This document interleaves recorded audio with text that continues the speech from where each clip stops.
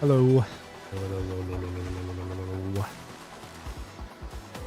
Alrighty. Back at it with some PGR.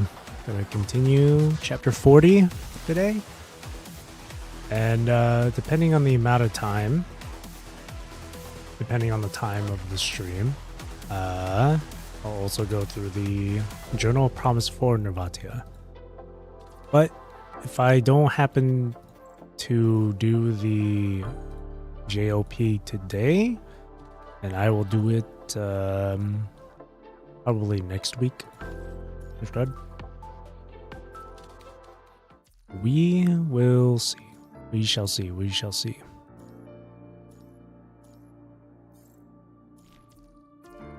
So first, let me just quickly do my daily missions here.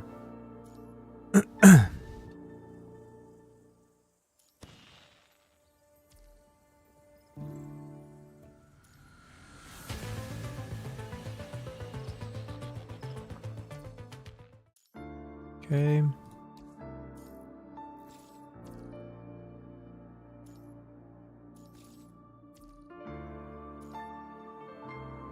Do that.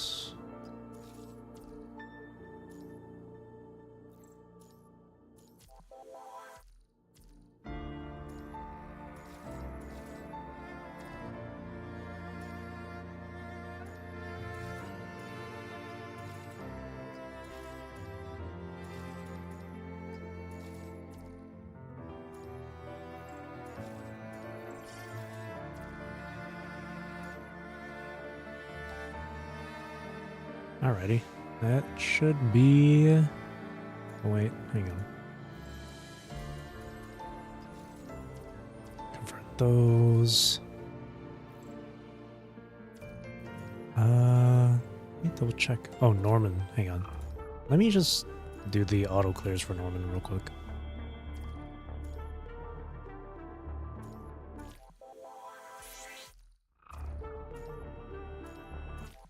Auto clear, auto clear. Auto clear. Auto clear. Alright. There we go. Shop. What was I getting? Oh yeah, I was getting the levy stuff. Just need 3 more for levy.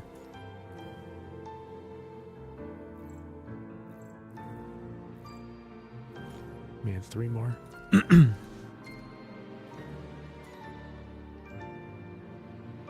Okay, that should be...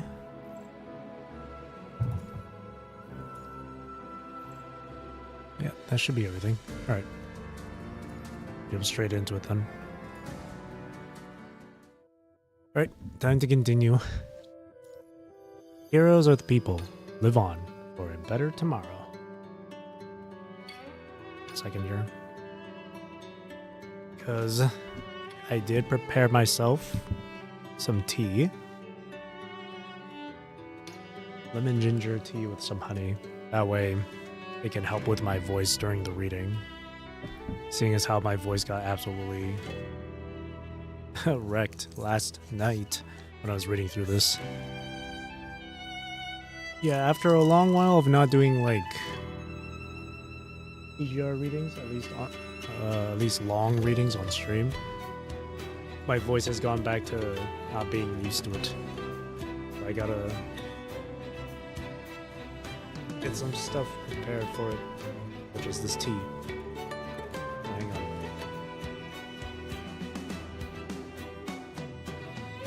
Okay. Alright, let's go.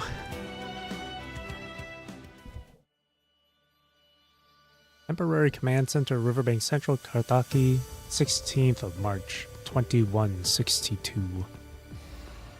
The howls of the corrupted echo through the burning city as Major Lee drives the 2 girls to the temporary outpost by the riverbank, arranging for medical personnel to take care of them, or take care for them. The crossing is packed with panicked refugees. With how disorderly the place is, it takes them half a day just to push through the crowds to reach the cordoned off command post, where he takes over the coordination efforts. Based on our rough estimates, about 30,000 civilians have reached the riverbank just beyond the security perimeter, but the naval officers just informed me that our last cruiser, the Spartacus, it can only accommodate 1,200 people.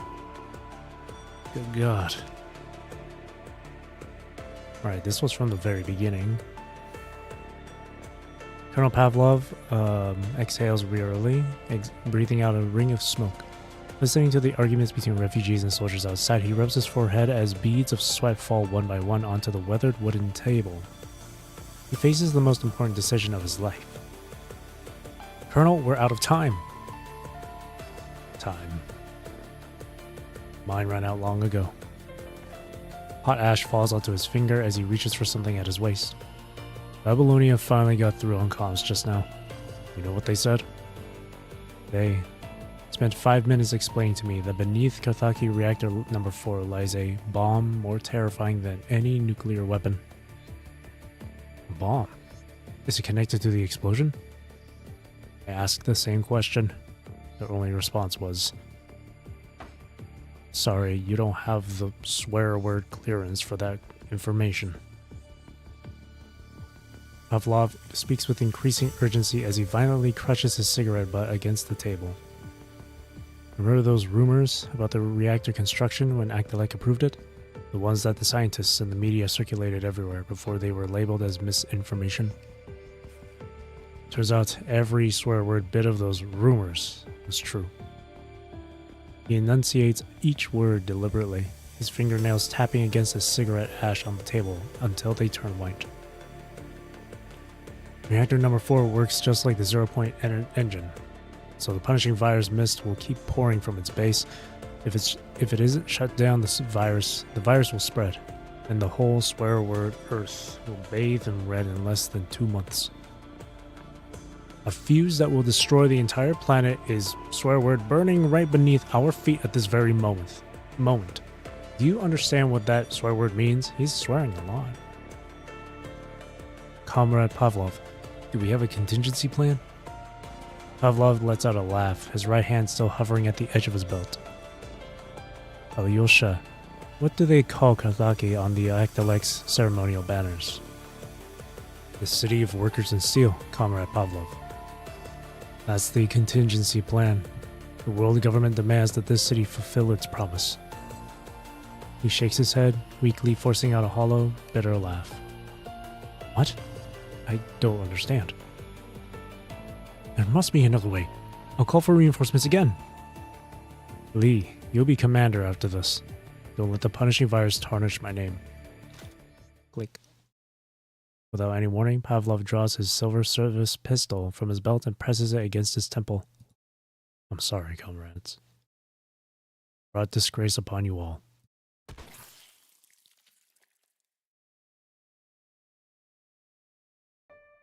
That is the day Lee understands that power is capable of leaving one utterly lost.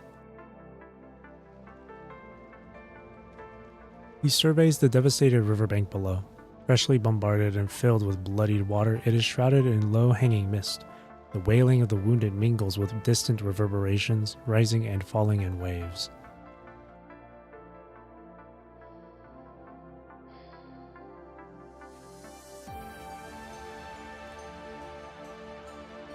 He suppresses the anxious fluttering in his chest, takes a deep breath, straightens his military cap, and steps forward with trembling legs to join the ranks of 30,000 survivors. The Major raises his megaphone. Major? Did I say Major? Or did I accidentally say Rager? Major. My comrades. Pairs of blood-stained eyes turn to face the immaculately uniformed Major behind them.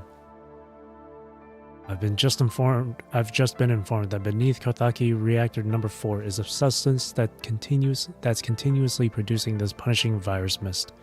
It will spread ceaselessly, endangering the whole world. Now we need someone to cross the city and shut it down. The crowd shifts like a slow-turning tide of ashen gray, instinctively making space for him. Behind the Major, the distant horizon blazes crimson, as if the entire sky is trembling in flames. The punishing virus. I've watched that reactor operate for decades with my own eyes. How is this possible? A voice of doubt rises from somewhere in the crowd. They didn't tell me because my rank wasn't high enough to know the truth. The same applies to all of you. The 3rd Battalion's defense has been breached. Isn't going back a suicide mission?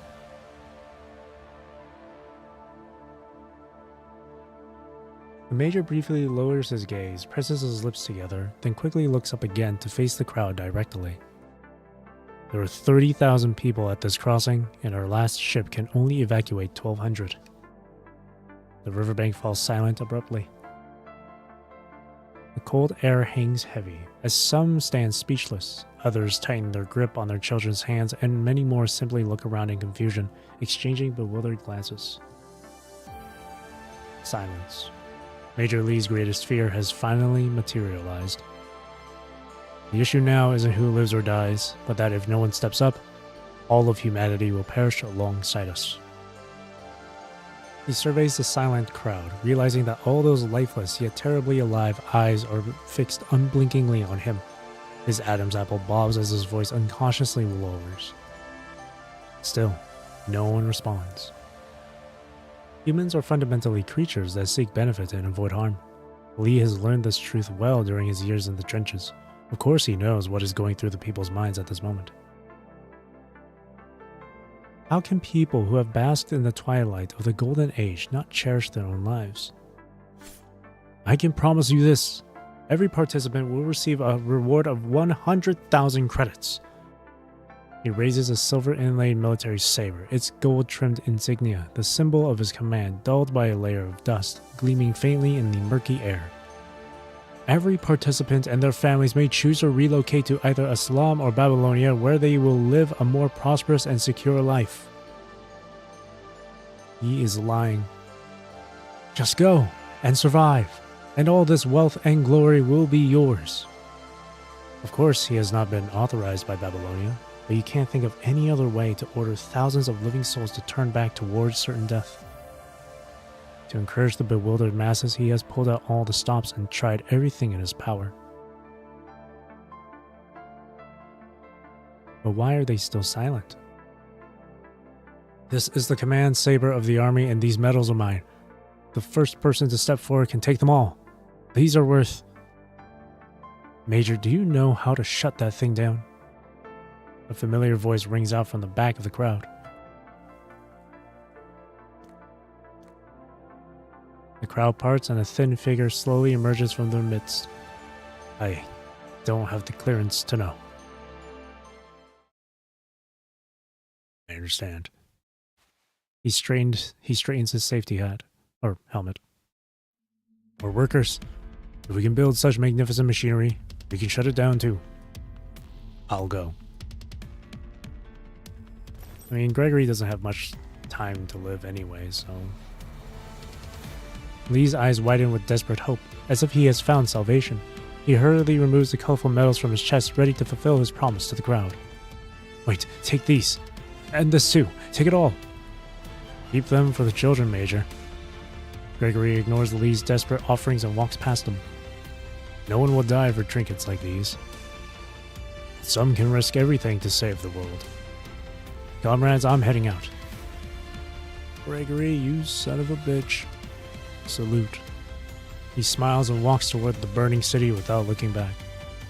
The howling wind subsides as Gregory's figure grows distant until he becomes a tiny speck amid the ruins. Yet this faint flickering light in an instant sparks a brilliant flame. Oh, Gregory's trying to take all the glory. Auto repair crew, I'll take however many I get. When have we ever lost to the assembly team? I'm Victor Proletari. I'll go. He stops in front of Lee, pats him on the shoulder, then strides forward. I'm Anatoly, senior technician. I fought the punishing virus in Kowloon. I'll go. I'm Gennady? A janitor from the Research Institute. I'm Yarovich. I'm Fyodor. I'm Antonio. I'm Anna. Their voices resound across the horizon, each response rippling through the sky as tiny acts of courage begin to shake the desolate earth. I'm Yuri Ivanovich. I'll go. Daddy, where are you going? To work. I'll be back when Mom finishes making dinner. He smiles softly, gently removing his safety helmet and placing it on his daughter's head. More and more figures step forward, gathering momentum until they form a powerful current that cuts through the dim landscape and surges toward the enemy that dares to challenge humanity. You all. Lee stands frozen in place, watching in disbelief as the scene unfolds before him. Kathaki Garrison Regiment, fall in! The hoarse command rings in, and countless figures in dark green step sideways in unison, moving into a perfect formation in the blink of an eye. Our comrades from the 2nd and 3rd Battalions have already performed their duty and fought to their last breath. We're all that's left of the entire garrison.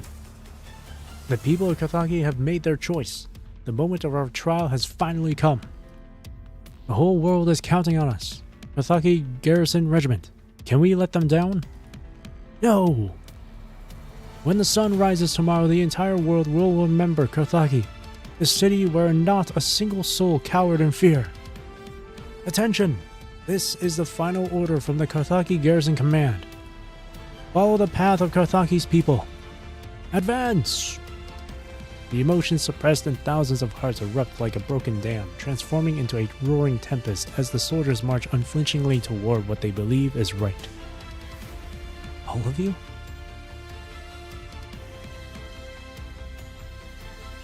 Lee stands motionless in the center of a river flowing against him. Countless faces, both familiar and foreign, brush past him. Each passing gaze cuts him like a knife, every fleeting glance slicing a piece of his heart and leaving him drenched in sweat. He struggles to breathe. No, don't look at me like that. Shining metals slip from his hands onto the ground. Immediately they are trampled underfoot by countless military boots and embedded into the muddy earth, their gleam and luster forever lost.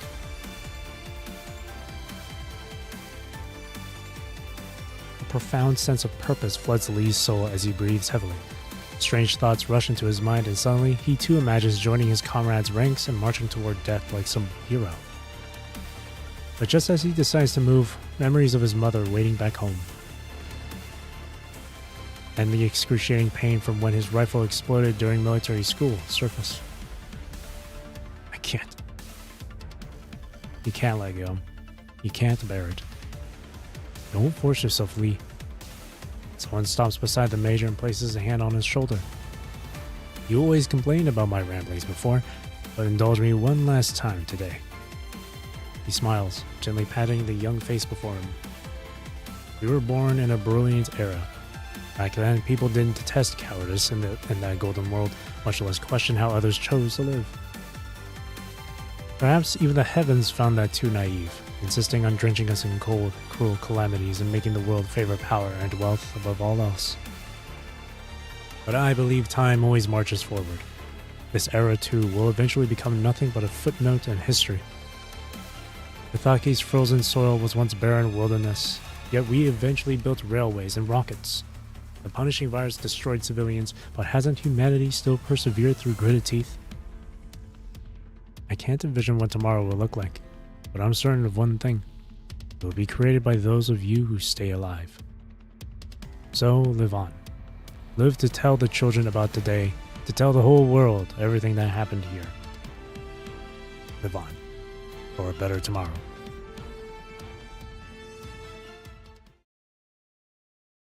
That was really good. On March 16th, 2162, following the punishing virus contamination leak at Kathaki Reactor Number 4, 28,812 workers and soldiers voluntarily marched into the deadly radiation zone to prevent the red mist from spreading further. None of them returned, and no one knows what truly happened within the contaminated area to this day. What is certain is that 3 hours and 14 minutes after the leak began, Kathaki Reactor Number 4 ceased operations and the red mist finally stopped expanding. Protected by their sacrifices, 1,413 survivors were successfully evacuated to the satellite city across the river. We stand on shores forged by the blood and flesh of fallen heroes, and every morning since has carried the weight of their sacrifice. They have passed their embers to us. Life shall be Karthaki's never-extinguishing flame. Excerpt from the Karthaki Nameless Heroes Monument.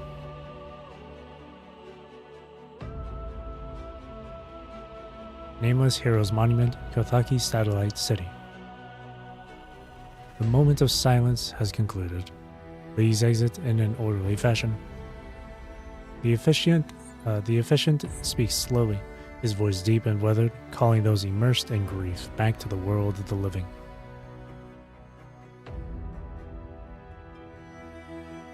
A somber air hangs over the crowd, heavy with the scent of damp soil and flowers. It presses down on everyone's shoulders like a weight, so that even time seems to struggle to breathe, rendering every movement slow and laborious. Throughout the stark memorial grounds, the somber figures form a gray, misty mountain range.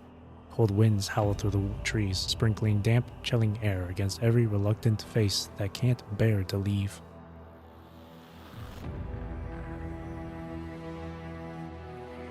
Several stone monuments stand tall at the center of this colorless world.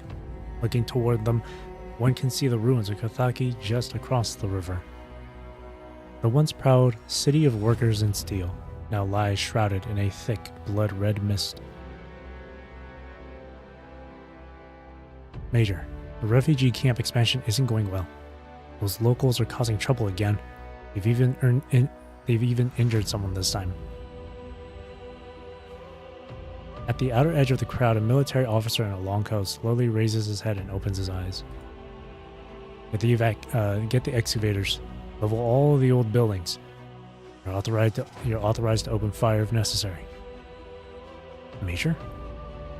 The shadow of the stone monument perfectly obscures his body, leaving only half of his flame-scarred, disfigured face exposed to the light.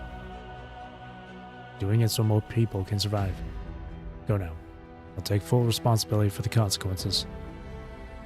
Yes, sir. As the soldier hurries away, another enters the memorial grounds, running directly toward the major from the opposite direction. Sir, the Babylonian Incident Investigation Team is departing in an hour. Did they find anything? Same as before, sir. He told us to wait for further notice. Understood. I'll head over shortly.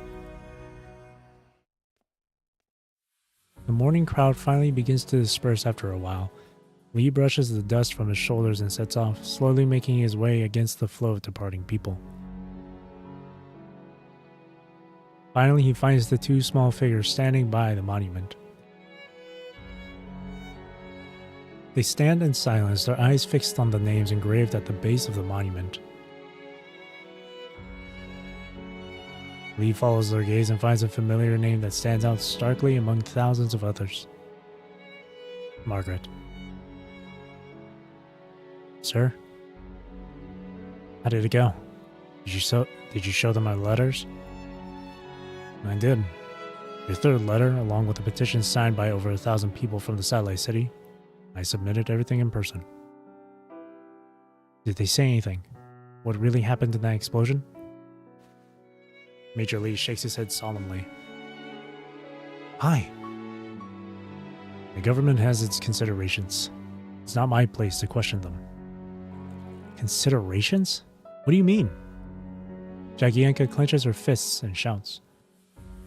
You've seen what they're saying on the news, right? They're claiming that the Punisher virus invaded Karthaki. That's swear word. I know that's the word bullshit, but the virus didn't come from outside. That investigation team of theirs is here to hide everything. Nobody in the world cares about what really happened here. Doesn't that mean Margaret and everyone else dying for nothing? Is telling us the truth that difficult? Seething with rage, she grabs Lee's collar with her trembling hands, her bitter words echoing throughout the memorial grounds. That's precisely why, Jagienka. I need you to understand. He applies slight pressure, easily freeing himself from Jagienka's grasp. The Karthaki satellite city was built on countless deaths. Every one of us now carries the weight of that blood debt.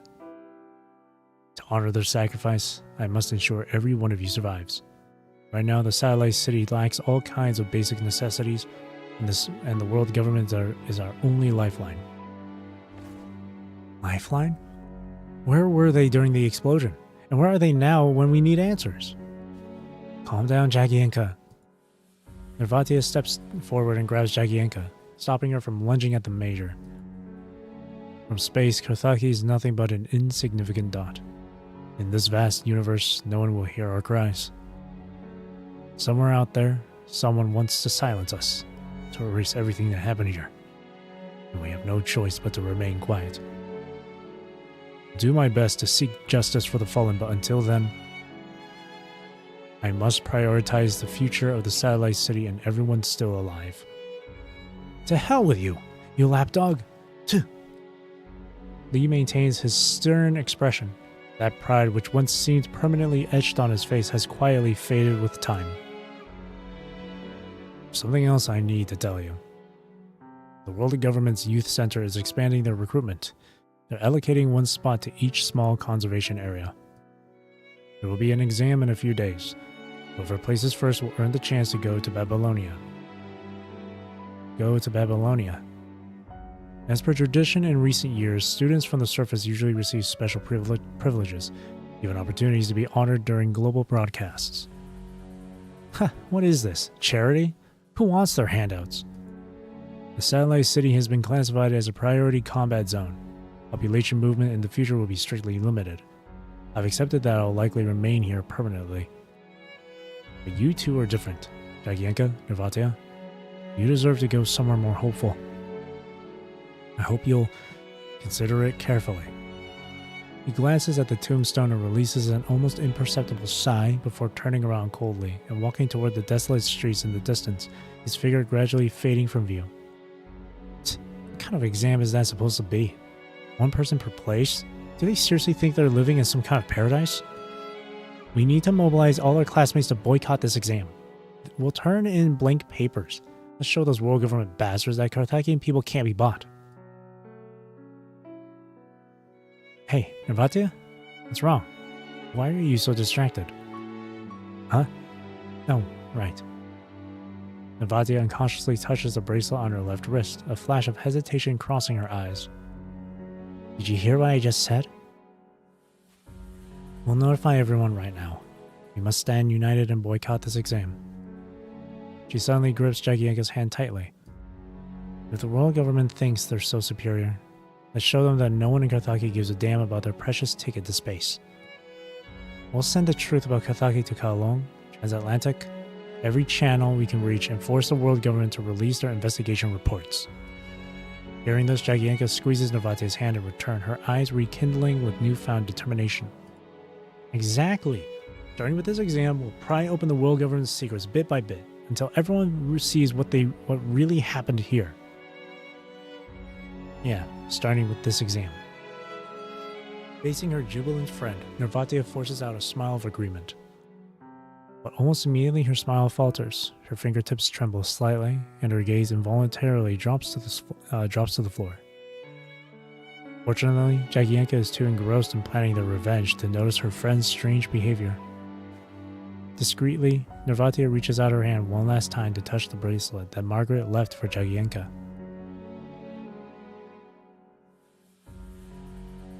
Her plan of revenge is about to begin.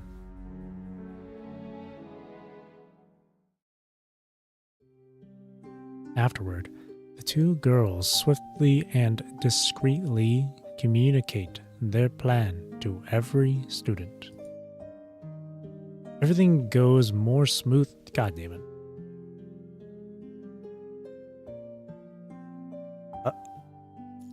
Okay. Everything goes more smoothly than they have anticipated. The students have all lost loved ones in the explosion, so they are all desperate to learn the truth. Time passes and reconstruction progresses at full speed. Lee spends almost every day rushing between farms and construction sites, while frequently meeting with the world government to secure possible assistance. Meanwhile, Nervatia and Jagienka visit the monument together almost every evening at dusk to tell Margaret, now a world apart, about everything they have done that day. Margaret, I drove a cedar today and planted lots of wheat. This time next year we'll see golden waves of wheat swaying in the breeze. Margaret, I tried making that mirror glazed cake you taught me. Have a taste, and if you think there's anything that can be improved... I can't read all of that, dude. I can't read any of that.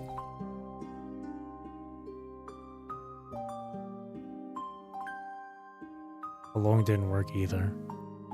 It's the exam tomorrow, Margaret. We'll show the world the pride and resilience of Kathaki. I promise. This is all I can do now. I'm sorry, Margaret.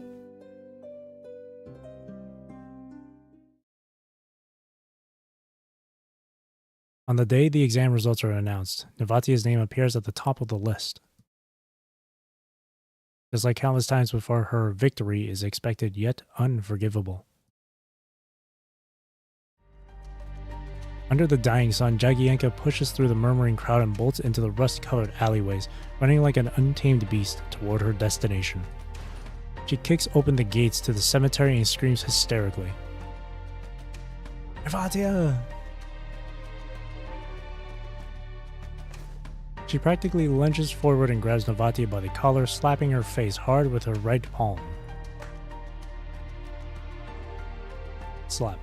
The crisp sound echoes across the horizon. Navatia's left cheek is crimson red as if blood might burst through her skin. Why? Another slap flies toward her face.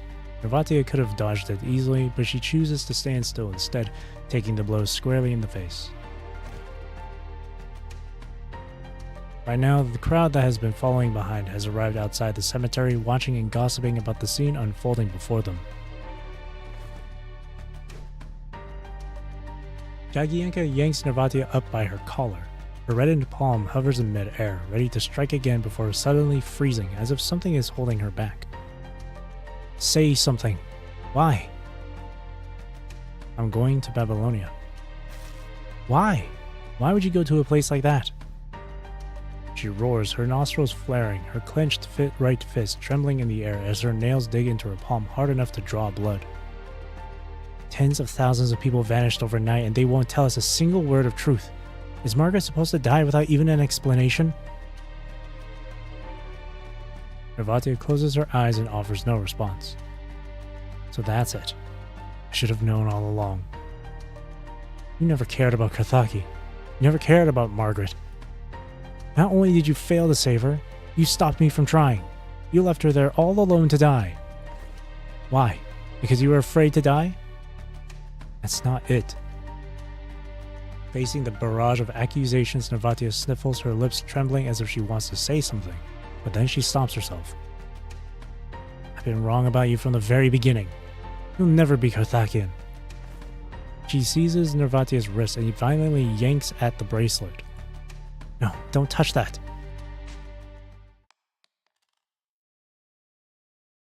The delicate white cord snaps instantly, sending purple beads scattering across the floor. Time seems to stand still as Navatia falls heavily to her knees, staring in shock at the luminous pearls scattered across the ground before her. With trembling hands, she carefully gathers them up, cradling them in her palms as if they are irreplaceable treasures. Jagienka watches with nothing but contempt as Navatia crawls on her knees across the floor.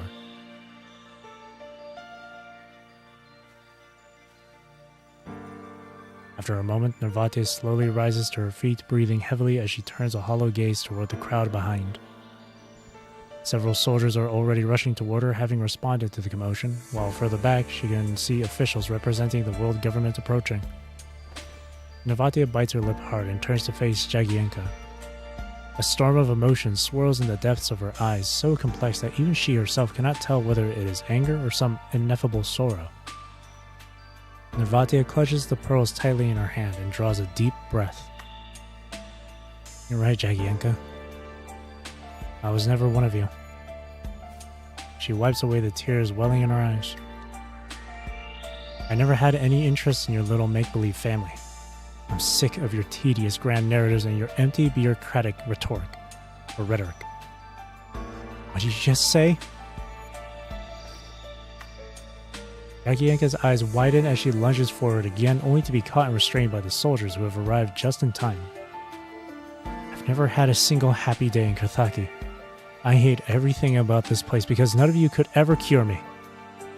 She screams until her voice grows hoarse, making sure everyone can hear every word. I deserve a better life. I should be living somewhere more advanced and more hopeful.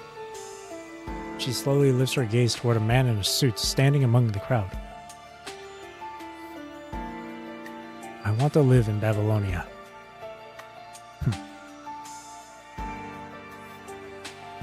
The man adjusts his glasses and slowly steps out from the crowd, regarding the girl standing beneath the monument with evident interest.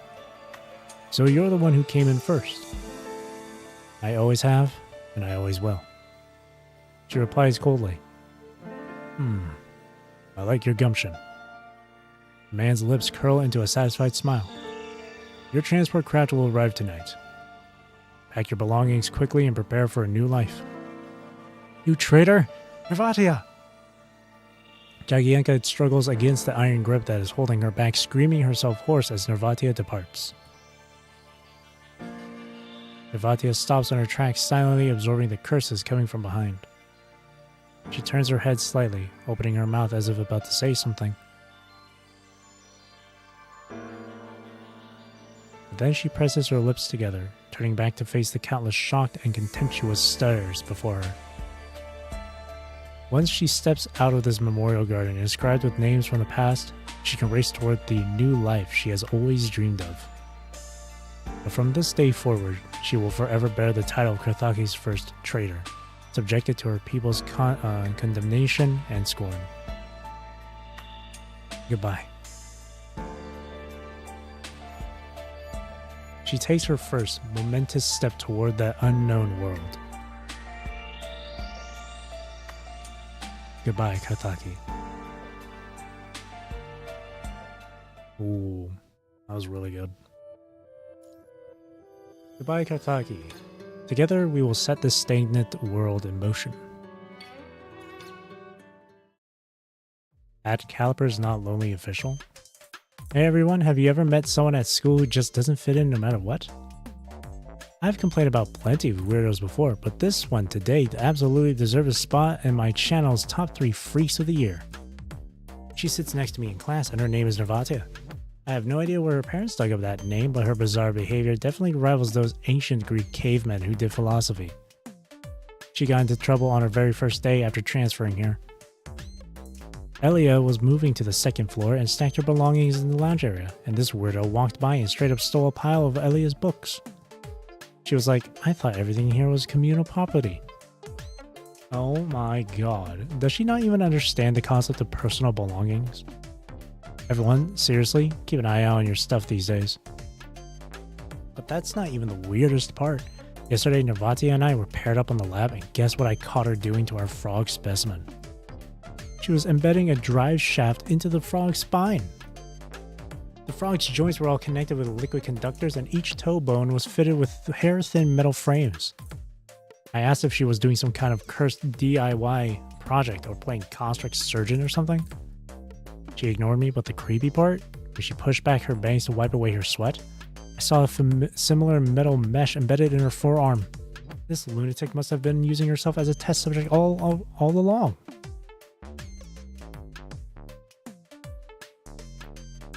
Here comes the funny part, guys. We visited the Gestalt exhibition hall today, and our teacher brought each of us a slice of blueberry cake during the break. Guess what? While we were chatting, Nervatia suddenly shoved the entire cake into her mouth. She was covering her mouth, making weird noises and crying. Everyone was freaked out. You'd think she hadn't eaten for a week. Honestly, I thought she was some kind of property-owned lady when I first saw her. Turns out that was probably the first cake she's ever seen in her life. We're calling her Miss Cake from now on.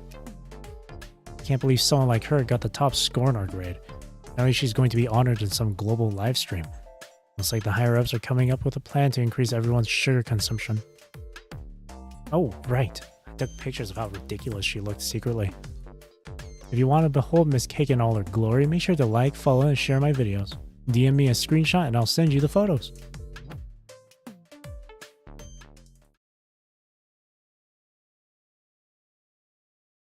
Nameless Heroes Monument, Kathaki Satellite City. Margaret, the commissioner from Babylonia will be attending our memorial service at 3. This morning I found a rifle washed up on the riverbank with your name engraved on it. Are you trying to tell me something? Low-hanging clouds shroud the cold cemetery. Only the evening wind answers the girl's call, rustling through withered branches like some distant weeping. I've tried everything I could think of, and no one's willing to help. Now everyone only talks about the volcano eruption in Akdalek. Nobody cares about what we've been through anymore. Margaret, I'm so tired. Jagienka sits in the cold wind, her arms wrapping tightly around herself so she can bury her face deep into the crooks of her elbows. I haven't dreamed about you ever since Nervatia left. Don't you think you play favorites sometimes? Is it because she's smarter than me? Or because she has more time to spend by your side? She hangs her head, gripping her shoulders so tightly her knuckles tremble and turn white. But she's nothing but a liar, a selfish, vain coward. It's people like her who got you killed, who got so many good, brave people killed. She reaches out and grasps the rifle lying across the front of the grave. Now, I'm the only one left in the Dominic patrol. I'll prove to you that I can do better than she ever could. I'll prove to the entire world that Kathaki will never bow to their lies.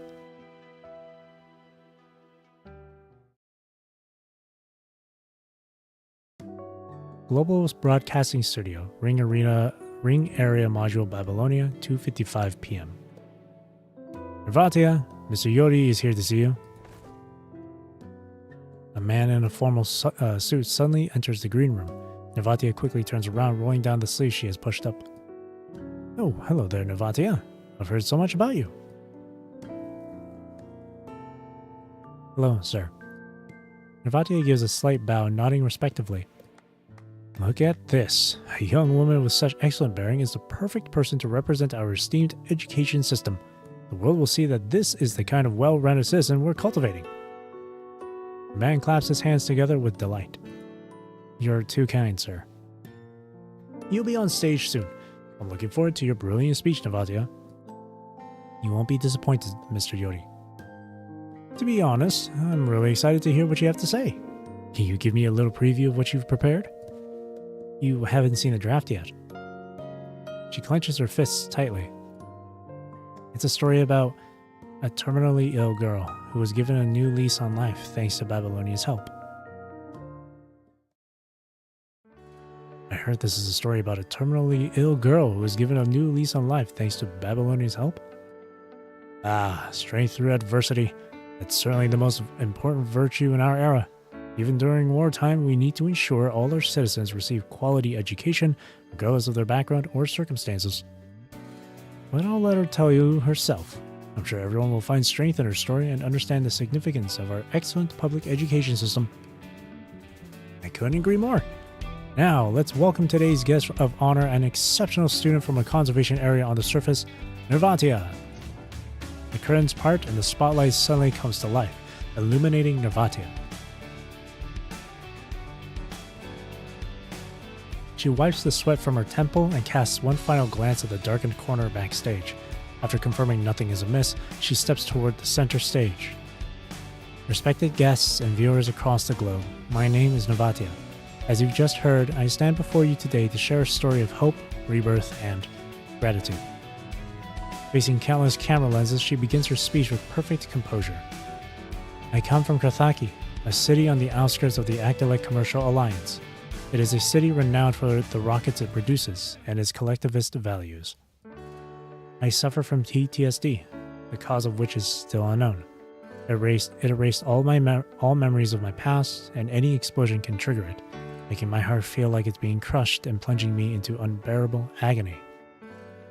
When I was at my most lost, Kathaki took me in. The people there are kind and genuine, allowing me to live my life on my own terms, just like any other ordinary girl. Her gaze sweeps across the sea of cameras as she speaks, and she slowly paces toward the government representative with his beaming smile. As you all know, Karthaki suffered a devastating explosion not long ago. Afterward, a supervolcano erupted within Actalike's borders, followed by a large-scale punishing virus invasion.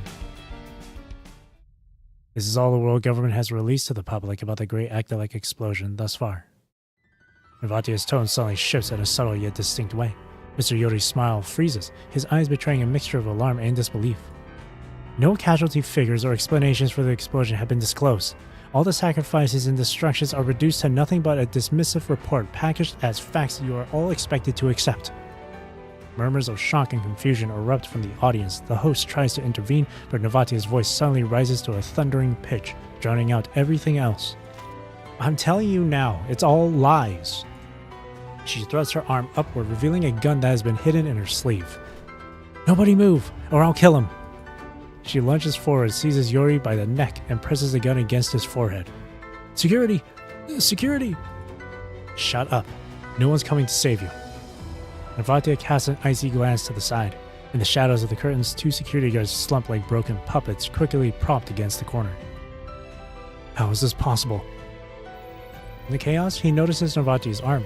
Beneath her sleeve, intricate mechanical structures have replaced her skin, enveloping her flesh and emitting a pulsing purple light. I didn't come here to tell a story. I came to reclaim the truth.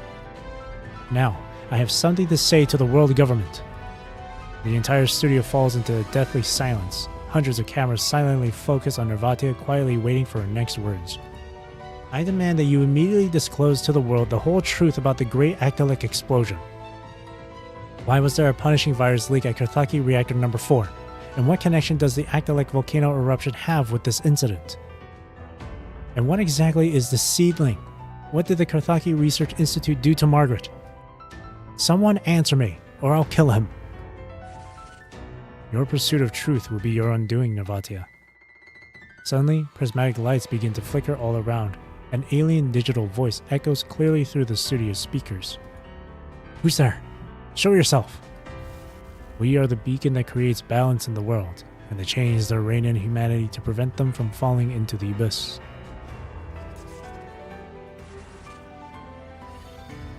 Oh. The cameras before her simultaneously flicker with light, emitting static-filled noise before transforming into distinctly colored pixels. The pixels swirl and shift, assembling into an irregular cube.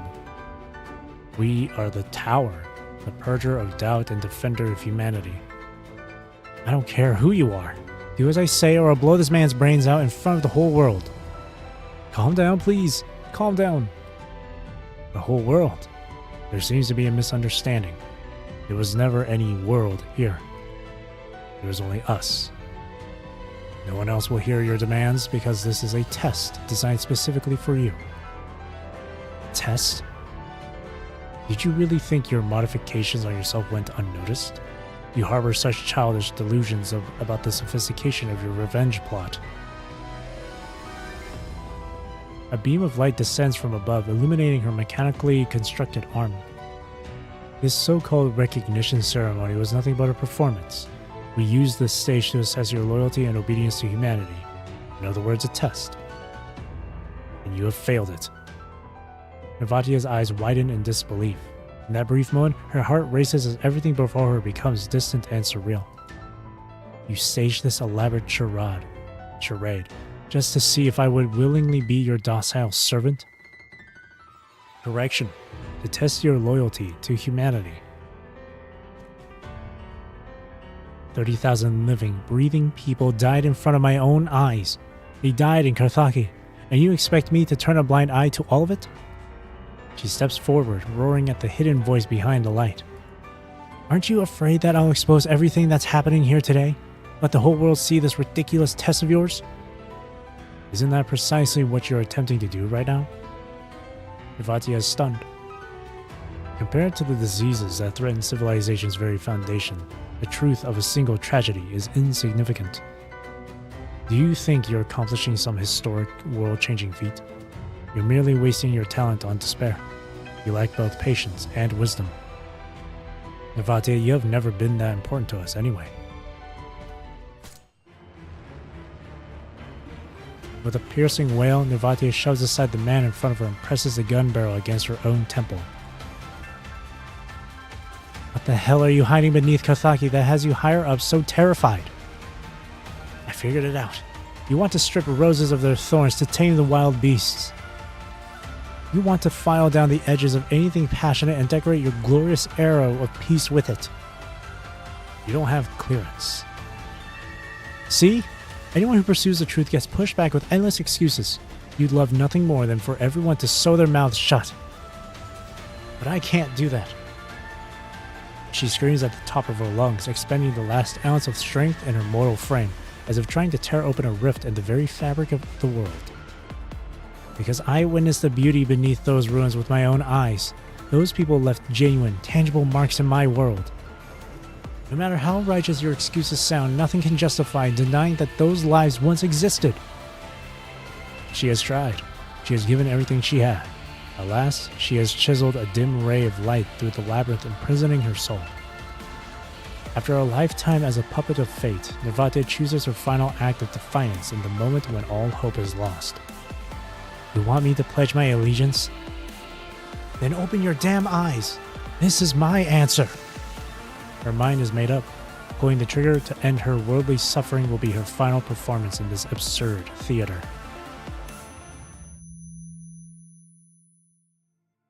Distorted rage causes the microphone to emit a piercing shriek. Ah!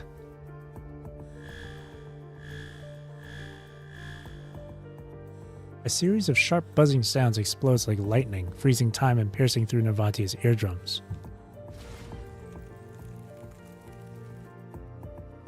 An icy rigidity rapidly spreads from her tailbone, seizing her entire body before silently gripping her heart. In that split second, Nervatia's breathing stops. PTSD.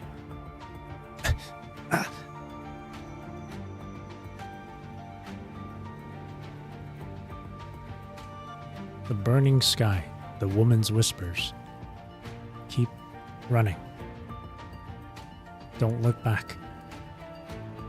Shrieking warps into the lingering wail of air raid sirens, mingling with the thunderous collapse of buildings, and faint crying that seems to be resounding by her ear yet simultaneously echoing from deep underground. I'll stay in the past. You all must continue moving forward. Nervatia, promise me you'll protect Jagienka. Arg! Tears streaming down her face, Nervatia lets out a hoarse cry. Though her body trembles like a withered leaf and the pain begs her to kneel, she still grits her teeth, standing tall before the vast and merciless fate. I take a sip of my tea.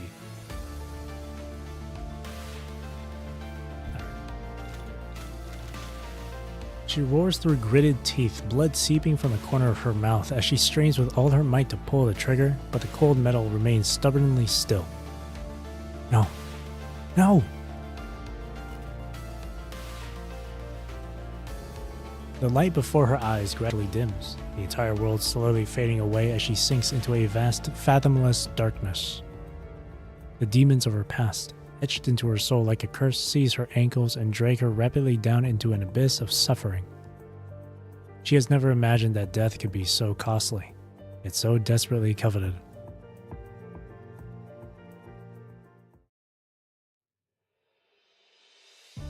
Kothaki Satellite City, 2:58 p.m.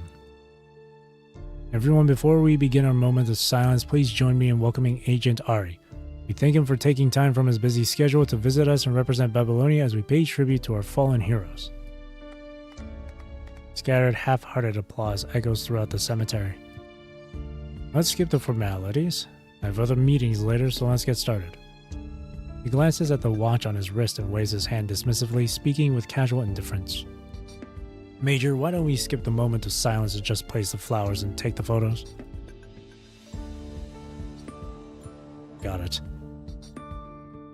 That's disrespectful. The wind on the hill scrapes against Jagienka's cheeks like a cold metal file. Distance is 330. Wind is 3. Adjusting.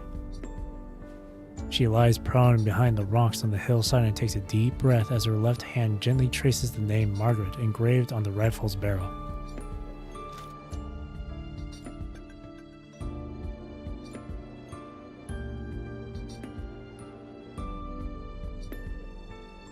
She slowly moves the crosshair, tracking across the cold streets and over the gathered crowd until she finally settles on the man in the tailored suit at the center. Carrying a bouquet of white flowers, the man walks slowly toward the monument as several reporters with cameras follow behind and make their way to the front of the crowd. The man stands on the stone steps and turns around, holding his pose as his previously indifferent expression transforms into a warm smile for the cameras. For Margaret.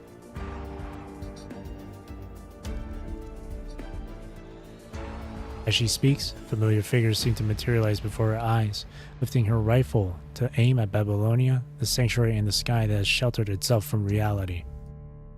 For those who were sacrificed. The gunshot reverberates with a crisp echo throughout the valley. The bullet flies straight, grazing the man's cheek before impacting the dark gray granite and embedding itself in the stone monument behind him. She missed. Help! Someone! Help! Assassin! She hears screaming from below. The crowd erupts into chaos like a herd of animals under attack, shouting and scattering in all directions. What? Jagienka's calculations weren't wrong. As the former shooting champion, she couldn't possibly have missed. Something's not right. She suddenly remembers something and thrusts her finger into the muzzle, feeling the cold rifling inside the barrel. Look out, Nervatia! Sure enough, the rifling that should have been a perfect spiral has an extremely subtle distortion in the middle. Without hesitation, Jagienka works the bullet chambers another round and mentally calculates the trajectory as she takes aim at the government official in the crowd once more. This is likely her last chance. With the names etched on that monument, she will not miss a second time. Why are you trying to kill him, young lady? Suddenly, she hears a weathered voice from behind. Oh, shit! Jagienka whips around to see an old man standing there. His arms are mechanical, and they gleam blindingly in the sunlight. Who are you? How did you get up here? There's a simple drifter passing by. He shrugs with a faint smile on his face. You must have a reason for killing someone. Babylonia concealed the truth about the Kathaki incident. What happened that day was nothing like what the papers reported. We sacrificed so much to stop the punishing virus, but in the end, no one cares about what happened to us. She turns away, aiming her rifle back down at the memorial grounds below. I lost my family there. 30,000 Carthaginians died, and yet Babylonia won't let us know why it happened. So, this is about revenge? I'm seeking justice for all who are dead. If it was the punishing virus that killed your family, why is your rifle aimed at your fellow people? They're complicit. Kill this man and Babylonia will just send down another suit to clean up your mess. In the end, nothing will have changed. Then I'll keep pulling the trigger until they're all dead, she says coldly. You managed to cover up the punishing virus killing 30,000 people. They can easily hide the one you take down.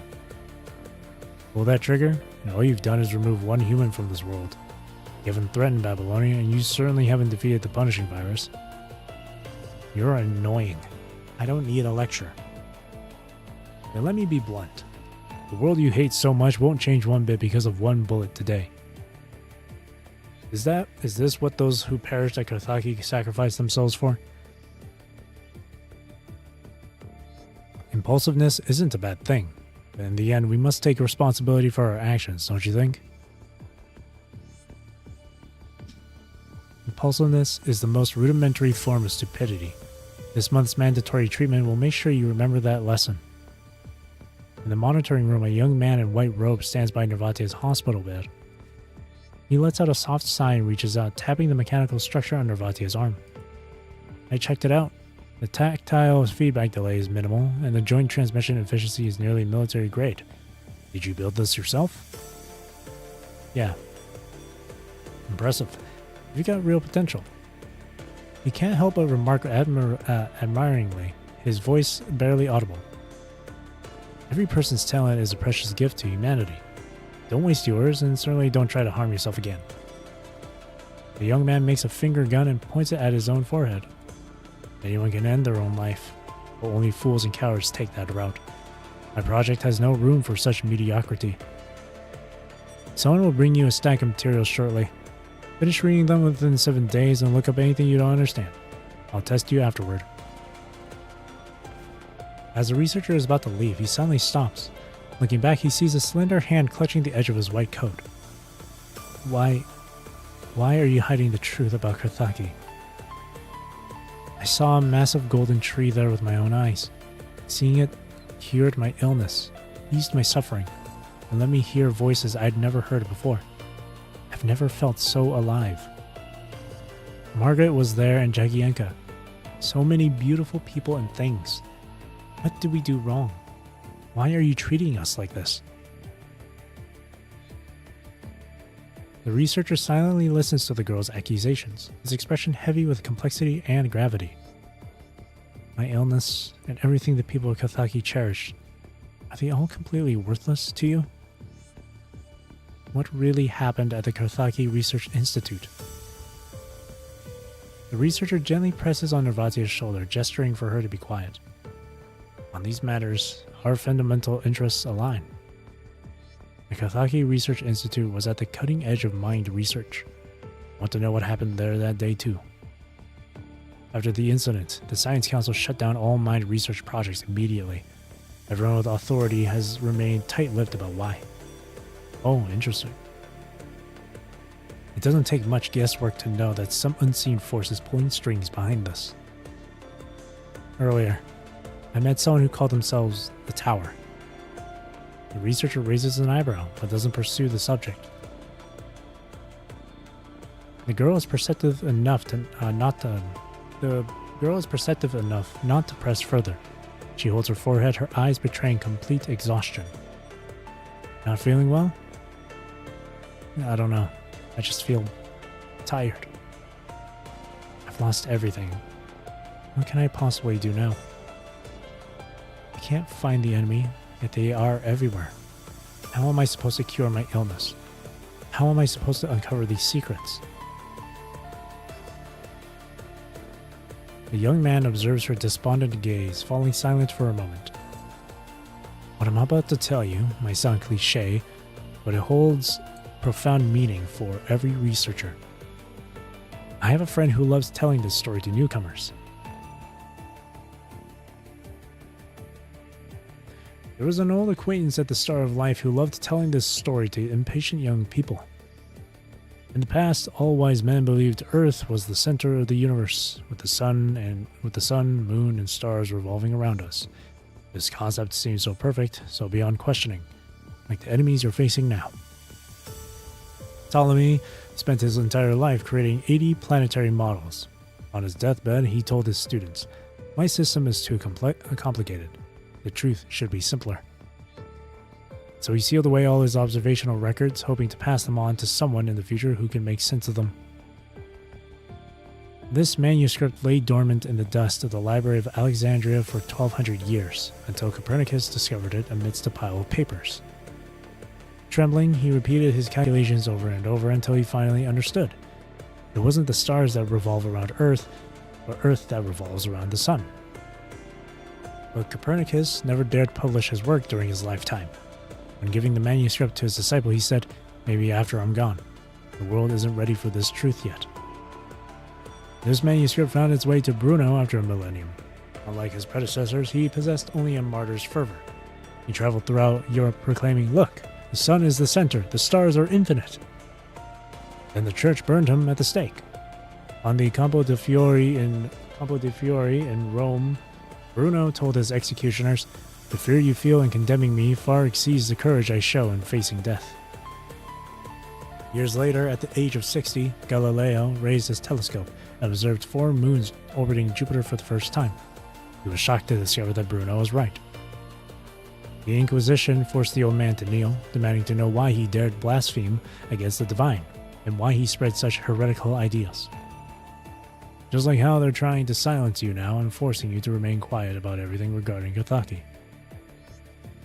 If you were in his place, facing such accusations and scrutiny, how would you explain yourself? That's because I have seen it with my own eyes. Precisely. Like them, you possess eyes that have witnessed a new world, and a heart unafraid of death, Nervatia. Don't waste that brilliant mind of yours. Go forth and set the earth in motion. Where do I start? The researcher opens the doors to the monitoring room, allowing gentle warm light to stream in. From now on, call me Asimov. If your performance proves exceptional, I can be your legal sponsor on behalf of the Science Council. From this day forward, temper your ambition and brilliance. Practice restraint and patience. Gather your strength and wait for the day when you can unsheath your blade. One day, we will unearth the truth buried beneath those ruins. Whistles blare at the foot of the hill as guards trace the direction of the shot and establish a tight perimeter. Keep this up and they'll find you eventually. My name is Arnold. I'm just a wandering Forsaken field medic who's trying to help the vulnerable on the surface. Will you stay here and fight your enemies to the bitter end? Or come with me to help children who are as helpless as you once were? He steps closer and extends his hand to Jagienka. The sharpest rebuke to cowards is to show more courage than they possess. If Babylonia has abandoned the people on the surface, then it falls to you, to us, to unite them. Together, we will set this stagnant world in motion. Wow.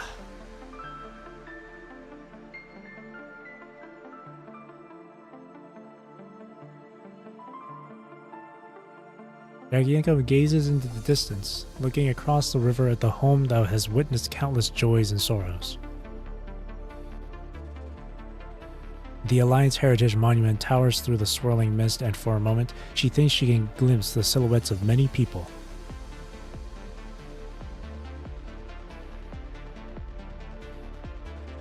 Some are weeping, while others are laughing.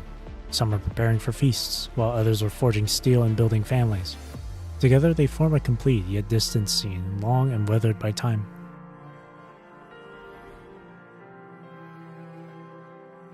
If she doesn't escape this overwhelming sea of fog, these sparks that have been passed down from days gone by, These sparks that have been passed down from days gone by will eventually extinguish and be forgotten in a cycle of decline. And I shall be the one to ignite that flame. She takes in the sight one last time, wipes the moisture from her eyes, and with a heavy heart turns away. Goodbye, Margaret. Goodbye, Karthaki.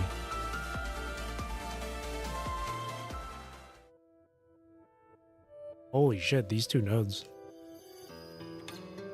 Been super good. Racing against death. I made a choice and perhaps it was the wrong one. I don't know, but I've been paying the price for it.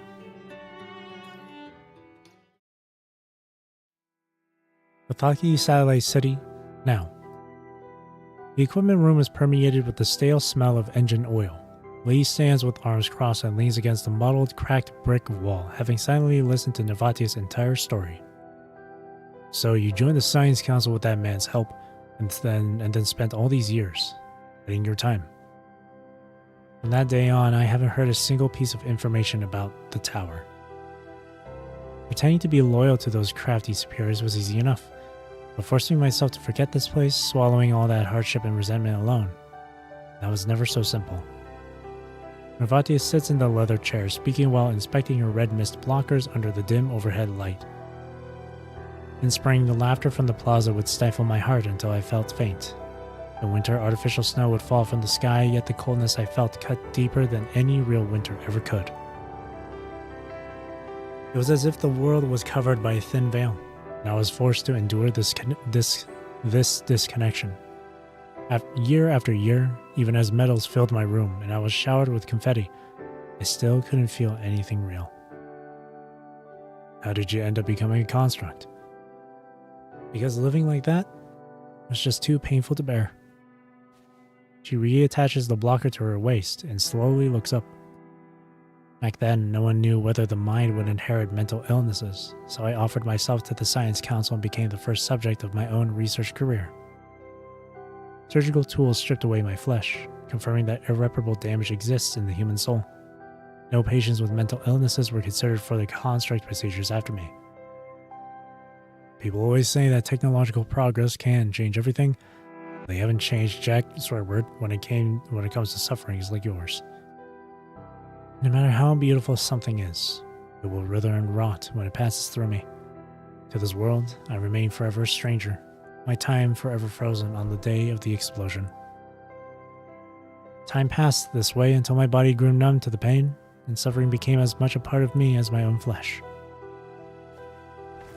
She grabs the last 2 vials of tranquilizers from the table and forcefully shoves them into the pouch at her waist. Not long ago after the fall, the Parliament finally buckled under pressure and authorized the Science Council to restart a certain project. With authorization from the world government, I unlocked the doors to the Intelligence Bureau archives and searched for everything related to the Great Actelic explosion. Finally, after breaking through top-level clearances, I found the report submitted by the investigation team back then. Navatia pauses briefly. It was empty. All the information had been deleted. She lets out a soft, almost inaudible sigh. Well, it's also possible that they never submitted anything in the first place. How would you know? Lee shrugs. I've been dealing with them for 20 years, after all. You don't seem surprised. Don't you want to know what really happened that day? What I need to know, I've already seen with my own eyes. As for what I shouldn't know, I never cared about it anyway. Lee walks towards a shadowy corner and stops in front of a dust-covered oil painting. It is Friedrich's Wanderer Above the Sea of Fog.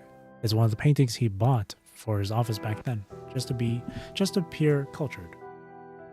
Let me look that up, actually. Is that an actual thing? Oh, yeah. Above the Sea of Fog.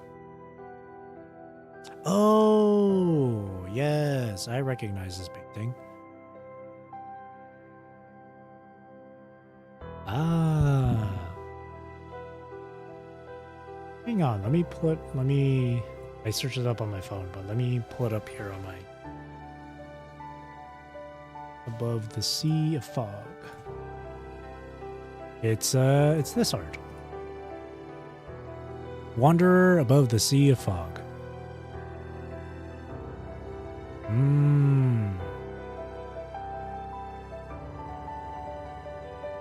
All these years, I've only ever cared about one thing. Protecting this city and everyone living in it. I have to ensure that the lives of our comrades weren't sacrificed in vain. Even if their names will never be known to the world. Their honor and our achievements continue to live on in this city. He slowly turns around, meeting Navatia's gaze. For me, making sure thousands of people have hot meals on their tables tomorrow matters more than any truth out there.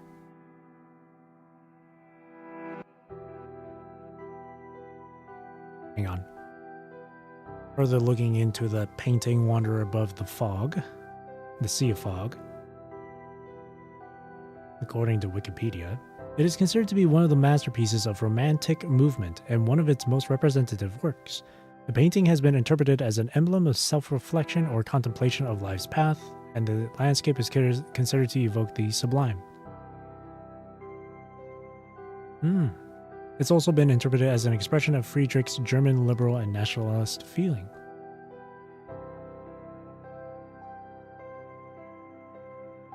Beautiful.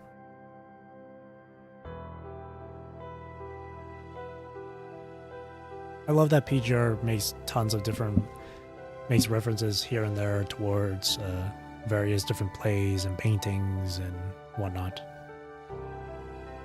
Because usually those, especially if you look them up and then read what they're all about, the meaning behind them, it gives you a sort of idea of what the current conversation is about, or possibly the theme of the chapter.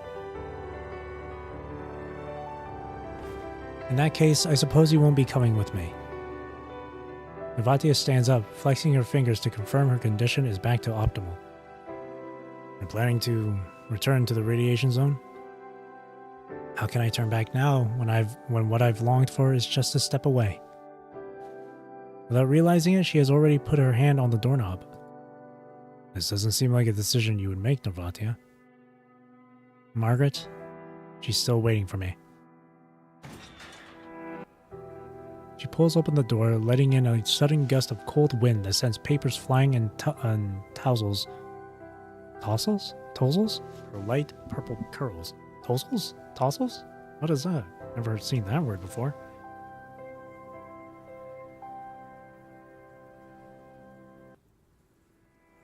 The verb tousle. Toss? Tousle?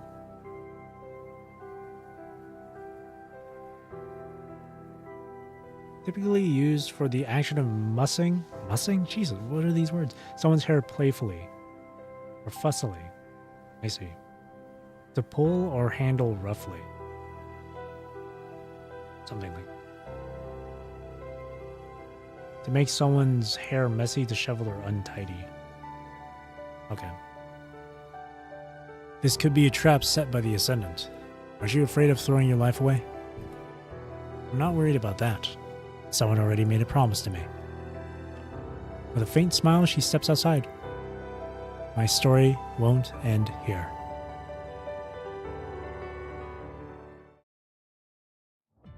After several exchanges of stories, your nose finally adapts to the smell of disinfectant wafting from outside the ward.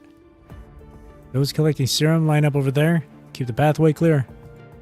Mist has begun seeping through doors and windows, and crimson particles swirl in the setting sun's glow.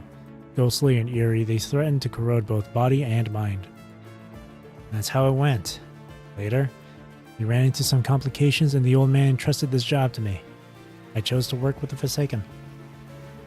Jagienka gently traces her fingers along the glass window, her gaze fixed on the hospital bed inside where an injured, unconscious soldier lies. He seems to be an old acquaintance of hers. So is Arnold. What, you know the old man?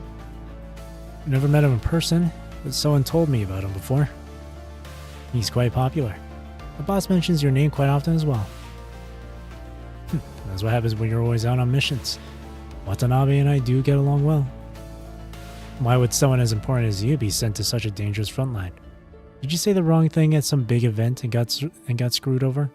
And get screwed over? She tilts her head, her tone tinged with mockery. She seems to harbor considerable resentment toward Babylonia. I'm a commandant. It's because there is danger that I need to be here. Ha! And then you got thrashed by the Ascendant and ended up trapped in the red mist with the rest of us, without a single reinforcement in sight. She gives a dismissive sneer. I believe Babylonia is doing their best too. Don't bother believing that. If the government really had what it takes, they would have dealt with the Ascendant long ago. Instead, they got routed and had to rely on Kathaki too. Before Jagieka can finish speaking, she hears a loud clatter beside her as a soldier drops his weapon and covers his mouth. Retching, he falters and sways unsteadily on his feet. Steady the soldier. Hey, are you alright?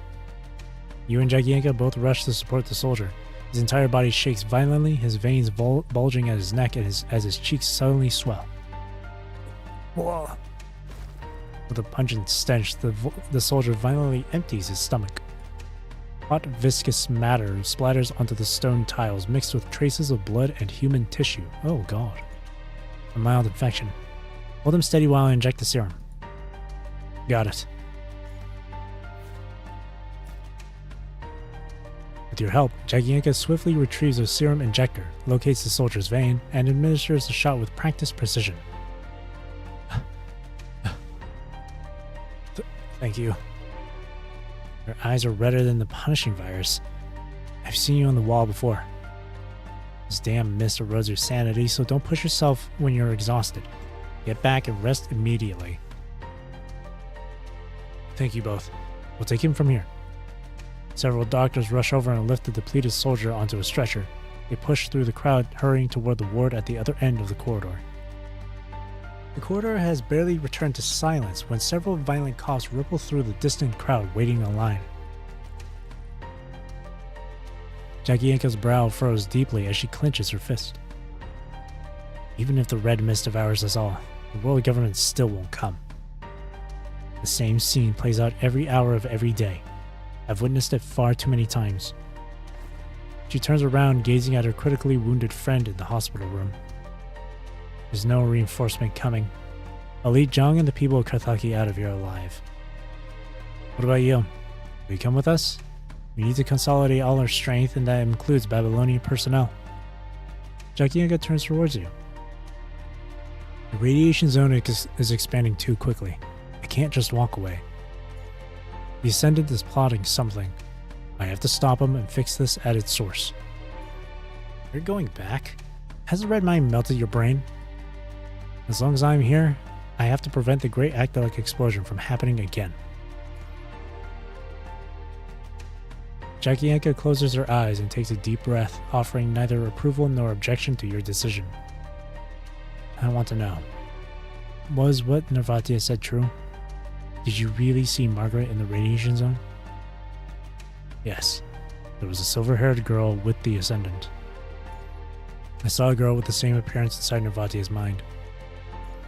She twirls her hair around her finger, her eyes flickering with complex emotions. You established a mind connection with Narvatia. Yeah, it helps control her condition. Her condition? Babylonia still hasn't cured her after all these years? Isn't she a construct? Even the construct procedure couldn't cure her. Her life in Babylonia has been nothing but suffering and torment.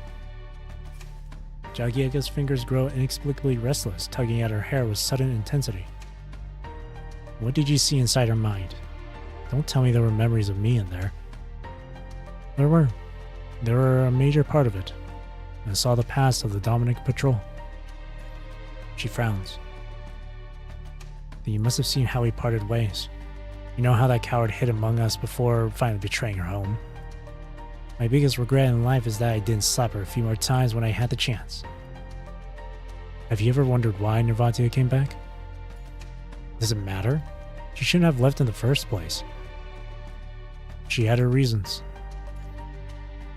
Jagienka, you should talk to Narvatia. Jagienka slowly stops fidgeting with her hands. She lowers her gaze and opens her mouth, but no words come out. After a long silence, she slowly turns around and adjusts the weapon strap on her shoulder. Past leaves too many regrets. I only trust the answers I've seen with my own eyes. The operation briefing will begin soon. You have half an hour left to decide whether you're coming with us or not. Get some rest. We'll head out when you're ready.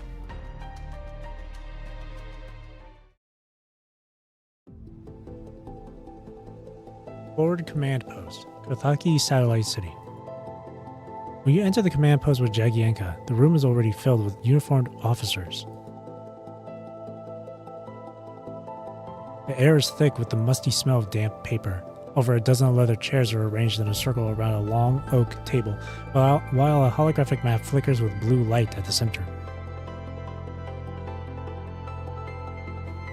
You immediately spot Narvatia sitting in the corner among the crowd.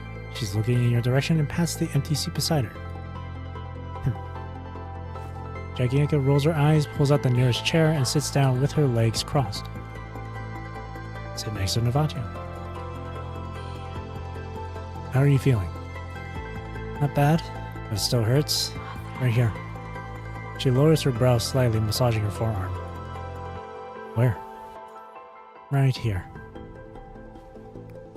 Flick. Just as you lean in closer, Narvatia mischievously clicks you on the forehead.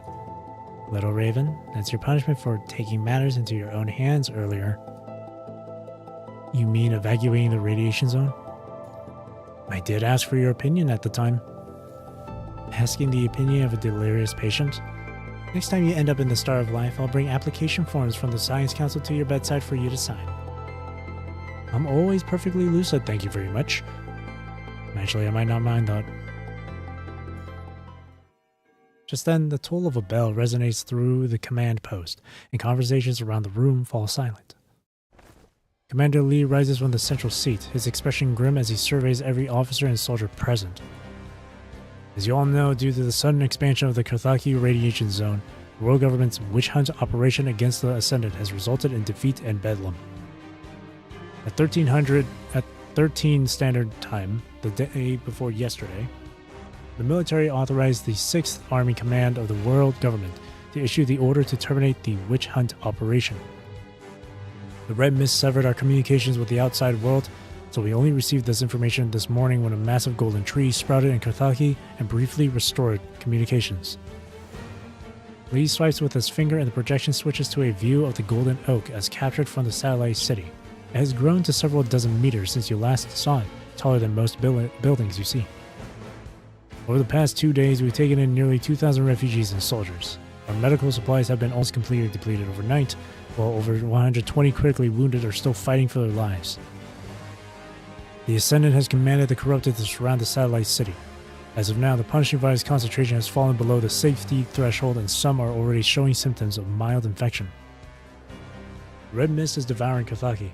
After careful deliberation, the command has decided to abandon the satellite city and execute an evacuation operation codenamed Hebron within the next 6 hours. Does anyone have questions at this point? Sir. From within the crowd, a sergeant with bandages wrapped around his face raises his hand. Lee acknowledges him with a nod. Most of the city's vehicles were requisitioned to support Babylonia's witch hunt and are now stranded at the graveyard on the outskirts. And now, with the graveyard under corrupted control, our transportation capacity isn't sufficient to evacuate thousands of civilians. The graveyard appears to be the code name for a nearby armory. Upon hearing this, both Navatia and Jagienka look up simultaneously. The transportation officer has raised a crucial point. Our transport capacity is indeed the determining factor of Operation Hebron's success. Everyone, please open the operation brief at your station. I must emphasize that, due to the presence of the Ascendant, we must proceed on the assumption that our enemy possesses tactical intelligence. We can't afford to approach them like the typical hordes we faced before. Especially for John Doe, our primary adversary. His methods are exceptionally devious and brutal, and his motives remain unclear. During the operation, we can't afford to let our guard down for a moment. Within the first 90 minutes of the operation, each company must gather all non-combatants within their sectors and categorize them according to the criteria outlined in the brief, based on age and injury severity. At exactly 90 minutes into the operation, the artillery company will bombard the corrupted on the southern plains until all ammo reserves are depleted, after which all cannons that can't be transported will be destroyed. After it concludes, Company A, which has sustained the fewest casualties, will advance through the southern plains, creating the illusion that we're planning to evacuate southward to rendezvous with the 6th Army. In reality, we'll be forming a task force comprised of elite combatants from Companies B through F. While Company A conducts their diversionary attack, this task force will infiltrate eastward toward the graveyard. This special task force will be under Jagienka's control, or command. Jagienka turns slightly and raises her hand toward the assembled personnel. After capturing the graveyard, the task force must establish defenses using the equipment on site and, based on field conditions, fire a colored signal flare to indicate whether we should proceed to the next phase. If the runners observe a green signal flare, it indicates that the graveyard is secure. The main forces of Companies B through F will then escort civilians there in coordinated groups.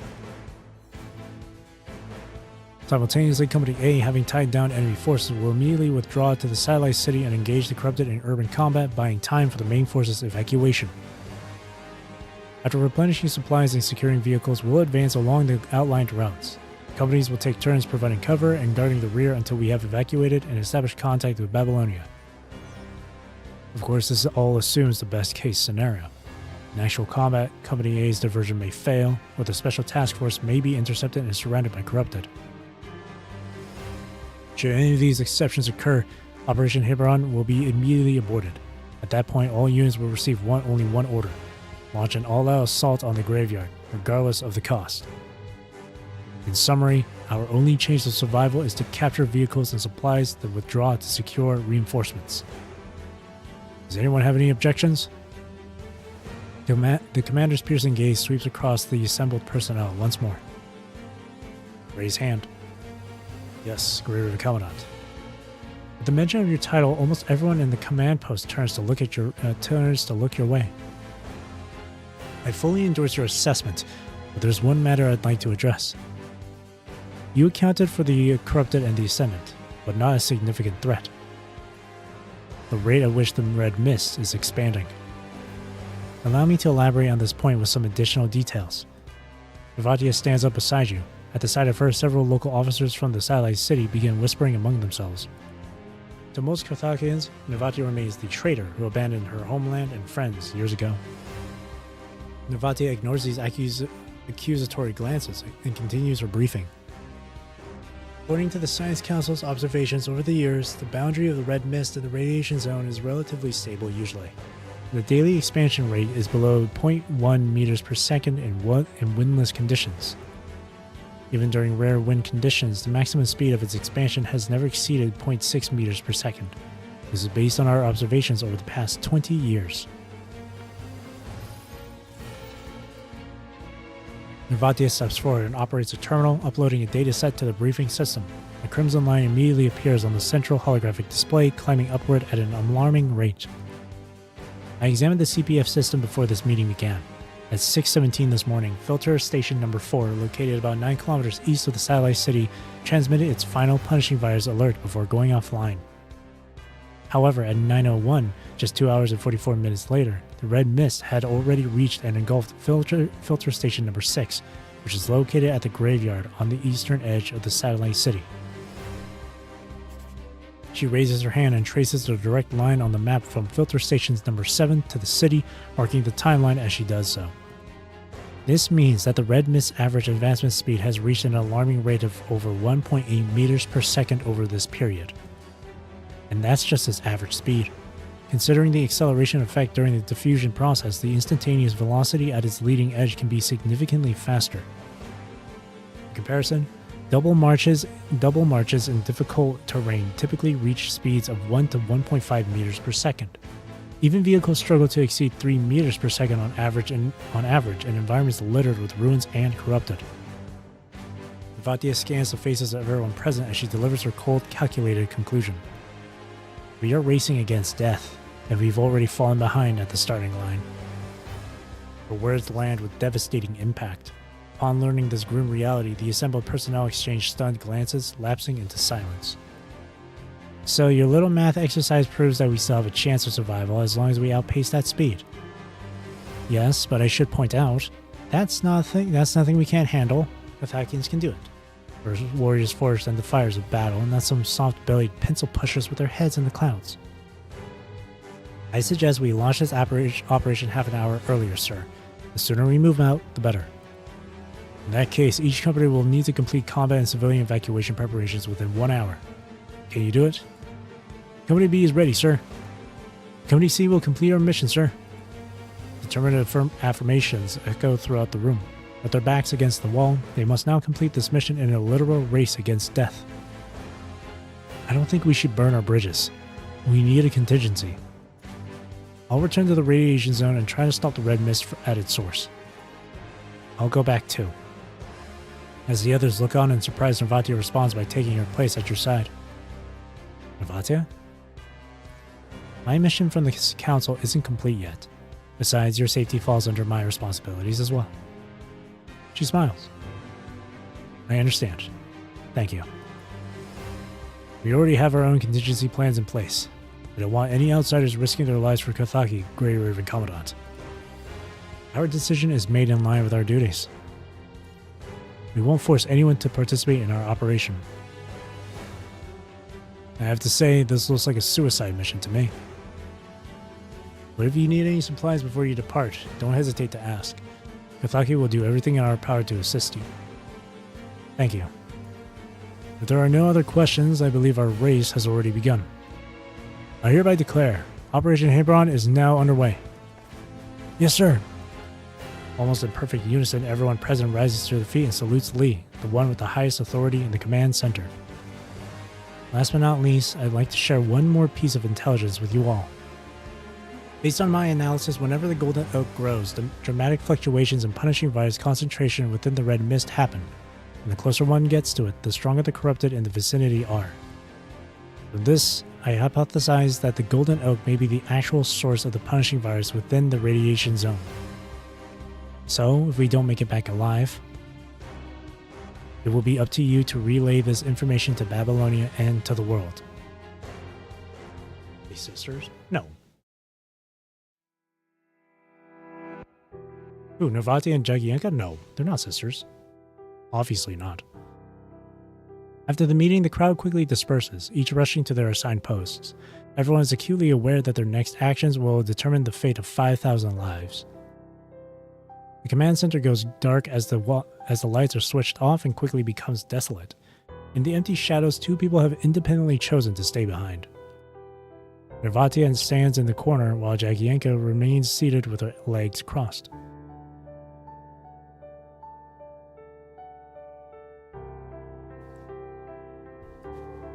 Nervatia opens her mouth to speak, but as she looks up, she finds herself meeting an equally hesitant gaze. Both lower their heads, letting the silence between them thicken and spread as precious time ticks away, moment by moment. I want you to come find Margaret with me. After what feels like an eternity, she finally breaks the silence, revealing her true feelings.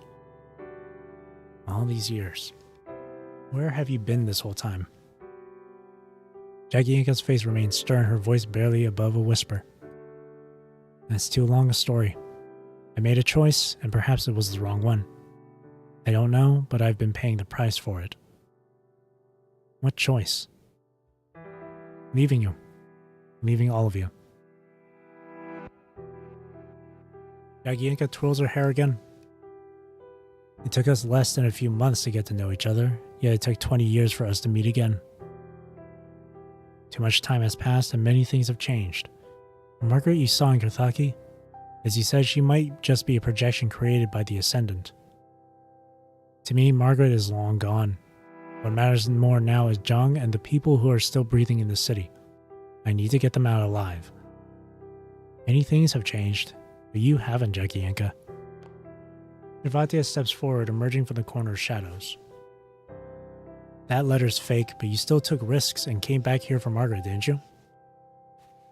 Because I thought you'd changed. Jagienka looks up, her pink pupils filled with desolation and loneliness. I thought you'd become someone who cared about Kathaki. I didn't want to lose to you again. But now, seeing your eyes again, hearing what you say, I realized I was overthinking things. Are you still angry with me? I'm going back to the radiation zone to save the people here, aren't I? Even Nervatia herself is surprised by the unexpected agitation in her voice when she speaks. You know what, Nervatia? You never dare to look me in the eyes when you're lying. Just like now. Jagienka chuckles softly and shakes her head. Are you really going back for the people of Kathaki? Or just to mend those wounds inside you that have never healed? Or maybe you still don't have an answer yourself, even now. Silence quickly descends once more, enveloping everything around them. Nervatia remains speechless. Her head lowered, she slowly takes a step forward and continues walking. As she brushes past Jagienka, she places something on the table. It is a red mist blocker. By the time Jagienka realizes it, Nervatia has already hurried out of the command post, her footsteps growing fainter with distance. Jagienka holds the blocker in her hands and examines the intricately designed device. As her gaze shifts, she notices a manual Nervatia placed underneath it. It is filled with dense notes written over a decade that meticulously document every detail, both significant and minor. Is this what she has poured her life's work into? Jagienka suddenly feels the weight in her hands grow heavier. Twirling her hair between her fingers, Jagienka realizes that Nervatia's decision wasn't made on a whim. All these years she has been preparing for her return to Kathaki. Regardless of what occupies her mind or thoughts, Nervatia has always been gazing at the land that raised her, never truly leaving it behind. Nervatia, sometimes you really are so damn annoying.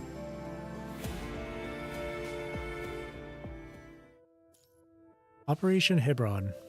Devante tilts her face upward, silently gazing at the monument that has witnessed both triumph and tragedy.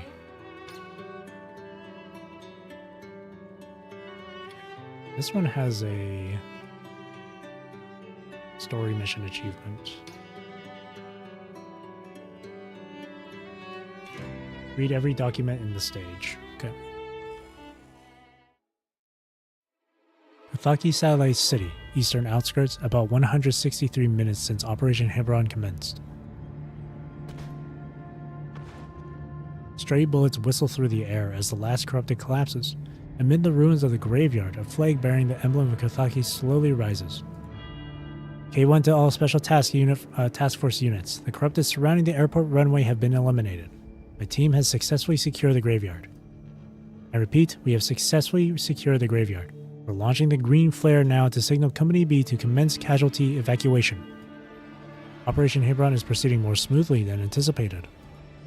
Company A has successfully diverted most of the corrupted, while Jagienka's Special Task Force has captured the graveyard. Get out of the way! Make room for the trucks! Move it!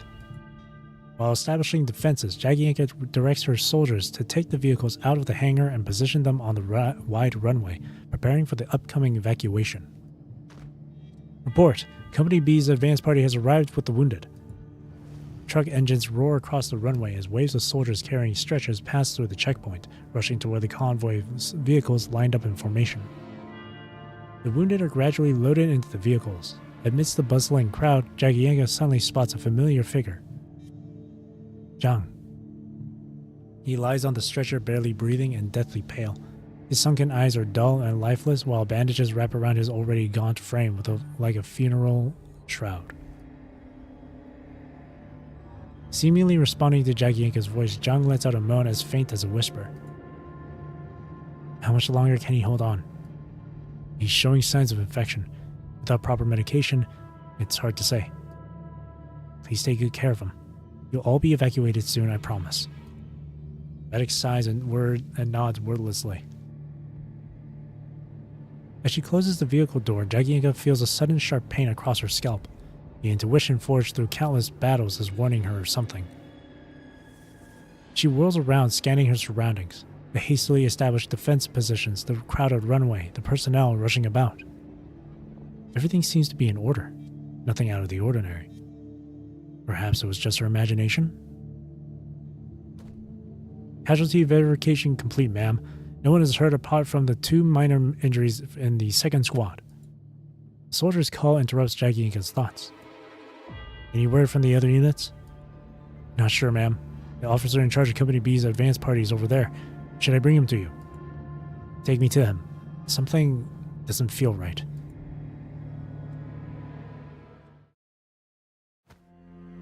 Thank God, finally a break. Ugh. After loading the stretcher onto the truck, the medic exhales heavily with relief and slumps against the tailgate. He barely has a few seconds to relax when a pained groan suddenly comes from the stretcher. Hang in there a little longer. I've used up all the morphine they gave me. Doc! Suddenly he reaches out and clutches the doctor's left wrist. Have you ever caught a cuckoo before? What? The doctor furrows his brow, puzzled by the question. I've lived in the city my whole life. You need to rest now. When I was a child, swallows built a nest under our roof. One day my mother brought a wooden ladder and asked me to climb up to see the eggs the swallows had laid. Ignoring the doctor's warning, he continues his story with surprising animation. I remember it clearly. A clutch of white eggs with black speckles, each no bigger than my pinky finger. And among them I found a light green egg with red speckles that glistened in the sunlight, like a translucent piece of jade. My mother told me it was a cuckoo's egg. They lay their eggs in other birds' nests. Oh shit. The doctor frowns, noticing that the patient's previously raspy voice is gradually becoming clearer. Did you not grow up in Kathaki? I thought cuckoos were only found in Kowloon. Other birds would painstakingly care for this egg, nurturing it until it hatched. Only then would they discover that the creature wasn't their own flesh and blood. I'm not following. What are you trying to say? Uh-oh. What I mean is, Doc. We're beating those bastards to hell and back. We're, swear word, winning this.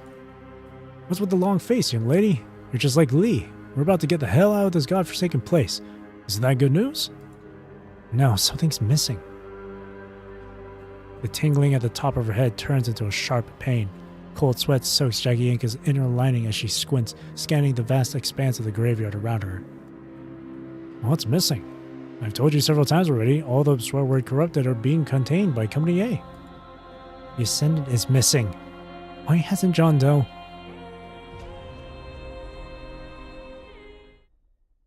Suddenly, a piercing screech tears through the air. Get down! A truck comes barreling through, narrowly missing Jagienka before plowing directly into the armory behind her, triggering a violent explosion. Flames reach for the heavens as a scorching blast wave instantly knocks Jagienka to the ground. Then a series of unsettling noises suddenly erupts behind her. The soldiers freeze and turn around, horrified to discover that the dozens of trucks parked together before them are sparking like a massive chain of severed cables, each one erupting with brilliant flashes. Crackle. Crackle. Run! The next second, dozens of explosions intertwine, compressing into a single earth-shattering tempest that violently tears apart the space before them. A massive fireball surges skyward, lifting the ground like a tsunami. The floor rises, churns, and tears open scorched, ruinous gashes in its wake. The vehicles are devoured and shredded, their tires instantly melted into sludge. Countless pieces of steel are torn apart by the flames, transforming into a torrential rain of metal that howls down like hail.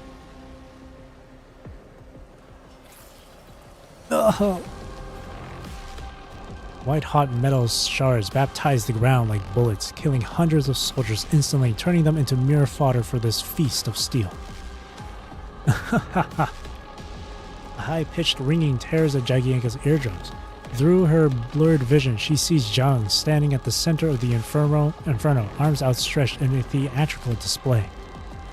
The flames have burned away his skin, revealing a metallic skeleton beneath the flesh that gleams with an eerie green glow.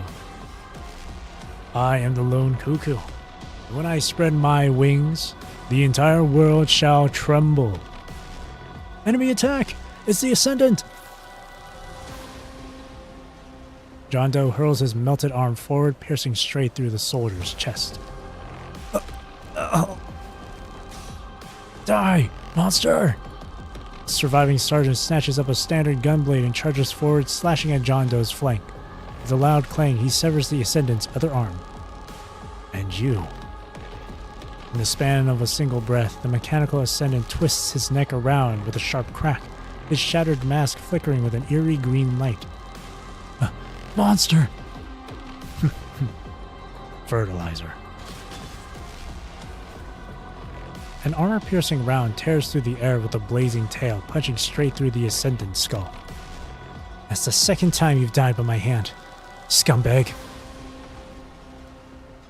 The Ascendant stumbles, his body collapsing like a tower of blocks, crumpling to the ground in front of the sergeant. Swear word, swear word. Seemingly having used the last of her strength to pull the trigger, Jagienka staggers, half kneeling on the ground and gripping her weapon tightly to keep her swaying body from collapsing entirely.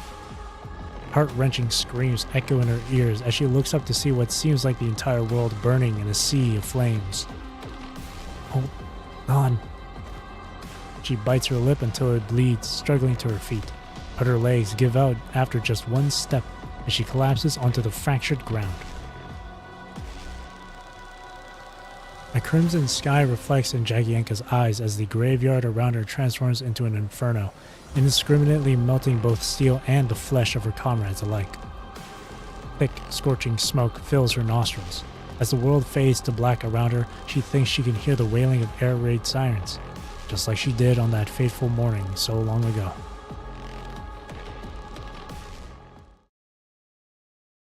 Isn't that just the worst? Meanwhile, Kathaki Radiation Zone.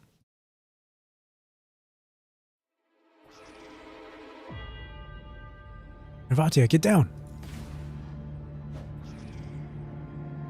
Not bad, but it's only you left now, isn't it?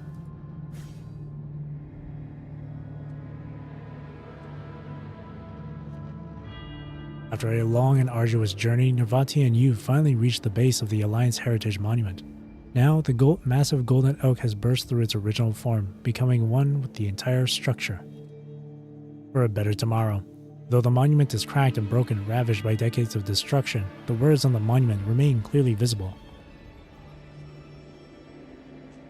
Nirvatia tilts her face upward, silently gazing at the monument that has witnessed both triumph and tragedy. The Kathaki Research Institute is just ahead. The closer we get to the golden oak, the denser the red mist becomes. Punching virus concentration here already exceeds our blocker's threshold. Stay close to me once we're inside. Don't wander off on your own, understood, little raven? Understood. Let's go. Yeah, let's go.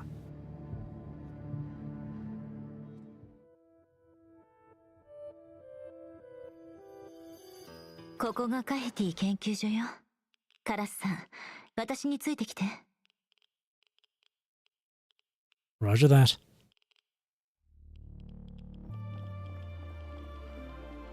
To investigate all these documents, apparently.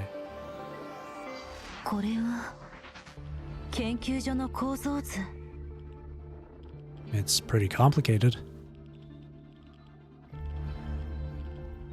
Gotta make sure we look for everything in this place. Kathaki Research Institute Lab Area.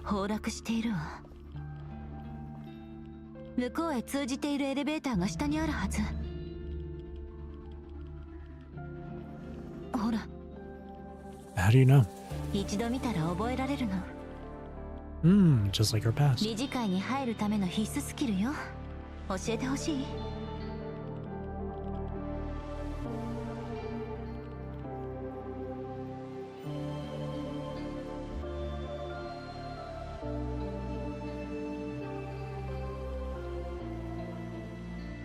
Just gotta make sure we explore.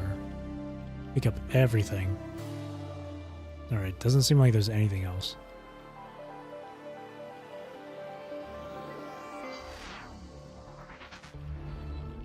Uh-oh.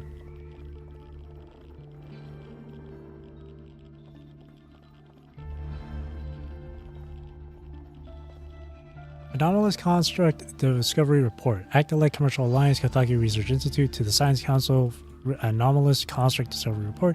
During a search and rescue operation at Elgar City, we discovered an unregistered construct who identified herself as Margaret.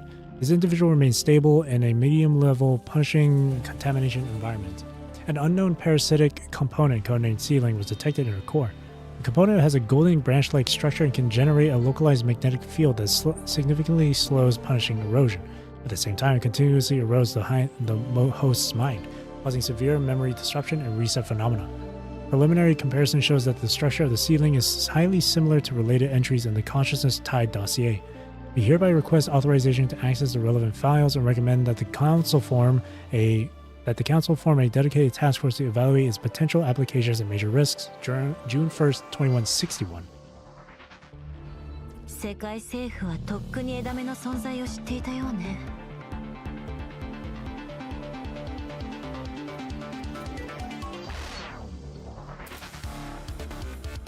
Medical examination report. Assessment date January 3rd, 2162 by Alvin Costa. Let's see what subject body consists of bionic composites. No registration record of this ID found in the Gestalt database. Origin unknown. Neural system line anomalies. Significant delay in memory modules, weak signals from emotional modules. Codename Seedling parasitic component. Most notable clinical symptoms impaired advanced visual processing. Cannot parse human facial features, as we've known. Prosopagnosia. Identifies using secondary cues such as color outline clothing, so the bracelets. Seedling characteristics. Energy profile of the component is unknown. Gestalt analysis and returning register manufacturing source indicates that it's slowly consuming the host mind data as its energy supply. Seedling is deeply integrated into the frame. Removal will likely result in permanent damage to the mind structure, overall frame lifespan. To be unregistered by unknown parasitic. Affected by unknown parasite. To attach seedling component report BR1. これはマルガリータの検診結果。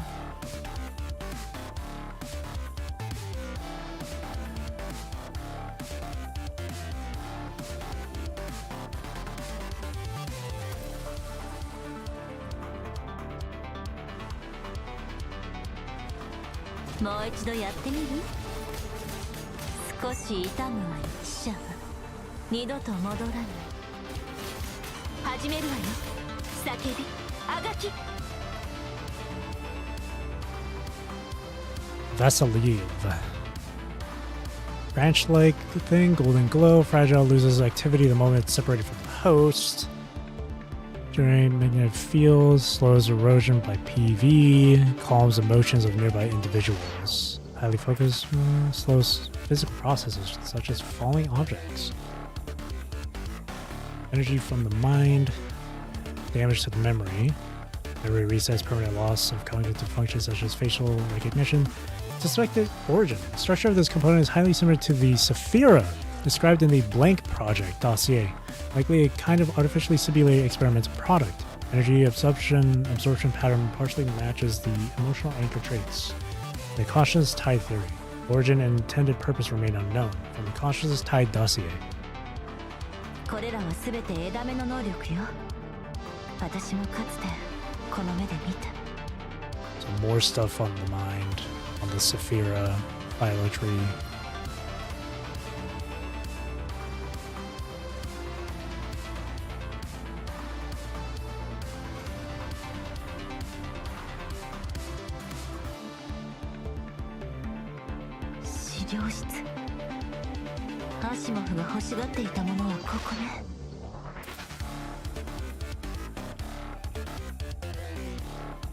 Dominic's visit log. Visitor Institute at October 25th, 2152. 10 years beforehand. Really inspect clean areas, ensure technical reports, prepare them. Remain on standby. So they were really prepping up for his arrival. もう一度やってみる？少し痛むわ、死者は二度と戻らない。始めるわよ、叫び、あがき、服従し、死を受け入れて。袋のネズミね。少し痛むわよ、死者は二度と戻らない。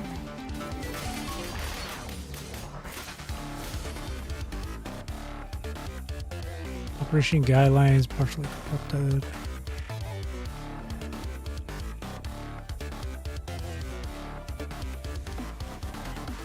Main content lost.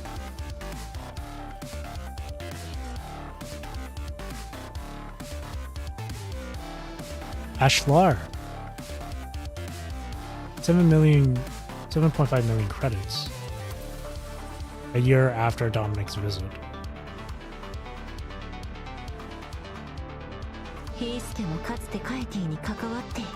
Definitely did. So Ashlar is involved with this Saphira stuff too. A few years later this was issued. Consciousness tied by the symbol blank.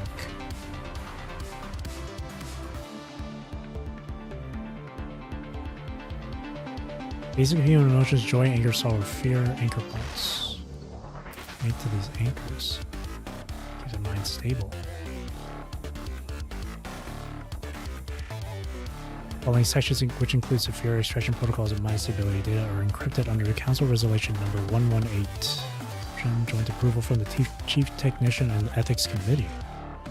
見つけた。これよ。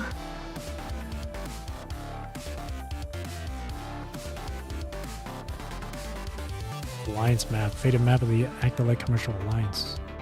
Runs from east to west, covering homelands. Political heart on the Alliance's center.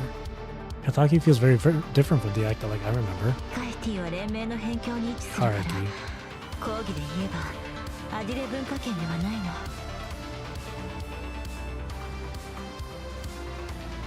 Quite removed from Actolite culture.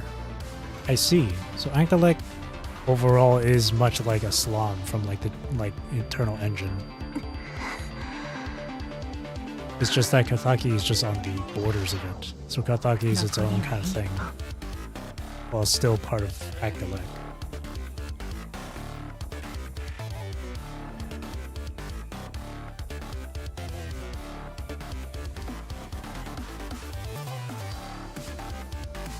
Blueprint for the railway. このレールはもともとアディレ火山を中心に作られたの。爆発の後、火山が噴火してアディレの広大なオアシスが砂漠と化したわ。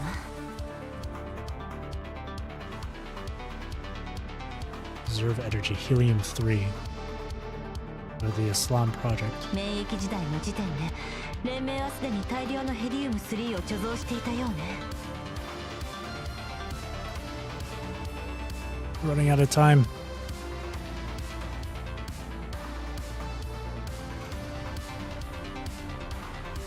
Population plan.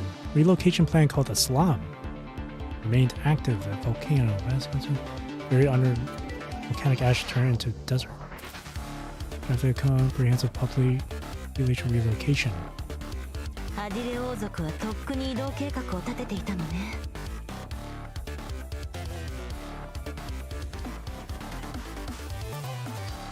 That was like, so that's like the eternal engine then. Oh shit.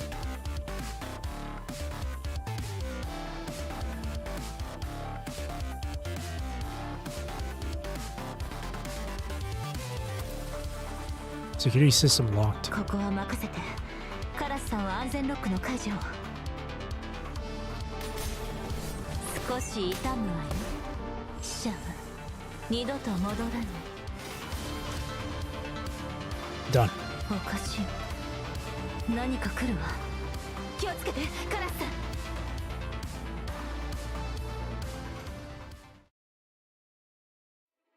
I had to read through those files really quickly because the timer would still be going even during the read.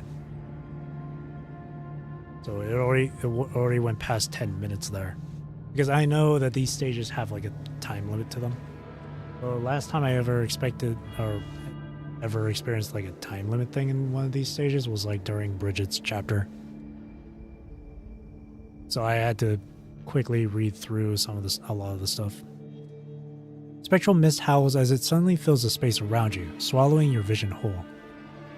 The cold wind drones in your ears while an overwhelming flood of information crashes against your thoughts like towering waves, repeatedly battering your disoriented mind. Help, blah, blah, blah, me, blah. Well, you know what I could have done is like take screenshots of each of those things and read them. I could have done that. Ah, shit. It's always something that comes up afterwards. Crimson threads twist and surge, ensnaring all colors like a spider's web. From the bottomless darkness comes an incessant droning, echoing with strange, unsettling whispers. Inexplicably, an itching sensation suddenly arises, rushing against your heart and spreading to your lungs, forcing you to let out a few dry coughs. Help! Help me! A blood-stained hand grabs you through the swirling smoke. My child is still inside. Officer, please, save her. See, already a red flag, man. How is this person surviving in the red mist? Nah, man. A woman begs frantically, her voice barely audible through the mist, yet somehow intensifying the itching in your chest. Leave it to me. Why would you... Commandant, please. Coughing, you try to clear the mist from your vision, but the mutilated hand remains firmly clenched around your arm. The core temperature is too high, and there are corrupted blocking the water pumps. Someone needs to help us get through. Another hand seizes you, its grip rough and forceful, triggering a violent fit of coughing. Leave it to me. A crimson haze envelops everything around you. As if trudging through a festering esophagus, you are met with countless invisible hands tearing at your body for each step you take. Progress is agonizingly difficult. Oh, they're just like hallucinations. We're over here. Someone help us. There are corrupted everywhere. Help. In the darkness, agonized wails rise and fall, urging you to press onward. Leave it to me. As if shackled by invisible chains, you stagger through the mire. Suddenly, a searing pain shoots through your throat. You stumble forward as something hot and wet erupts from your lungs. Wipe corner of your mouth. Blood. Your body is rotting away under the corrosion of the punishing virus. Mommy. Suddenly, a beam of light breaks through, illuminating a small figure standing in the center of this bloody world. Approach. The muck beneath your feet feels like fleshy tendrils that are clinging to bones. Each step you take feels like a dull blade scraping against raw flesh, sending excruciating pain through every inch of your body. It's not safe here. The girl gives no response, staying still with her back turned. Tap her shoulder. Her head is severed, hanging only by a thin layer of skin at the neck that barely supports the weight of her skull. Jesus Christ. That's PGR for you. The grotesque head twists around in midair, her lips stretching into a horrifying, unnatural smile. Ooh, spooky. Oh shit. Hang on.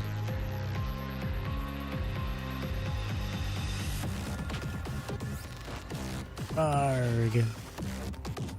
I just had to take screenshots of that. Never a dull moment with PGR. In that moment, countless hands lunge forward. They are not refugees or firefighters, but corrupted, molded by the red mist, hiding in the shadows like vicious beasts. Draw gunfire. Ugh. The girl clutches her stomach, her eyes wide with shock and disbelief as she stares at you. Why? They're playing tricks on you. Barely breathing, she asks you with a broken voice as the crimson stain beneath her hand spreads steadily, warming her entire white garment. The thick, disorienting mist has blurred the line between reality and illusion, driving you to commit an unforgivable sin. No. With no time to question what is real, your body moves on its own, reaching out to catch the collapsing girl before she hits the ground. Why? In that moment, regret and agony seize your heart as one. Blood spills from your mouth, spattering across the girl's pale cheeks. As exhaustion overtakes you, savage metal claws tear through your skin, aiming straight for your face.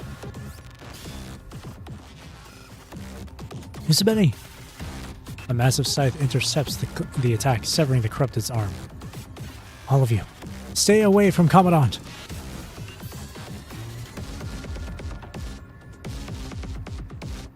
She cries with fury, her massive blade swinging like a tempest and crackling with violent violet lightning.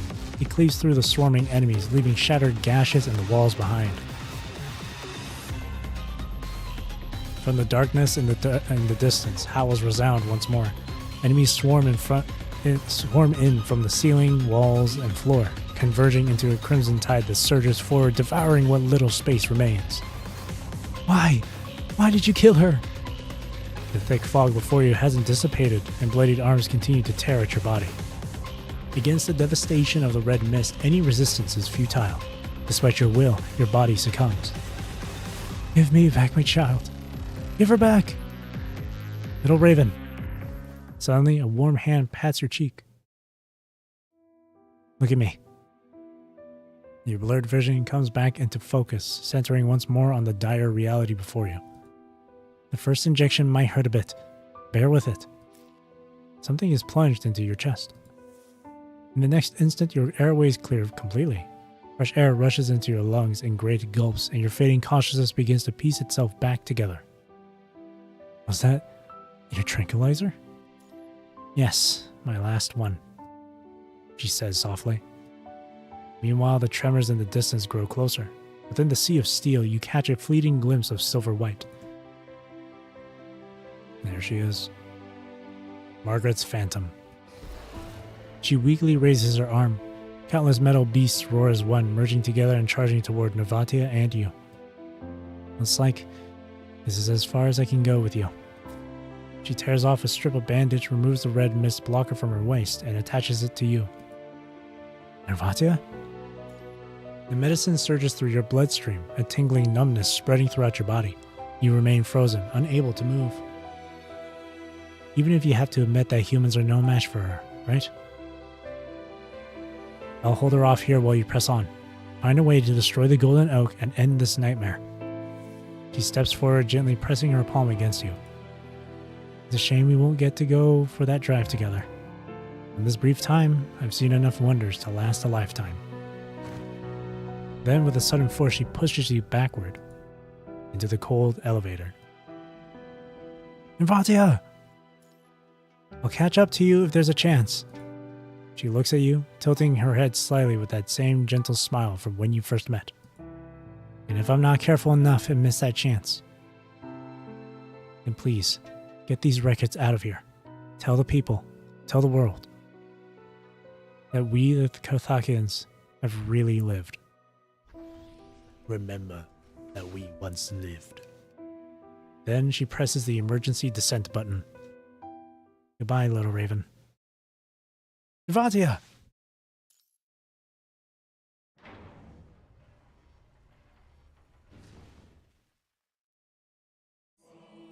The elevator doors close, the cables roaring as you plummet downward, leaving all the chaos far behind. Your worlds now stand apart. The mind connection is the only bridge between you, carrying both hope and worry across the expanse of your divided hearts. You both know the other is fighting desperately to complete what only each other can do. You are both giving everything to end this catastrophe that has spanned decades. In this moment, despite all your reluctance and regret, you both must forge ahead. Stay back. I won't let you steal everyone's hope. Navatia suddenly remembers how someone once stood protectively in front of her, just like this. And now she has carried that flame to somewhere further and brighter. I'll stay in the past, little raven, while your story must continue onward. She steps forward, swinging her scythe with absolute resolve, and she charges into the dark, endless abyss.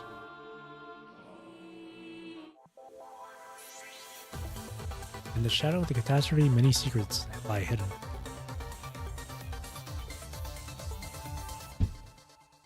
That was good. Oh, Consciousness Tied Dossier. Okay. This isn't time. Now I have the time to read this. World Government Science Council Dossier ID C305774A. Classification Level 3, Laboratory Directors and above. Issue date July 4th, 2157. Subject: Additional notes on the consciousness tide theory and construct mind technology.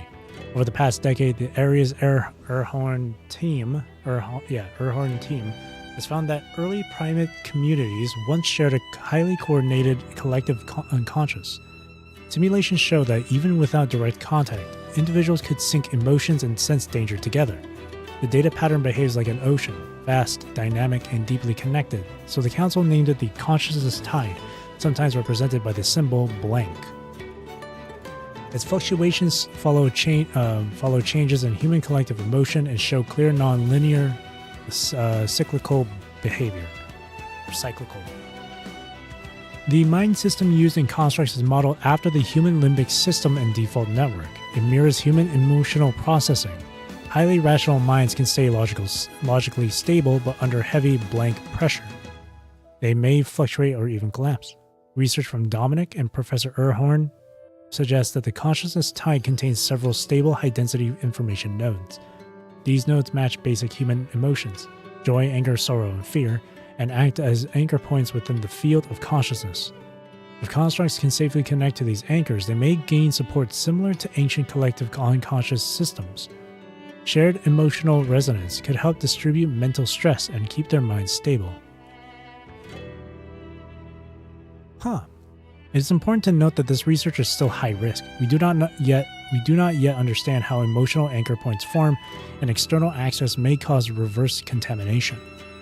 Also, records show that the decline of the collective unconscious and the rise of isolated individual minds happened at the same time in evolution, suggesting that forcing deep reconnection may come with irreversible costs. The following sections, which include Saphira extraction protocols and mind stability data, are encrypted under the Council Resolution Number 118. Encryption requires joint approval from the Chief Technician and the Ethics Committee. Wow.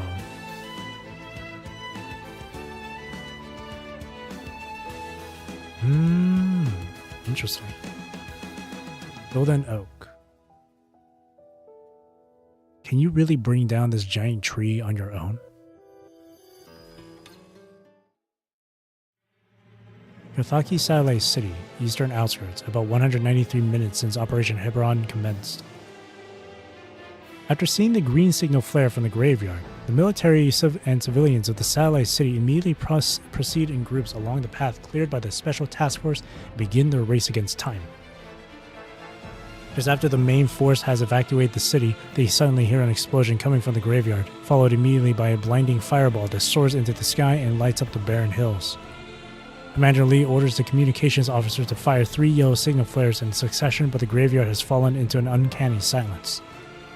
Just as he decides to lead the entire army in an assault on the graveyard, the unexpected happens.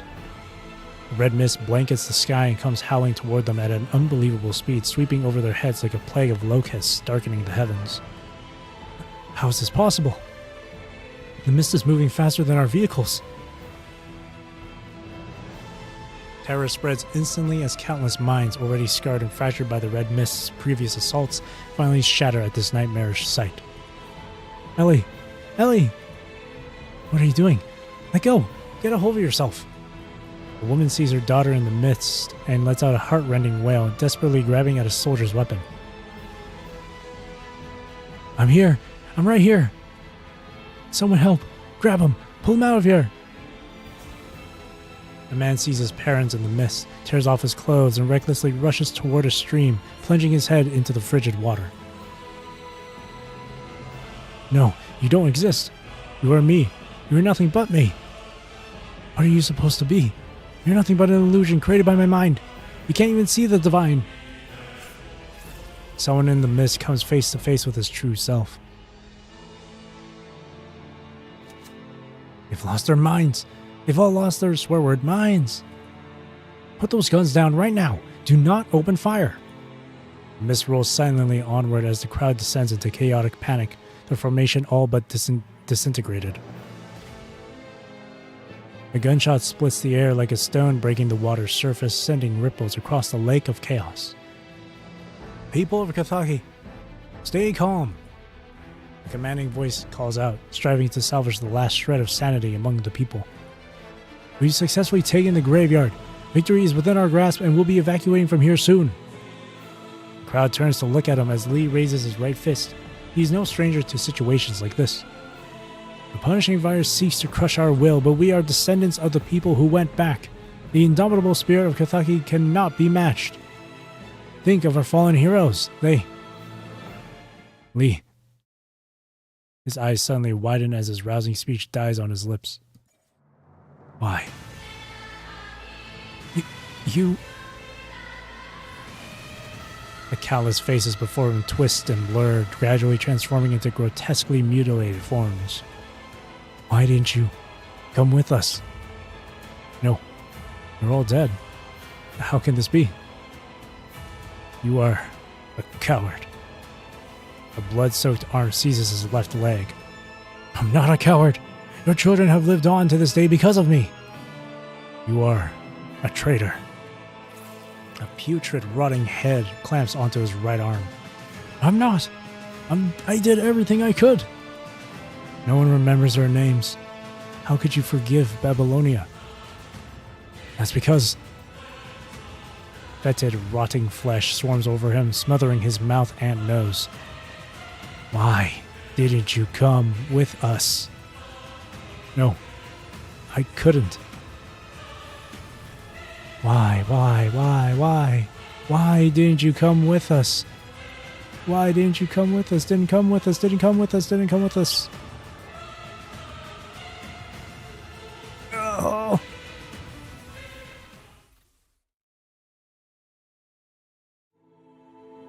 About 206 minutes after the commencement of Operation Hebron, the Golden Oak completes its catalysis,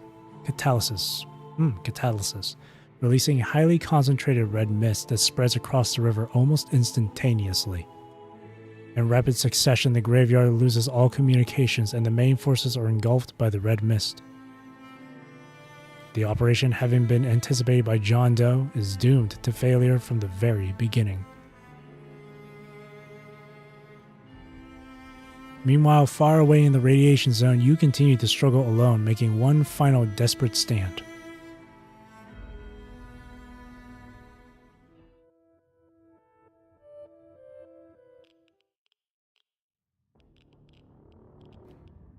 Gothaki Research Institute, top secret area. Oh boy. Oh god, my sensitivity.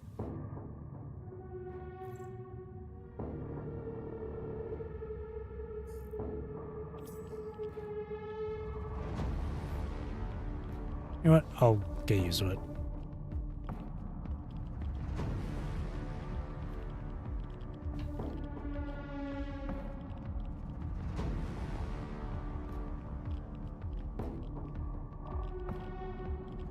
So this is the Golden Tree's core.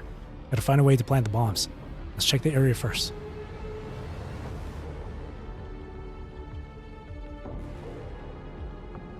This switch still looks like it's on. The console shows one switch is still off. Check the room over there.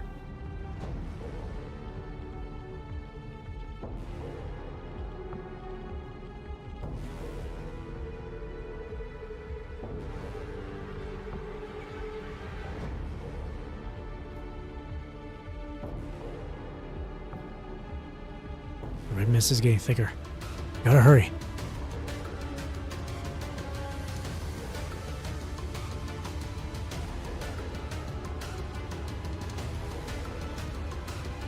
Course protected. Now blast open the branches on both sides first.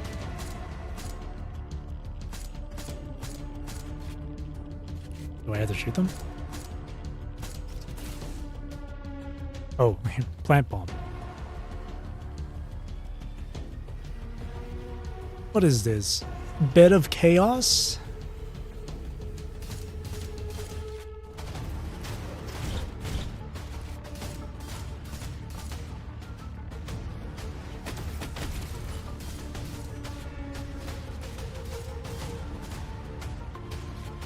Playing Dark Souls again.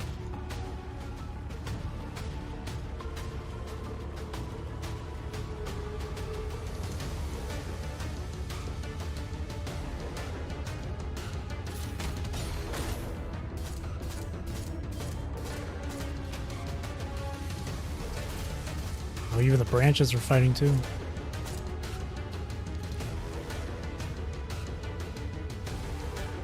The bomb's planted. Hold the position for a while longer.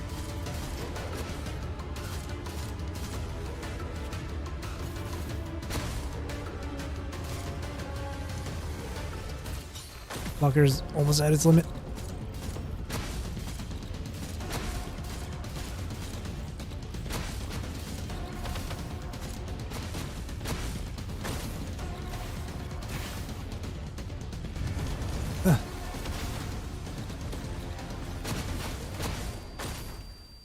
Didn't work?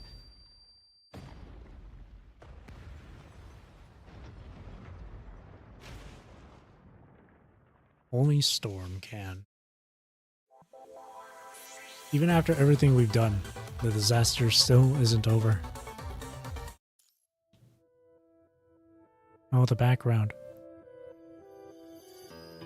Comrades. Now they're setting out to reclaim their family and to take back their blood-soaked victory.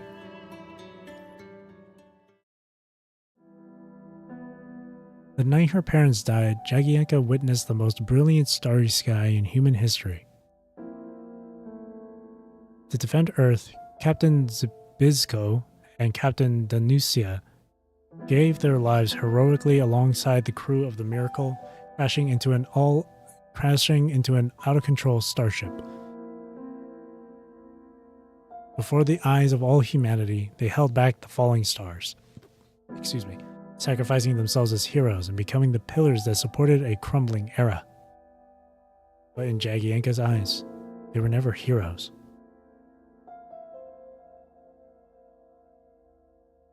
She would never forget their last night together before they left. "Give me your hand." Trembling, Jagienka extended her right hand, upon which rested a crudely crafted model of a spaceship. I made it from things I found in the storage room. Does it look like the Miracle? The one you'll be on next. Jagienka's voice trembled as she kept her head down, though her eyes instinctively darted up to gauge her father's reaction. Circuit boards, wires, light bulbs. More of this junk. Haven't I warned you not to rummage through that filthy stuff? Her father frowned, staring at the oil-stained toy with nothing but revulsion in his eyes. You have the noble blood of Actolite and transatlantic aristocracy running through your veins. Those fingers are meant for piano and etiquette, not for picking up garbage and tinkering with worthless scraps of metal. He suddenly clenched his fist, instantly crushing the delicate little starship. Dad!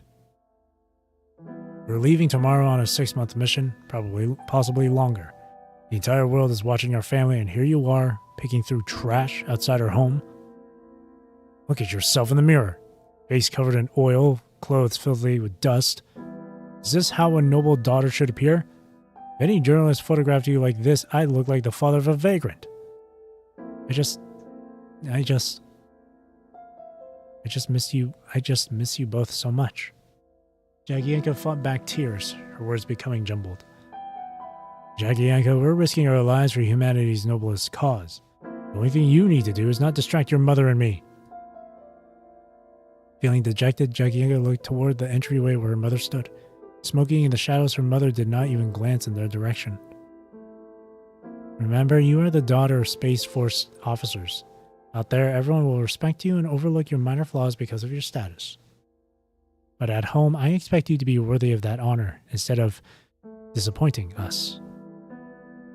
Jagienka shook her head, desperately wishing she could cry out and tell them all she needed was a farewell embrace. But her father had already turned away, crushing the fragments of the Miracle beneath his feet as he picked up his suitcase. Put away these hobbies of yours before we return. Focus on your studies and training instead of tarnishing our name. And Annie will take care of you. Stay out of trouble. The door clicked shut. Good grief, you again? Why are you always getting into fights with the boys? Can't you behave yourself for once? Look at you. Your face is covered in bruises. Have you forgotten how a young lady should behave? Swear word. They were the ones picking on someone else first. You dare use such language. Go stand in the hallway. Just bear with her. She's Zabrisco's daughter, the orphan of a martyr. Part of your paycheck comes from the government fund for her. Heavens, how could people like them have raised such an uncouth daughter? Jagienka snapped her head up. Daughter, daughter, daughter. I'm not someone's pet or a piece of clothing. I have a name. I'm Jagienka. She shouted, her gaze piercing like daggers as she fixed the adults with an unwavering stare. Do you even know me? Why should I become whatever satisfies you? You think my parents were perfect? Great heroes? Fine, let me tell you the truth. Zabrisco drank himself sick every week, and Danusia spent every night at her boyfriend's place. My God, what are you saying? Hold your tongue. See, you never cared about what's right or wrong. You only want to hear what makes you comfortable, as if silencing me would magically erase all the damage they did to Jagienka. They weren't some pristine, untouchable heroes. They were human beings, a couple with a long list of failings who never once acted like proper parents. Jagienka, get out. That's enough. The military officer shook his head, cutting off the teacher's reprimand. Jagienka, we understand you must be hurting since your parents passed, but... Shut up! She shouted, making everyone in the room jump. Parents. It's always about my parents. Why does everyone have to keep bringing them up? You want to punish me? Fine, I'll go give that little brat another beating right now. I'll make sure he never dares bully anyone or snitch again. She turned and yanked open the door. And listen carefully. Ever since my parents died, I have never felt sad about it. Not once. With a thunderous bang, she slammed the door behind her. From that night onward, the family that Jagienka both feared and longed for suddenly transformed into martyred heroes and humanity's brightest stars. Just as her mother had predicted, everyone would respect her because of her parents' status, forgiving every mistake she made. Even though she utterly despised her family bloodline. Even though she never asked for this special treatment. She just wanted to be herself. To be Jagienka. To be a free and independent individual. Since the adults hypocritically tolerated her because of her background, she decided to push boundaries even further, constantly testing the limits of their patience to assert her own identity. To this end, on the day of midterm exams, she hacked into the terminal and cheated her way to first place. But to her frustration, no one detected any trace of her mischief this time. Jagienka, did you read all the extra materials I assigned? You were the only one in class who answered those questions correctly. I thought you weren't interested in literature. I'm sorry for being too harsh on you before. Do you have time now? There are a few questions you missed that I'd like to go over with you privately. She had never imagined that the respect and understanding she longed for would manifest in such an unexpected way. Although the honor wasn't truly hers, it was the first time she heard praise directed at Jagienka herself.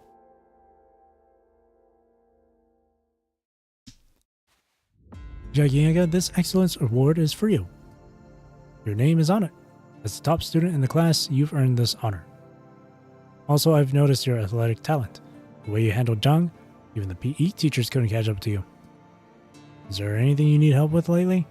Academically or privately? I heard your parachute club produces a lot of Air Force recruits.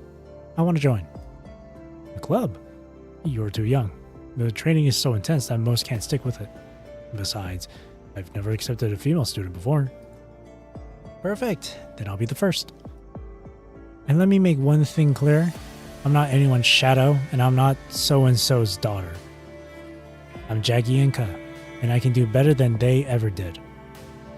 From then on, to defend this fraudulent yet infinitely precious honor, Jagienka pushed herself relentlessly, flapping her wings with all her might to prove she could soar higher than anyone expected. At her desk. On the field. She pushed herself to the limit, wringing every drop from her modest talents, striving to be the first in everything with one goal in mind, to someday prove she could outdo her own parents. Academics, sports, combat, even social life. Not only was she skilled at earning praise from others, but she grew increasingly intoxicated by it.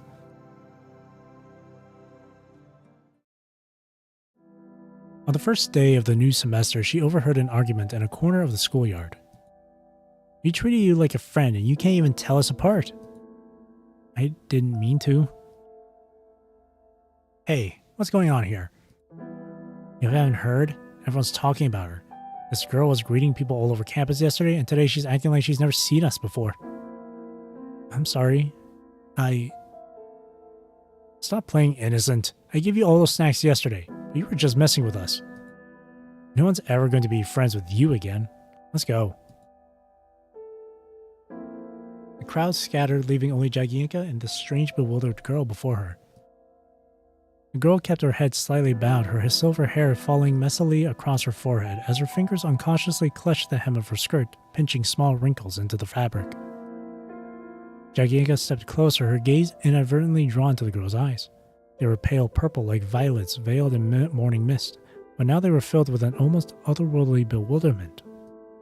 She knew that look all too well. She'd seen the same reflection countless times in her own mirror whenever people either granted her undeserved leniency or scrutinized her merely for being the daughter of heroes. Suddenly, an absurd yet crystal clear thought flashed through her mind. If no one in this world was willing to approach someone who couldn't remember their faces, then perhaps I could become the first? Hey, As an isolated soul, she had a desperate, almost pathological need for others' dependency, something to fill the void of affection long absent from her family life. She smiled and extended her hand to the girl before her. I'm Jagiega. What's your name?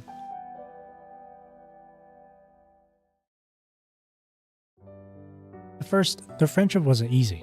It wasn't until Margaret placed a golden bracelet on Jagiega's wrist that she could truly recognize her friend in a crowd. Jagienka sprinted down life's course, accumulating awards and honors while her bond with Margaret grew increasingly genuine and profound. One weekend evening, after staying late for training, Jagienka hurried to their usual spot on the old warehouse rooftop. By the time she arrived, only the last streak of gold remained in the sky. Jagienka. Margaret sat hugging her knees, a small ribbon-tied box beside her. You're never on time. I've been waiting forever. If you're late again, I'll eat the whole cake by myself. I'm sorry. She sat down beside Margaret, their shoulders gently touching. What flavor is the cake? She tucked her dampened bangs behind her ear, catching her breath. Want to taste? Yeah. Margaret gently untied the ribbon and cradled the fragrant cake in her palms, as if holding a precious treasure. The cake's outer layer was a translucent gold that was similar to Jagienka's hair color. Open wide. Nom. Margaret smiled as the sunset briefly brushed her fingertips, momentarily lingering on the small silver spoon and making it gleam brilliantly. Nom. Without realizing it, she had become completely absorbed, growing increasingly attached to everything about Margaret and becoming the one who sought dependency. She had believed this unique, exclusive connection would continue indefinitely, gradually filling the barren depths of her heart. Until one day, a transfer student intruded into her world. Who gave you permission to mess with someone else's things? You stole away that exclusive dependency. I flipped through the textbook once and memorized everything. She stole the first place that she lived for. Although she had also brought many things with her. But in the end, she forcibly pried Jagienka's fingers apart and took Margaret away amid the flames of war. Navatia stole everything Jagienka believed in, everything she cherished, robbing her of any chance to bid farewell to countless lives that meant so much to her. For decades, she spent countless sleepless nights clawing Navatia's image from her mind, desperately trying to erase every last memory of Navatia's existence. Yet when Jagienka finally saw her again, why couldn't I bring myself to hate her? All those emotions she had accumulated crumbled like sand when she finally looked into Navatia's eyes. They slipped silently through her tightly clenched fists and passages of time until nothing remained. Rattle, rattle. Red mist churns through her thoughts as the vast dark void of space quietly envelops her. So no matter how much time passes, you're still haunted by what happened in this place. From the endless darkness, a blurry silhouette slowly materializes and sits beside her. Boss, don't you realize it? You've not really moved on from that day. Jung? Aren't you? Don't worry, boss. You're tough as nails. This isn't your life flashing before your eyes. I am Jung, but I'm also you. I represent all those you couldn't save. I'm the embodiment of your inner wounds. Thump. Thump. In her daze, something seems to be knocking against the walls of this dark world. You never let it go, did you? That's impossible. I'd already put everything about this place behind me the day I left with the old man. A person's wounds never lie. The boy smiles gently. I joined the Forsaken, wandered the world, eliminated the corrupted, and even fought against Babylonia. For 20 years, I've been caught in countless more devastating conflicts, witnessed innumerable more painful partings. I'm a ranger. I'm destined to charge into battlefield after battlefield. What makes you think Kothaki would become a prison that shackles me for life? You're only telling half the story. You rush into countless battles, but then for what? What do you do after? To help those who need me. So you're just repeatedly trying to do what you failed to accomplish that day. His voice is calm, yet sharp enough to pierce straight through her soul. Through to her soul. You've repeated this cycle for countless years, but are you satisfied? Has this compulsion brought you even the slightest fulfillment? She unconsciously begins twirling a strand of her hair again. So you see, wounds never lie. The muffled sounds in the darkness grow increasingly loud. Tell me, what do you truly want? Humanity's greatest weakness and greatest strength has always been that passionate beating heart, me. When you use it to examine yourself, no scar can remain hidden. It, heart, has already shown you the answer, but it, heart, wants you to say it aloud yourself.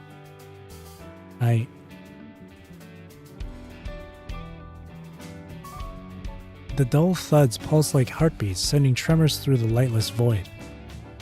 I want to go back to that day. I want to save Margaret.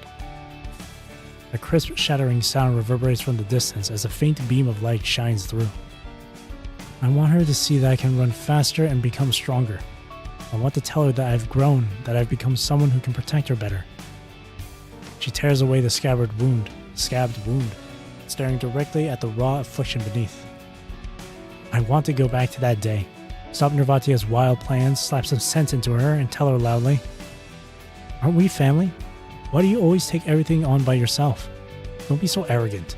I'm much stronger than you. So, let me share your pain too. I really, really hate you. I hate how you took Margaret away, how you act like nothing matters when everything does. I never wanted to lose to you in anything, yet I was always afraid you'd fall behind. Why do you think that was? It's because I longed for you so deeply, longed for this home that you gave me warmth and acceptance. That gave me warmth. Her voice breaks as she screams into the silent darkness of her life. It's so hard to live. I keep climbing back up after I fall, bloodied and broken, all just to pretend I can return to that day, that moment, to look back at you both one more time. I've been lost, I've struggled, but I survived it all. I've become the reliable adult I wanted to be, but no matter how hard I try, how much I burn myself away, I can never see your smiling faces again. I never wanted some dazzling perfect life. I just want to go back, to laugh with you, to cry with you, to run blindly into tomorrow with you, to run toward a better tomorrow. Margaret, Nervatia, where are you? We're right here. A warm force reaches across time and space, grasping Jagienka's arm.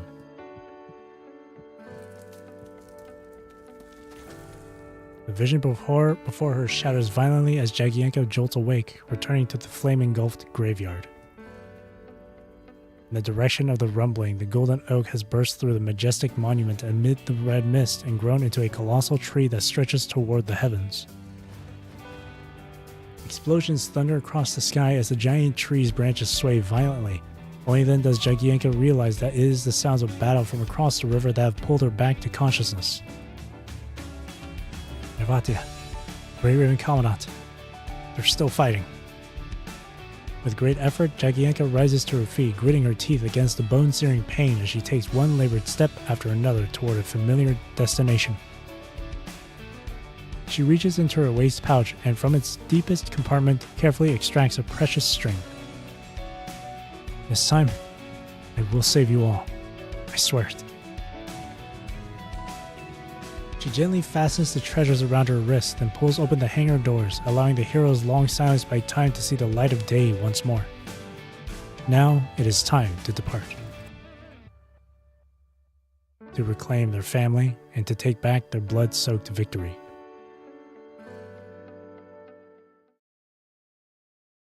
By the time Lee regains his senses, the crowd before him has vanished without a trace.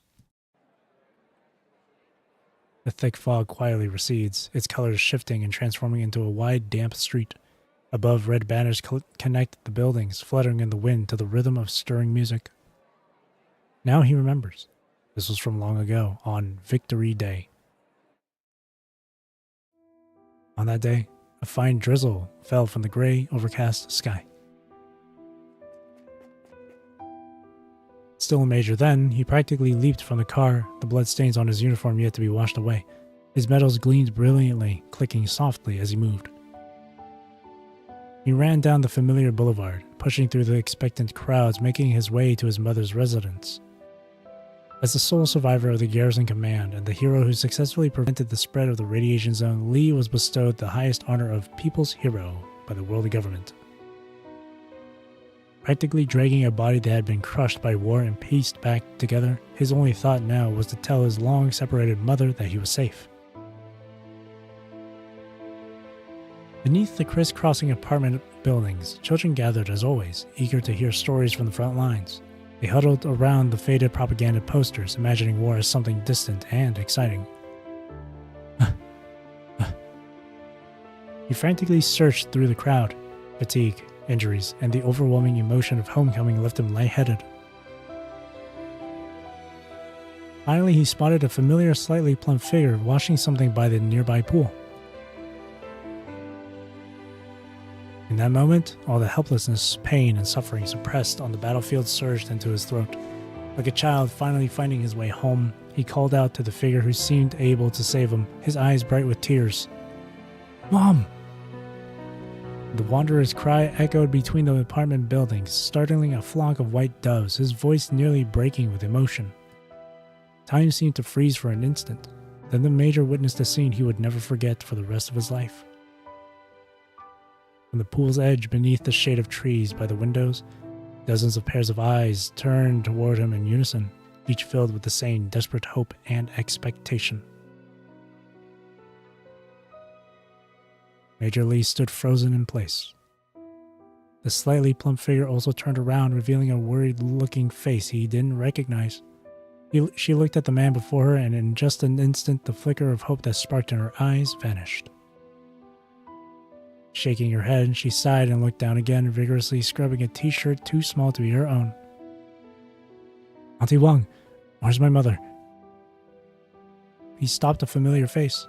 Her son had been a platoon leader in the 3rd Battalion who had charged at the corrupted with explosive packs back in Karthaki. She shook her head. "Auntie Ao, where's my mother?" Her daughter had been his clerk, who followed Staff Officer Alyosha into the burning ruins of Karthaki. She remained silent, waving her hand dismissively. "Mom!" He shouted again, his heart racing with desperation. This time, not a single gaze turned to acknowledge him. Storm clouds rolled across the distant horizon, releasing deep, mournful rumbles. After a long silence, a kindly old woman stopped at the major's side. "Last week, some corrupted broke through to the outskirts of the city. Xiaoping and old man Ma, they were there when it happened." The major's pupils contracted sharply, his briefcase tumbling from his hand to the ground. "What did you say?" "Please accept my condolences."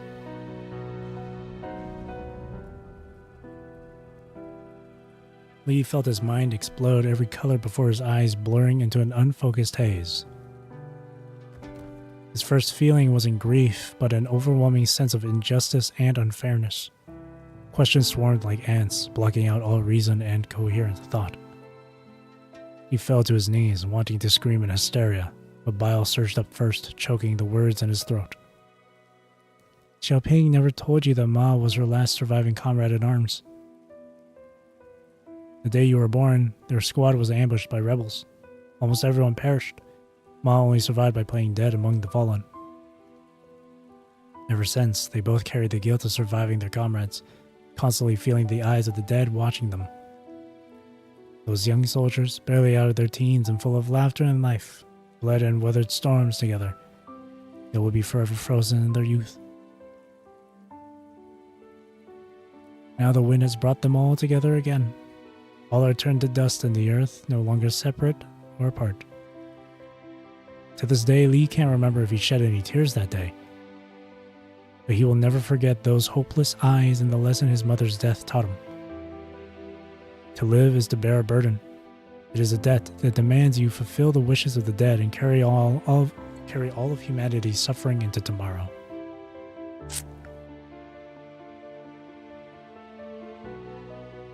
For the rest of his life, he will carry the burden of his comrades' sacrifices, forever unable to escape that day of the explosion.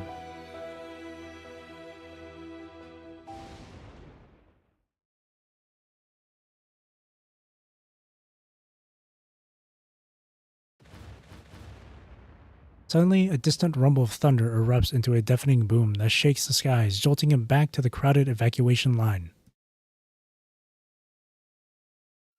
Commander Lee jolts, as if pulled to surface from underwater, at suddenly hearing the sounds of the real world. The wind, the distant muffled explosions, the breathing of those around him. Coming to his senses, he sees the golden oak has burst beyond the city limits, reaching toward the sky. Its massive branches tremble with each boom, its shape resembling the thick smoke from that explosion years ago. Was that the red mist? Lee instinctively turns toward the sound, seeing countless bewildered faces looking upward just like his own. I saw my father. He was sitting by the stove telling me to keep moving forward and not to hang my head. Did you all see them too? Yeah, I saw my mother. She was smiling at me through the mist. She told me not to be sad, that she would become many things around me and always be by my side. Then she grew brighter and brighter, until finally I saw that explosion again and nothing was left. A wave of anguish ripples through the crowd as each person confronts their own trauma within these visions. Though each scar is unique, they all originate from the same day, the same terrible moment. We've lost contact with the graveyard. We need to execute the contingency plan. Our only chance of survival is to secure those vehicles. Can we really outrun this mist? Look at the sky. It's moving too fast. What good is that kind of defeatist talk? If we don't try, we're all dead anyway. And what happens after we escape? Where can the Cathakians even go? Commander, please give us your orders. Through the chaos, an adjutant looks toward Commander Lee. His Adam's apple bobs, but he says nothing in the end. His gaze fixes on the increasingly monstrous silhouette of the massive tree looming in the mist. Reactor number 4 works just like the zero-point engine, so the punching virus mist will keep pouring from its base. If it isn't shut down, the virus will spread, and the whole swear word Earth will bathe in red in less than 2 months. The red mist continues to spread. If left unchecked, it will threaten not just Cathaki, but also the fate of other conservation areas and perhaps even the entire Earth. Nevatia, and the Grey Raven Commandant. He murmurs under his breath. Can those two alone really bring down this colossal tree? Behind them, the horizon burns crimson as if the entire sky is shuddering in flames. The view transports him back to that blood-soaked morning from the past. He looks at the people around him, each one having fought and struggled through the darkest of times to make it this far. Looking at their faces, he sees the reflection of his fallen comrades staring back at him for the briefest moment. They are watching, bearing witness to his choice. They as in the ones from his past, and they from the present. Comrades. At last he speaks the word that had once filled him with shame. Right now, the Grey Raven Commandant and Nevatia are fighting for their lives on the other side of the river. They are fighting to save this world, and to save us all. They need our help, so... The crowd gradually stills, their movements ceasing as they gaze at him in silence. What did he say to these same silent faces on that day so long ago? He has long forgotten. But he will never forget the choice the people of Cathaki made. I'll go. Commander Lee removes his coat and puts on his military cap. The Spartacus, the ship that once carried us to safety, is docked at the river port. I will return to the satellite city and sail to assist the Grey Ribbon Commandant in destroying the Golden Oak. I will fight with everything I have until the very end to create one last chance for you to evacuate. This time he turns around without a moment's hesitation. During my years among your parents' generation, I came to understand one truth. Every line etched into history reflects our struggles. The desperate fight for survival waged by millions of ordinary people.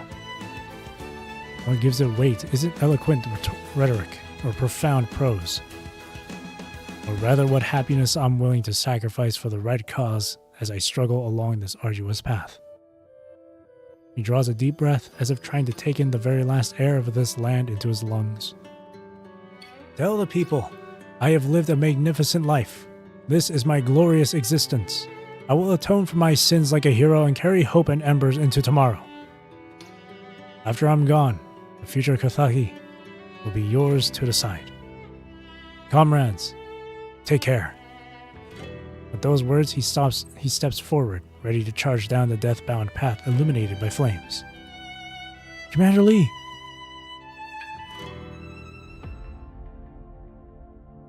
Oh. He stops abruptly, turning to look behind him. You don't think Kathaki belongs to you alone, do you? The people smile and raise their hands, just as their parents had done before them. We grew up reading our parents' stories, and now that we're facing the same situation, you expect us to turn a blind eye? He sees a young boy carrying a weapon as tall as himself. You can barely shovel coal by yourself. Let's help you get to the Spartacus running. Let's help you get the Spartacus running. He sees the workers grinning at him, raising their callus-covered palms. Commander, we are the last of the Kathaki Garrison Regiment. Under the banner of the world government, we swore an oath to every life of Earth. Lee sees a one-armed soldier firmly gripping a pistol in his remaining hand and using his teeth to tighten the holster strap before nodding assuredly in Lee's direction. He sees the young miners with coal dust still on their faces, cafeteria workers in worn aprons, and even that quiet boy who always stared at the monument, the one whose father reportedly perished in the explosion. In this moment, they all stand behind him. You all. There are no battle cries, no oaths, just silent smiles and steady gazes burning with an eternal flame. He turns slowly and renders a military salute. Commander. The boy approaches and stops in front of him, straightening the commander's immaculate uniform. You wear that uniform more deservingly now than ever before. A few more figures step forward and, without prompting, move to stand alongside Commander Lee as equals. In that instant, Commander Lee's vision blurs. Through these living, resolute faces before him, he can see other familiar figures from the past. Gregory straightening his hard hat and flashing an encouraging smile. Captain Zana wiping blood and ash from her face and saluting with that same piercing gaze. Staff Officer Alyosha giving his shoulder one final pat before smiling and charging straight into the inferno. He sees countless figures in weathered overalls and olive green uniforms turning to smile at him as they march toward the overwhelming tide. He gazes at these eternally passionate, forever young souls, his eyes welling with tears as he returns their smile. Come, my comrades. He straightens his military cap and turns to face his burning homeland. Let us cry out for victory and tell this world that we lived, that we were here. Behind him stands not a solitary shadow but a line of fighters formed of workers, soldiers, and students. They have gathered all of Kathaki's scattered embers, forming a defiant current of life that refuses to surrender hope. For Kathaki, for all who live and all who have fallen, for a better tomorrow. After decades of suffering, these miraculous and noble people make the same choice once again. Though their voices may seem insignificant and their names may be forgotten, they step forward without hesitation, their resolve unwavering. Oh my god, that was so good. See, that's the kind of thing that was missing in the previous chapter, where it was like more with the people of the city. In this case, Kathaki. In the previous chapter with Wither and Ground, what was missing was that sort of unity from the people of ARU. We didn't get any of that. We barely got that. But now we have that sort of thing in this, and that makes it really nice. The last bullet.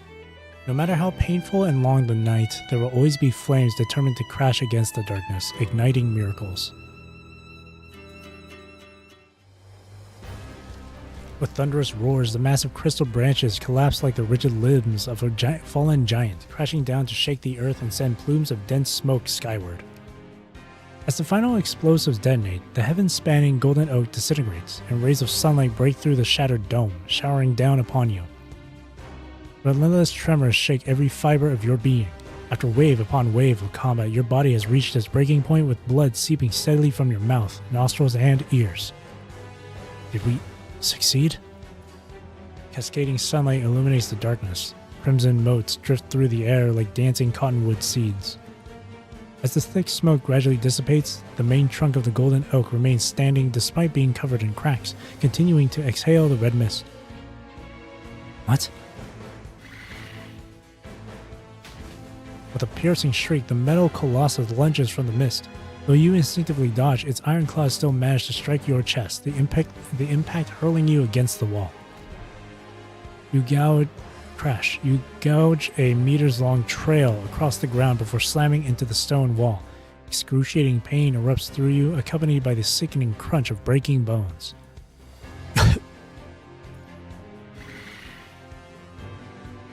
Blood mist clouds your vision, as the corrupted howls and glints in the sunlight like a ferocious beast bathed in blood and fire. Raise weapon. The corrupted raises its claws high and launches itself into the air before diving towards you like a streaking blur of cold steel from above. Fire weapon. You pull the trigger and a searing projectile launches forth. Oil gushes from the creature's shattered eye socket, raining down on your face like hot, scalding blood. Its iron claws pierce the wall above you and swing down as it follows, covering a meters-long gash before burying themselves in your shoulder, shredding flesh and scraping against your shoulder blade. Grip the claws embedded in your shoulder. The armor plates on your palms are on the verge of breaking, sending a numbing pain through your hands. Even the slightest movements feels as if rusty blades are twisting inside your wound as blood continues to pump out. Pull it out. Blood sprays outward as overwhelming pain nearly claims your consciousness.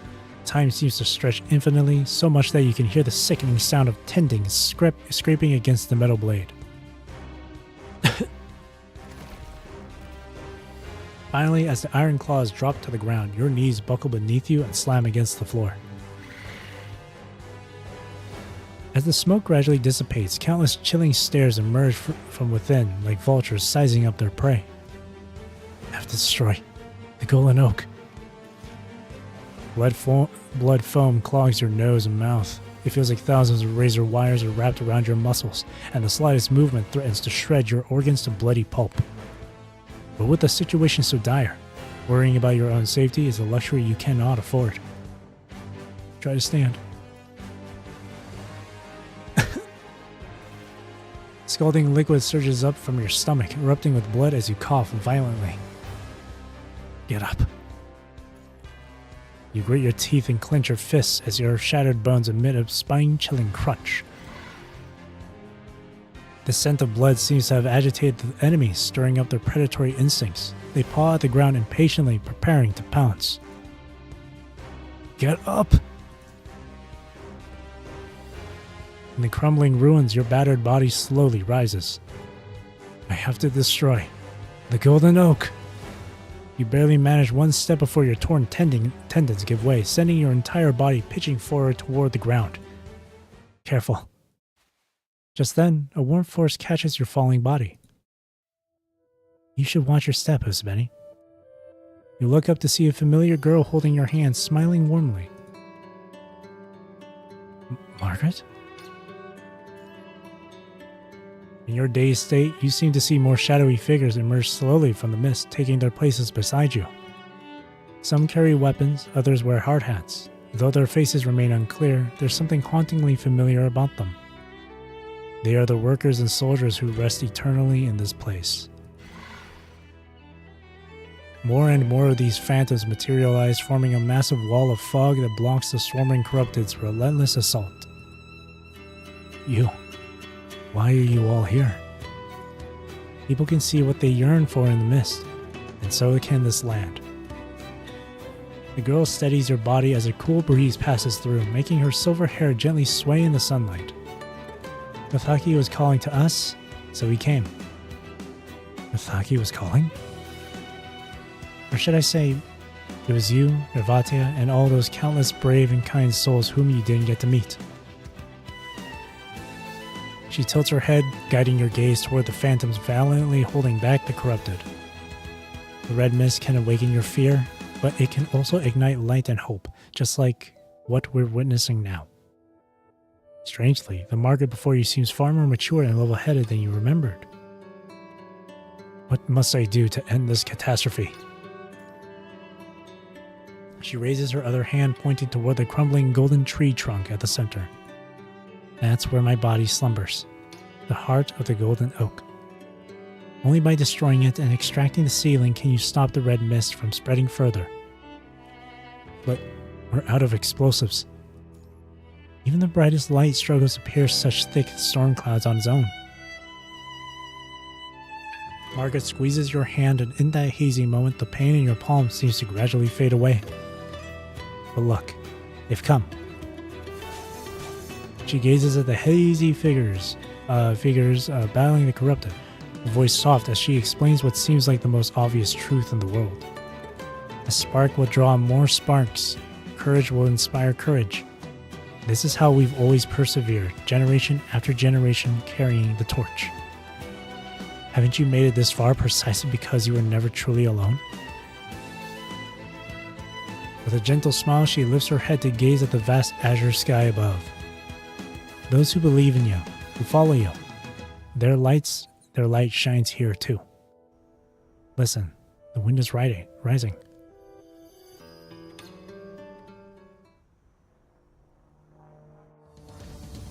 All currents propel the fighter jet like invisible giant hands as it dives through the red mist. The blocker mounted beside the dashboard generates a transparent barrier that perfectly encases the entire aircraft, slicing through the dense fog like a blade to carve a path forward. Next to the blocker are several weathered sticky notes with messages like "Fly on, you're the last bullet of our home," and "Go get 'em," likely left behind by former ground crew. Just a little faster. Wincing through the searing pain of her wounds, Jagienka pushes the control stick forward, fighting against the crushing G-force of the dive as she hurtles at full speed toward the golden oak ahead. Come on, you monster! The monster of the tree trunk enters her firing range. Jagienka slams her thumb down on the trigger, pressing it with all her might. High-caliber cannons on both wings spit tongues of flame in unison, unleashing a torrential rain of incendiary rounds that instantly ignite the exposed outer shell of the massive tree. Almost simultaneously, a red flare launches from the ground, accompanied by a sharp crack, piercing directly into a crumbled structure at the base of the tree roots. Jagienka instantly figures out that it is almost certainly a signal from Nervatia and the Grey Raven Commandant. She yanks the control stick and dives toward the flare's position, unleashing a ferocious barrage. The incendiary rounds trace a whip of light through the air, repeatedly lashing against the tree's weak points. Shell casings pour like rain, showering the earth alongside fragments of the crumbling, dying trunk. As the golden oak's outer shell fractures piece by piece, the golden glow at each impact point intensifies to blinding magma-like brilliance, continuously spewing crystalline fragments. A massive section of golden bark tears away violently, revealing the even more scorching bright orange internal structure beneath. It's collapsing! One more run and we'll break through! Pull up and then push down. Jagienka guides her aircraft in a half-circle loop, positioning for one final dive to completely destroy the area marked by the flare. Die! In the next instant, the oak's gnarled branches suddenly burst apart, howling through the air like tentacles as they lash toward the aircraft. Ah! The evasive maneuvers barely begin before a screech of torn metal fills the cockpit. Her head slams hard against the canopy as the entire jet lurches to the lower left, rolling like it's been struck by a giant hammer. The overheat warning light for the left engine flashes as the hydraulic pressure gauge plummets into the red zone. In that moment, like a racehorse with severed tendons, the jet's responses become sluggish and powerless. As she spins, Jagienka catches a glimpse of debris piercing the base of the wing, right where the ammunition compartment is located. Come on, pull up! Blood streams over Jagienka's left eye as she grits her teeth through the violent turbulence and pulls the control stick back with all her strength, barely maintaining the aircraft's balance. Suddenly, another deafening crack splits the air as massive roots launch skyward, tearing through dense smoke and lunging toward the fighter jet. Jagienka's pupils constrict as icy dread seizes her heart. There is no escaping this time. Right then, an entirely different sound, one that is deep, oppressive, and howling, grows louder as it approaches, cutting through the battlefield's cacophony. Between the descending giant branch and her aircraft, a massive fireball erupts with devastating force, billowing smoke and destructive shockwaves. Artillery shells raining from above strike the trunk dead center, shattering the golden branches into countless fragments with a deafening blast that propels Jagienka's aircraft away from danger. What the? Stunned, Jagienka looks back to trace the shell's trajectory across the battle-torn sky beyond the misty ruins to where it originated, the river bay that was the ancestral home of Carthaginians. Above the wide raging river, Spartacus has broken free from its chains, advancing at full speed toward this land and its final battle. Across the rust-mottled deck, shouts and work shanties intertwine, rising and falling in rhythmic waves. Boiler 1! Power's up to 70%. Can you hold it together? This heat isn't enough to cook us alive. Just keep it moving forward. We've got things under control down here. Oh my god, the music. Warped by the heat waves, the voice through the speaking tube instantly ignites more suppressed cries across the vessel like sparks thrown into hot oil. Engine room, status on the main shaft. It's still turning. We're cooling it down as best as we can. The old girl's breathing hard, but she's holding it together just like us. Suddenly, a pipe near the stern lets out a piercing shriek as high-pressure steam erupts and instantly engulfs the entire section. Auxiliary pipe on the port side is blown. We've got burn victims. Seal it off. We use wet sacks. Soak them through. We need help here. Put your backs into it. Without a moment's hesitation, several figures shout and charge into the deadly steam. They press soaked blankets, canvas, and even their own bodies against the roaring breach, desperately fighting to contain it.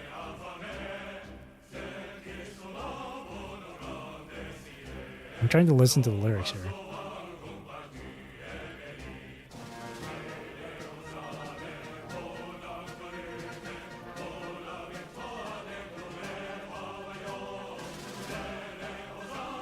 I can't tell I can't tell what language that is.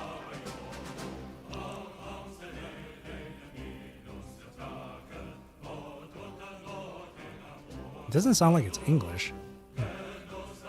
The hissing of flesh against superheated metal is drowned out by the crew's defiant roars. The stench of burning skin fills the air, yet somehow these mortal bodies manage to suppress the screaming steam.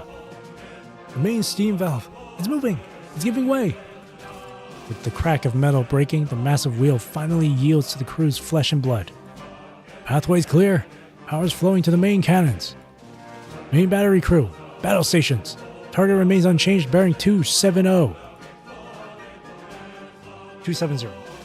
Commander Lee's orders pound like war drums in every heart aboard. Copy. High explosive incendiary rounds in position. Ready to load. Breach chamber. Shell breach chamber. Shell loaded successfully. Manual lock secured. Hydraulics in position. We'll handle the recoil from the broadside.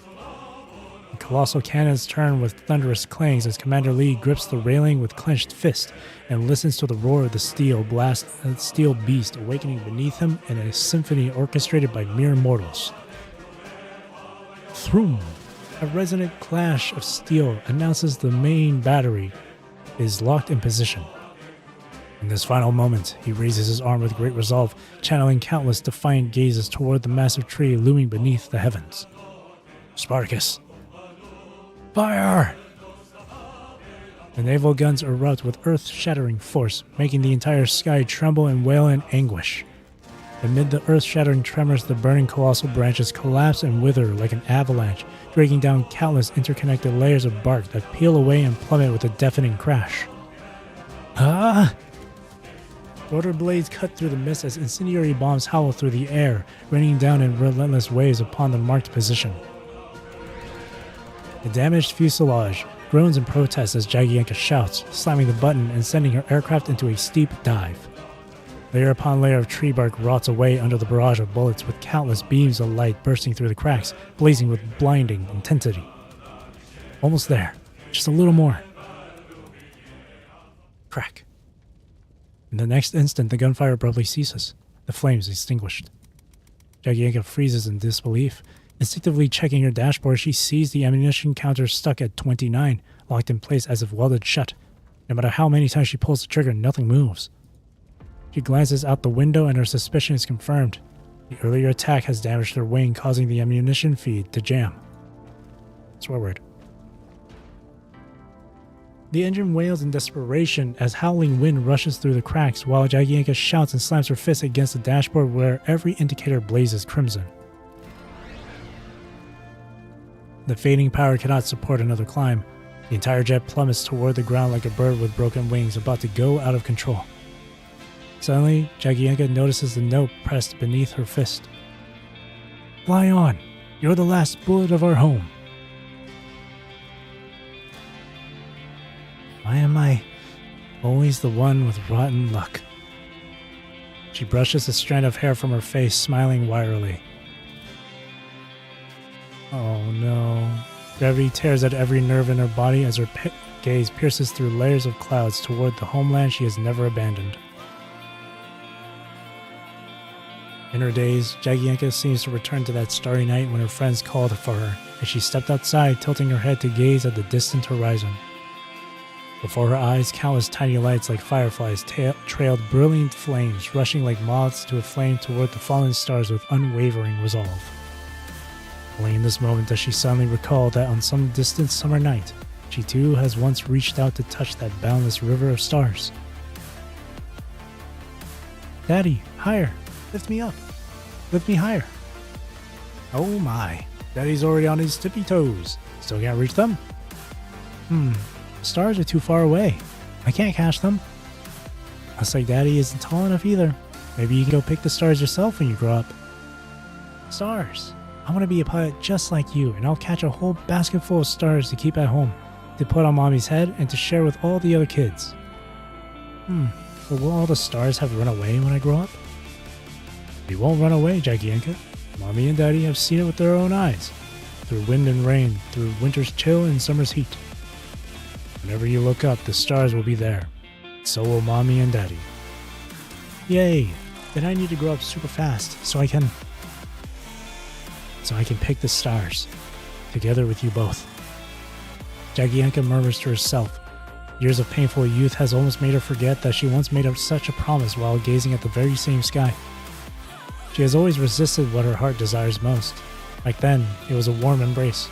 Now, it is that home she both loves and hates. Wounds never lie.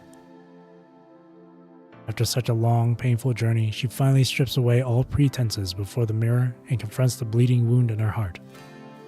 You two truly were the worst parents in the world. I loved watching you pick stars. 200 meters. 150 meters. Navatia, you've always liked to play the hero all by yourself. She touches the bracelet on her wrist. This time, it's my turn. 100 meters, 70 meters.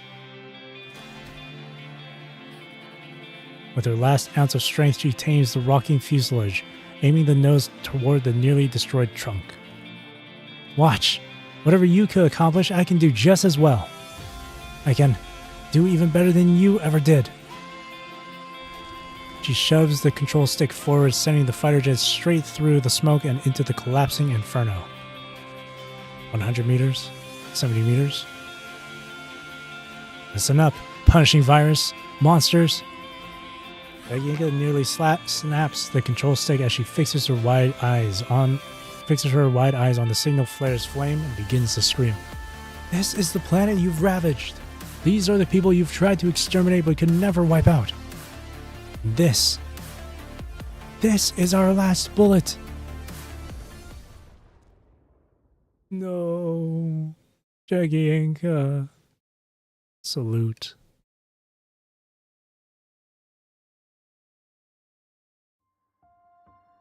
The cold wind whistles dully in her ears as thick smoke and the scent of blood nearly blind her, leaving only darkness in her vision.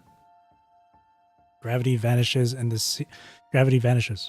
the seemingly eternal yet infinitely brief moment that is beyond her control, the time turns thick and sluggish. Jagienka falls with her head tilted back, facing a sky so deep and dark it resembles the lonesome starry night. This is the end.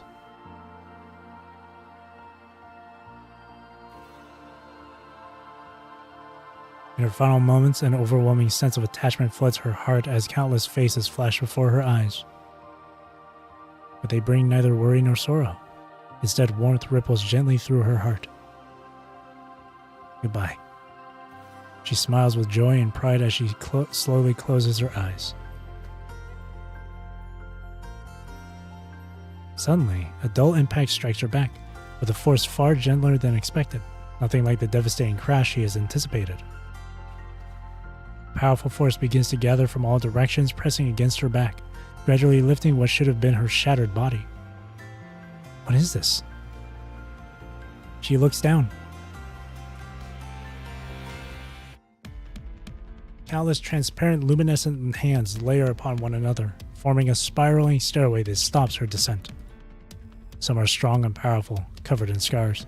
Others are coated in ash, slender yet resolute. They belong to countless workers, farmers, soldiers. They come from countless souls that once lived brilliantly, from all who sacrificed themselves to save others.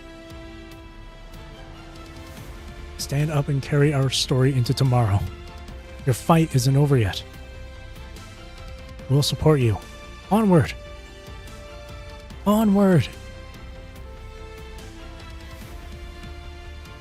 In her final moments, the red mist gradually disperses as countless golden arms converge from within. They seem to take on a life of their own, continuously lifting Jagienka's falling body, defying death itself. The noble souls resting here have reached across countless dimensions of time and space, raising their hands one final time to hold up the sky for their children. Even as they shatter and fade, they stand unwavering, manifesting from their lingering attachments and sacrificing themselves to snatch the starlight of life from death's very grasp. Even if history repeats 1,000,000 times, they would make the same choice again, marching against the tide of this era's suffering 1,000,000 times over. But they have once witnessed that radiant golden age with their own eyes. They hold fast to their belief that They hold fast to their belief even though today's world lies in ruins. They can triumph over time and rebuild that ideal, miraculous world as long as a single breath of life remains.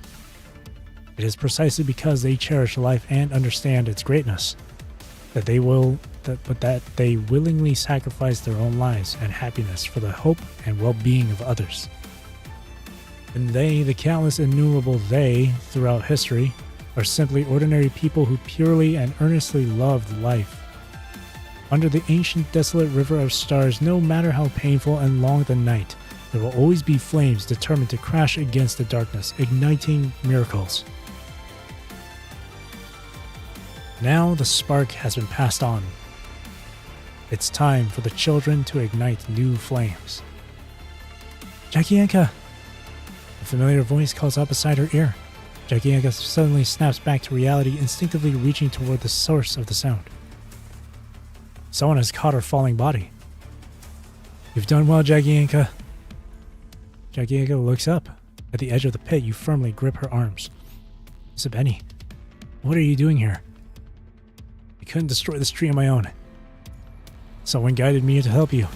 Guided me here to help you. Someone?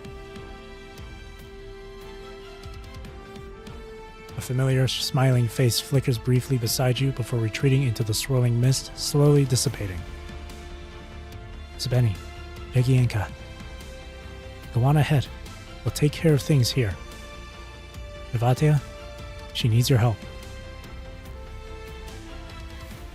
Oh. Holy shit, this chapter is so good. And Yegienka is alive. Echoes of a cherished wish.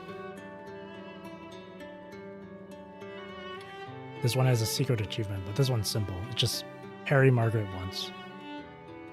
Just parry. Echoes of a cherished wish. Guided by countless hopes, she keeps moving forward.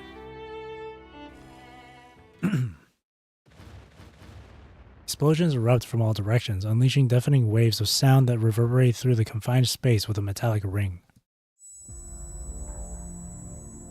Excruciating pain suddenly explodes in her chest as an old, bone-deep affliction rampages through her body like a storm, tearing through her limbs and searing every inch of her skin. Nevatia has already given the last dose of her tranquilizer away, leaving her with no strength to fight against the agony branded into her soul. Keep running. The twisted branches of the golden oak collapse and burn amidst the thunderous noise. Nevatia staggers forward, biting her lip as she trembles and presses on. Ahead, flickering light illuminates the jagged outlines of ruins. It is the source of the explosions and the direction where Margaret and you are located. Without the protection of the blocker, the red mist mercilessly ravages Nevatia, pulling at her disoriented thoughts and steadily infiltrating her mind. From today onward, you're one of us, Nevatia. Muffled syllables reach her, as if transmitted through thick, flowing water. Whose voice was it? There's no time to discern. We'll be friends from now on, okay? This one is clearer. Was that her own voice? Did it come from some distant, dust-shrouded afternoon long ago? The thick mist coils around her like a living creature with a cold, viscous and skin-crawling sensation. It seeps through her torn clothing, penetrating her skin and infusing her vital fluid. Despite her fragmenting mind, she presses forward with unwavering resolve, determined to continue onward. Because she knows you are waiting for her there, waiting for help, for closure, or perhaps simply for someone to face the ending with. The red mist forces her to throw up vital fluid. Nevatia stumbles and collapses hard onto her knees. The tearing pain darkens her vision, but even more distinct than the agony are the whispers echoing in her ears. The flashes are going off. Oh, hey, are we supposed to say something together for this? Margaret. Yegienka.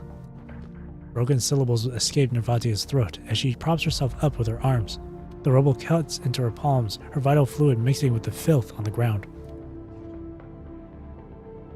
Within her field of vision, countless blurred figures sway in the crimson mist. Some are familiar and comforting, some are grotesque and twisted, while others merely watch in silence. A cacophony of voices collide. The ghosts from her past merge with present phantoms tearing at her mind. She can't distinguish between the red mist's poison and the memories resurfacing from the depths of her mind. But she knows her direction. What determines a person's worth has never been about what you can achieve, but rather what you're willing to sacrifice for a righteous cause. I'm going back. I'm going back. For a better tomorrow. All these voices and apparitions have formed the path she now walks upon. She is both pursued by these voices and encouraged by them as she presses forward. It has been this way since the beginning and remains so even now. Our story won't end here.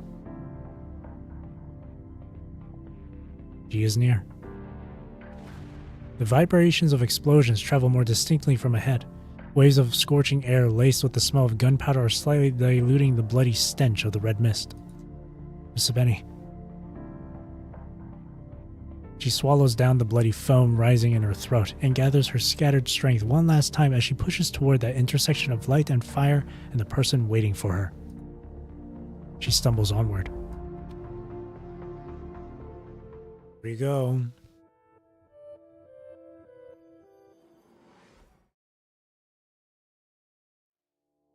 この最悪には誰かが戻らなければならない。子供たちにはもっと美しい明日を生きてほしい。私は戻る。私も戻る。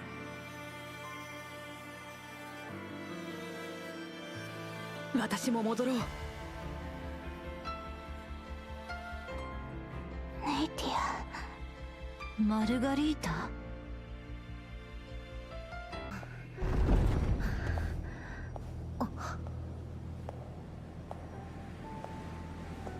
どうしてあなたはあの爆発で。おかえりなさい、ネイティア。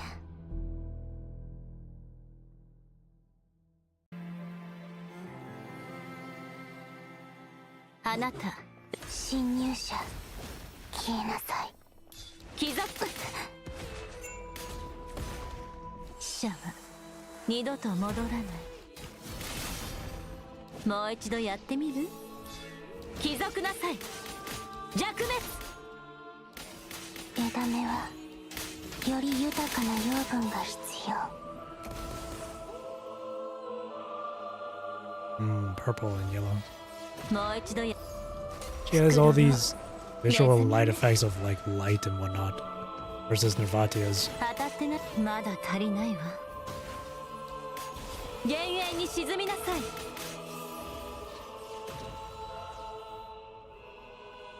もう一度やってみる？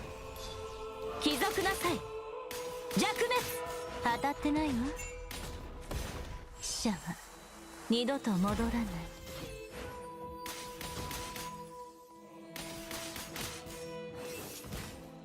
もう一度やってみる？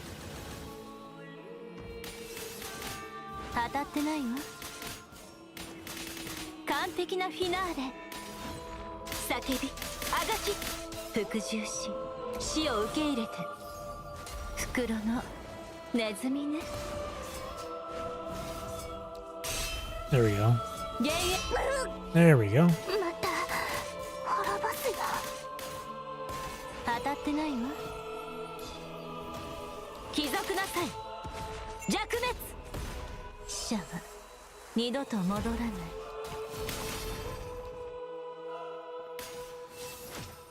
当たってないわ。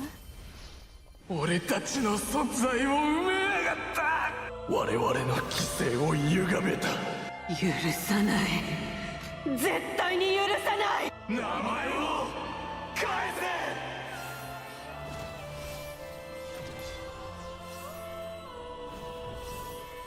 すべての命と願いは永遠にこの花の海で咲き誇るのよ。完璧なフィナーレ。服従し、死を受け入れて。まだ足りないわ。もう一度やってみる？貴族なさい、弱滅。甘美なる死を捧げるわ。奏でましょう、絶滅の不法。完璧なまだ足りないわ。完璧なフィナーレ。幻影に沈みなさい。 Oh. Ow. 少し痛むわよ。まだ足りないわ。もう一度やってみる？ Come to the center, please.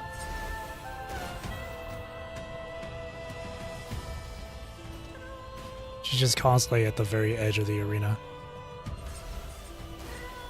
Nah, she's not moving. Okay, there we go. 貴族なさい、弱滅。死者は二度と戻らない。完璧なフィナーレ。もう一度やってみる？叫び、あがき、服従し、死を受け入れて。 She did my grab as I did the yellow, or at the same time. 奏でましょう絶滅の不法。完璧なフィナーレ。少し痛むわよ。帰属なさい。弱滅。少し痛むわよ。死者は二度と戻らない。帰属なさい。弱滅。もう一度やってみる？もう一度やってみる？当たってないわ。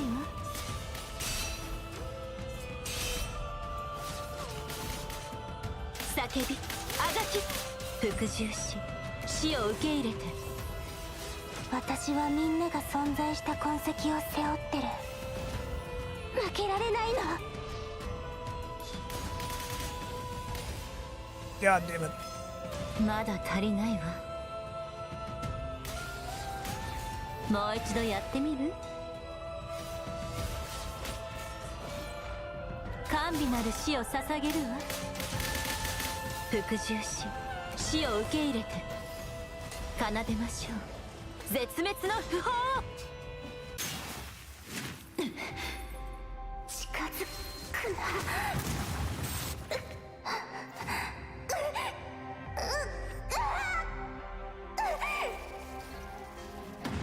早く行って。嫌よ、嫌。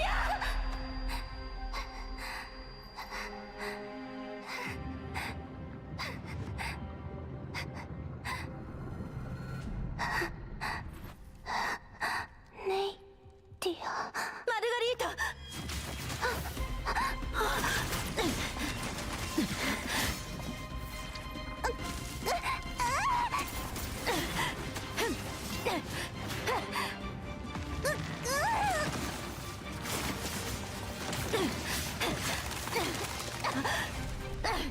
マルガリータ。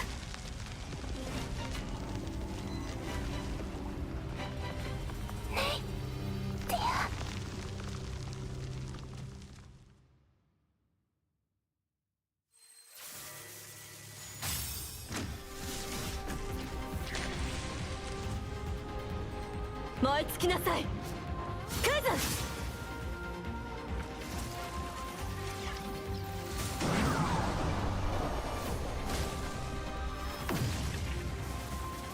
はあ、彼女返して。はあ、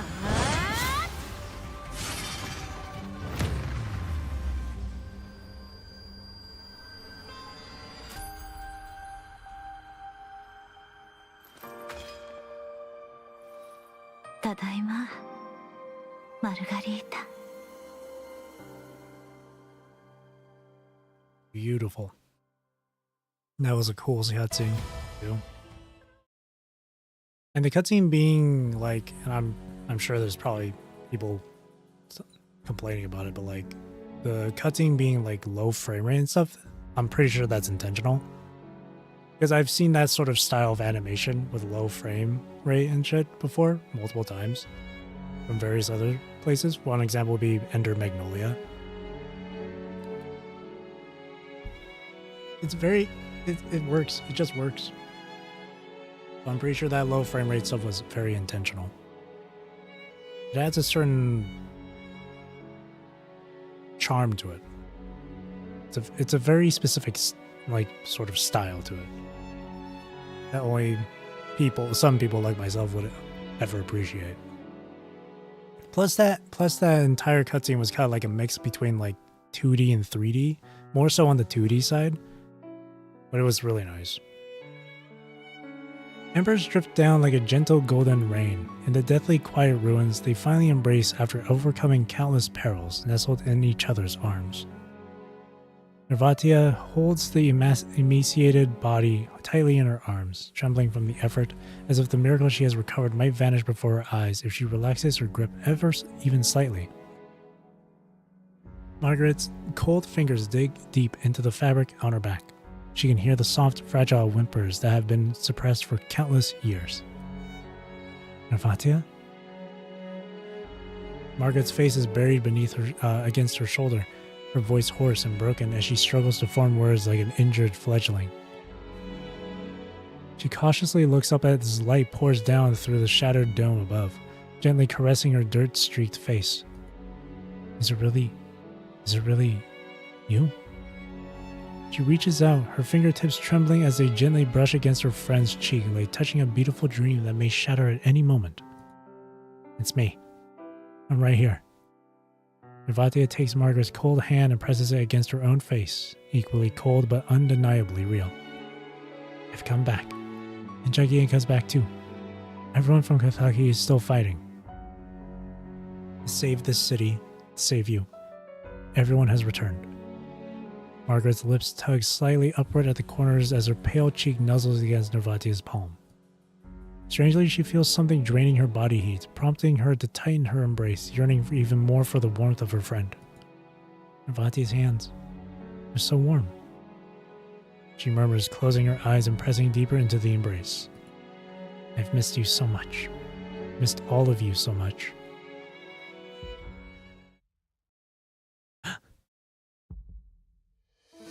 A spine-chilling vibration emanates from deep within Margaret's frail chest. It is not a heartbeat, but rather something tough, violently thrashing inside her. Ugh. Margaret's entire body shakes, her mouth twisting in agony as she clutches her chest desperately, groaning in pain. No, not now. Margaret? A bud-like radiance suddenly pierces through Margaret's body, stabbing into Nervatia's eyes. Ah!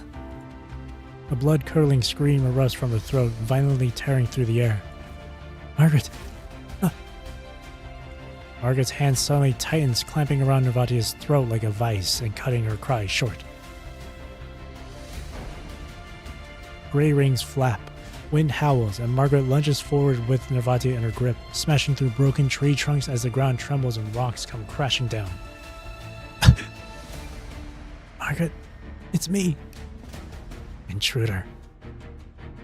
Twisted murderous intent once again contorts Margaret's face. The golden seedling in her chest is visibly pulsing. As it flickers with light, a rumbling echo rises from deep beneath the ground. More crimson mist, thick as long-suppressed blood, violently erupts from the fissures, instantly flooding the vast, silent chamber. The remnants of the golden oak, having nearly faded to black, flicker back to life. Weak yet stubborn golden light emanates from them as countless tiny vines contort within the mist, crackling with bone-chilling sounds. No. The punishing virus swirls like thorns creeping up from beneath Nervatia's feet. With a sharp cracking sound, she feels a searing pain spread through her chest. Looking down, she sees the light blue dot on her chest used for receiving medication is now covered in cracks, its surface deteriorating under the sudden surge of punishing virus infection. I won't let you hurt them. Margaret's pupils contract and tremble, reflecting Nervatia's anguished face. Through her distorted vision, countless crimson tendrils cover Nervatia's cheeks, transforming her into a terrifying intruder. Wait up! Go away! Go away! Vines suddenly surge from the darkness, attaching themselves to Margaret's back and strengthening her. Nervatia struggles desperately, but at the edge of her blurred vision she catches sight of two hazy figures rushing toward her. In the next instant, bladed vines cleave through the air, lunging straight for Nervatia. Margaret! Open fire on the vines! Bullets fly through the air, instantly cutting through the chaos and shattering the vines. Intruders! Margaret roars in fury as the mist within the ruins surges violently once more. Thorns shoot up from the ground fissures, piercing straight through your arm. Ouch. Stop! Meanwhile, Jagienka smashes through the oncoming branches. Even as thorns pierce her body and corrode her skin, she presses forward relentlessly toward the out-of-control Margaret. She reaches out her arm, the beaded bracelet on her wrist gleaming brilliantly. And at almost the same moment, by coincidence, or perhaps by fate, the dog on Nervatia's chest shatters with a crack, releasing a purple pearl that has been buried deep in her heart for years.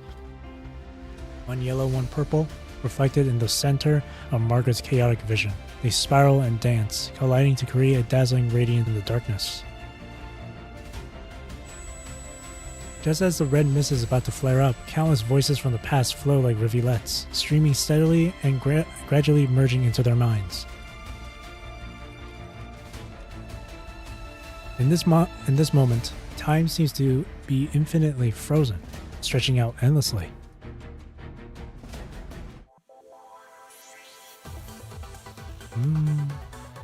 Eternal memory, truth may come late, but it never stays away forever. Broken winged angel, break the cage of time and let new life begin.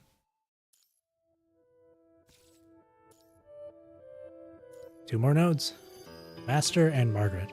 If this place is shrouded in darkness, let me become the first ray of light. Margaret. At the moment of her birth, the world calls her with that name. Sunlight pierces through the darkness, falling on her face and stinging her eyes slightly. The girl blinks hazily, bewildered as she stumbles into this unfamiliar world. I'm sorry. Only Mama could have run faster. The woman collapses onto the girl, whispering softly and embracing her tightly. Her arms clutch with such force as if terrified that something precious would slip away from her grasp. Who is she? Drip, drip. As the girl wonders, something warm continues to flow and fall onto her face. The setting sun casts a dim glow between broken walls and collapsed pillars. Amid the rubble and fallen bricks, a steel rebar has pierced the woman's sides, running straight through her body and gleaming with blood. Blood falls like rain, pattering down in steady drops. That day, only Mama could have run faster. So she is Mama? We wouldn't have been separated. Margaret. Margaret. Is that my name? Mama? Her foggy mind aches. Unfamiliar with that word, she opens her mouth slightly and asks tentatively. Mama searched the whole world, but still couldn't find you. The woman's voice trembles with frailty as she continues speaking. Mama, I'm right here. The woman hesitates for a moment, then a faint smile appears on her face as she slowly tightens her embrace. Yes, my sweet child. She gently strokes the girl's long hair. When you leave these ruins, you'll find a vast and desolate world, a place where every day is filled with goodbyes and sorrows. You'll witness poverty, hunger, war. It'll make you feel lost and sad, tearing you apart again and again until you're exhausted, gradually ceasing to care about anything beyond yourself. You'll also meet all sorts of people with sharp edges who will hate you, hurt you, and betray you for no reason. They will slowly wear away your innocence, making you lose faith in others and forget your childhood dreams. The world waiting for you is cruel, but even so, Mama selfishly hopes you'll never lose faith in it. Because you were born with Mama's love, after all. A tear slides from the corner of her eye, mingling with blood as it ripples across the girl's face. Mama has experienced even unconditional love. That's why I've never believed the world was meant to be like this. We can stop the killing. We can make flowers bloom across this barren world. Because what brings life into this world is never prejudice or hatred, but the selfless love from another soul. The mother's words are barely a whisper, yet they are filled with warmth and comfort, giving the girl immense strength. Love this world bravely, even though it's a wasteland. Love others bravely, even when they build walls around their hearts.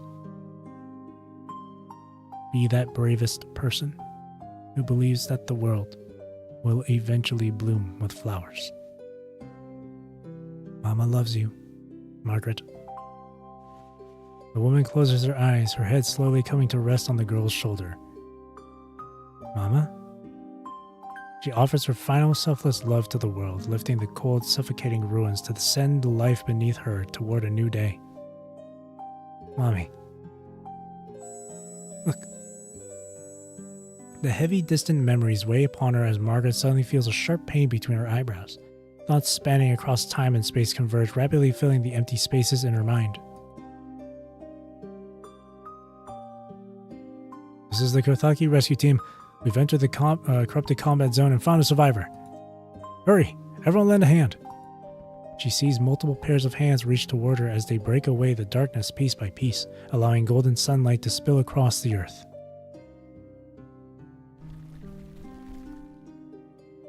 kid is a construct?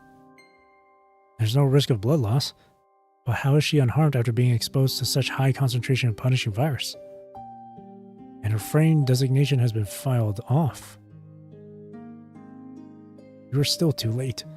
We lost so many of our comrades and there's not a single survivor here. No, at least we've saved one. He smiles wearily as he slowly lifts the girl from the ruins. Even if it's just one, our efforts and sacrifices won't be in vain. She sees how the people of Kathagi once took her in with selfless kindness. Inside you is an enigmatic sealing that can resist the punishing virus and calm those around you, but it's also consuming your mind, causing your memory modules to deteriorate.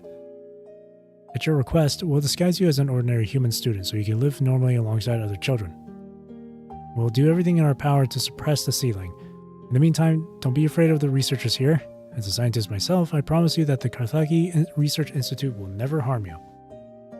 The people of Kathagi witnessed the twilight of the Golden Age, and we believe that technologies which do not respect life do not deserve our respect. She sees how the people of Kathagi once respected her with selfless kindness. The first lesson she has learned since she came into this world is one of selfless love and sacrifice. So, she has returned that selfless love to the world. This is a gift for you, Jagienka. I made it myself. We'll be friends from now on, okay? I look forward to our friendship, Nirvatia.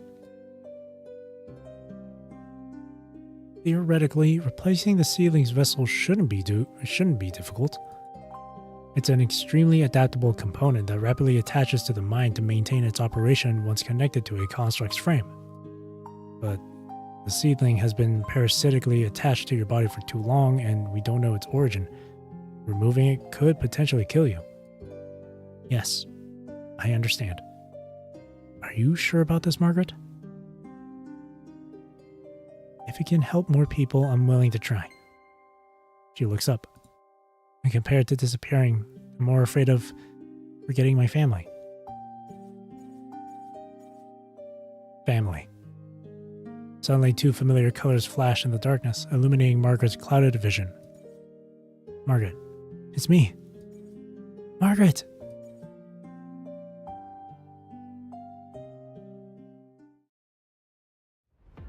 Two figures traverse countless years and cut through the churning mists of death, slowly converging and taking shape in that distant horizon of the world. Nirvatia, Jagienka. They must have endured countless trials and tribulations to return here to stand before her now. The great tree has fallen, yet the red mist remains. Margaret dimly realizes that throughout the long years, the punishing virus has planted seeds of chaos within her frame. It isn't the red mist binding her. She is the one controlling the mist. Her frame has become the real source of this catastrophe. Just now, the red mist has paused at the moment before eruption. Margaret understands that if she continues to lose control, she will kill the friends who have fought so hard to reunite with her. She can only imagine the enormous sacrifices her family must have made to bring about this reunion. She cannot harm them, nor can she let anyone's efforts be in vain, or everyone's efforts be in vain.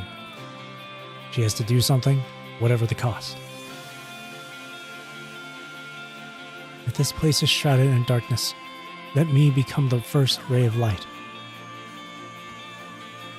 She grits her teeth and shakily rises to her feet, reaching toward the light. Are you really going to do this, Golden Oak?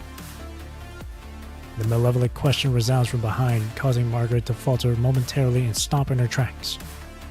In this iron prison infused with the red mist, each second feels like 1,000 steel blades carving into flesh. Yet you've endured this torment for over 2 decades, sustained only by that seedling. This undying shell is your eternal prison. It was I who awakened you, gave you rebirth, made you master of this dreamscape, so that you no longer have to suffer, but be united with all who have passed. Eliminate the intruders. Defend their dignity. Why struggle so desperately to wake up? Was the dream not pleasant enough? I have never feared pain. This dream was flawed from the very beginning. Margaret fights against her body's trembling and clutches her wounded shoulder, her gaze fixed unwaveringly on the flickering light in the distance. I will never allow you to use my body to harm my friends and family. After all these years, the punishing virus has seeped into every inch of your being. Even if you reclaim your mind, you won't last long. How long can the seething buy you? 1 second? 2? You can do nothing but watch as your friends are consumed by agony in the next moment, dying in helpless despair. Think of all the suffering you've endured. 2 decades of torment, all because of one childish, naive choice. Was any of it worth it? All that awaits you ahead is a cruel world. No one will care about your name, and no one will concern themselves with your suffering. Even so, do you still choose to wake up? That's not why I'm choosing to sacrifice myself, she shouts, dispelling the hollow static around her. Even if this catastrophe plays out 1,000,000 times over, my answer will never change. She raises her head and continues to move forward. Because Kathaki and everyone else have loved me so selflessly. She trudges through the murky darkness as crimson vines coil around her limbs like venomous serpents, driving their barbs into her skin and tearing at her flesh, trying to stop her from reclaiming herself. Because Nervatia and Jagienka are still waiting for me tomorrow. Though covered in wounds and her flesh torn and bleeding, the girl who has grown surrounded by love continues to push forward with all her might, leaving the long slumber behind her as she cries out. I choose to believe that my tiny life will become a small seedling, take root, and sprout, leaving behind my mark. She tramples through the thorns and breaks free from the chains, her golden radiance cutting through the thick fog. I choose to believe. In a moment of blinding brilliance, she raises her arm and plunges it into her own burning chest. That a beautiful, brilliant tomorrow will surely bloom with miracles and flowers. Radiant light pierces the long night, carried by hot, rushing blood as seedling emerges from its cocoon.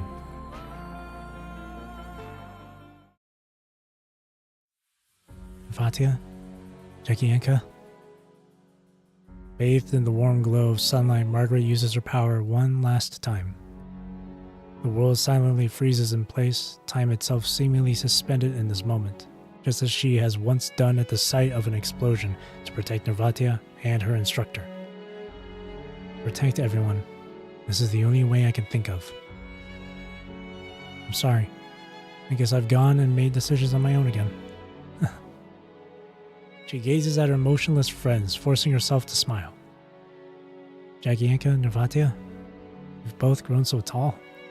You must have been eating well. I'm so glad. I'm so happy I get to see you both again. She chokes up slightly, her eyes glistening with unshed tears. Don't be angry, and please don't be sad. Just like everyone from Kathaki, I'm only staying behind in the past for a while. If you don't forget to look back, we'll always see each other again.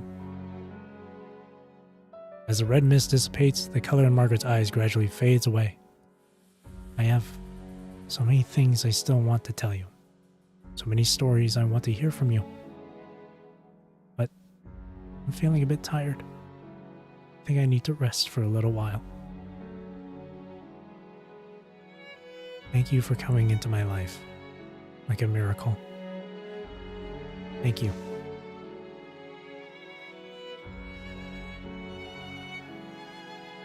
A gentle breeze stirs as sparks drift like snowfall. Though only a brief moment has passed, it has stretched on like an eternity. As time begins to flow once more, Margaret's final words stream into their minds like a gentle rivulet. All their joy and sorrow and memories put together pour out in that single moment. Margaret! They reach out, lunging forward almost instinctively to support their friend's body. But all that greets them is a rigid, cold corpse. No. Tourniquet. We need a tourniquet. Jagienka frantically rummages through her pockets, searching desperately for anything useful, but all her medical supplies have been depleted in the earlier battles. Margaret!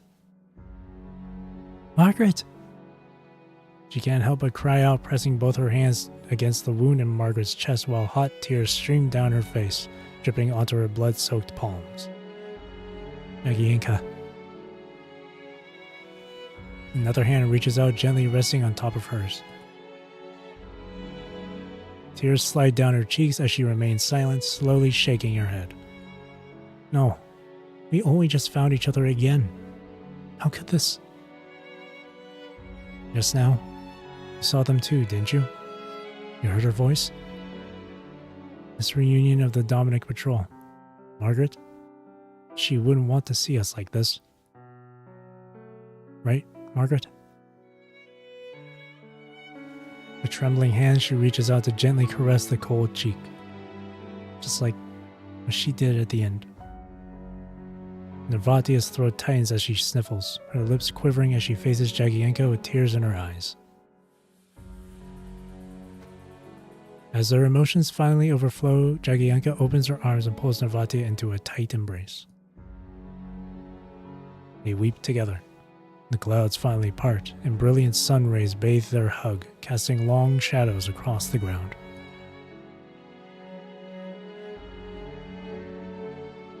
After countless tribulations, the three girls have finally reunited.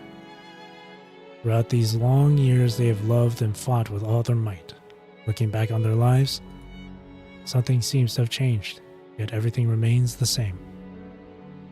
No matter the final outcome, every soul in Kathaki has never ceased their struggle before reaching the bitter end. Now they have pushed back the darkness with their own hands. The mist has cleared.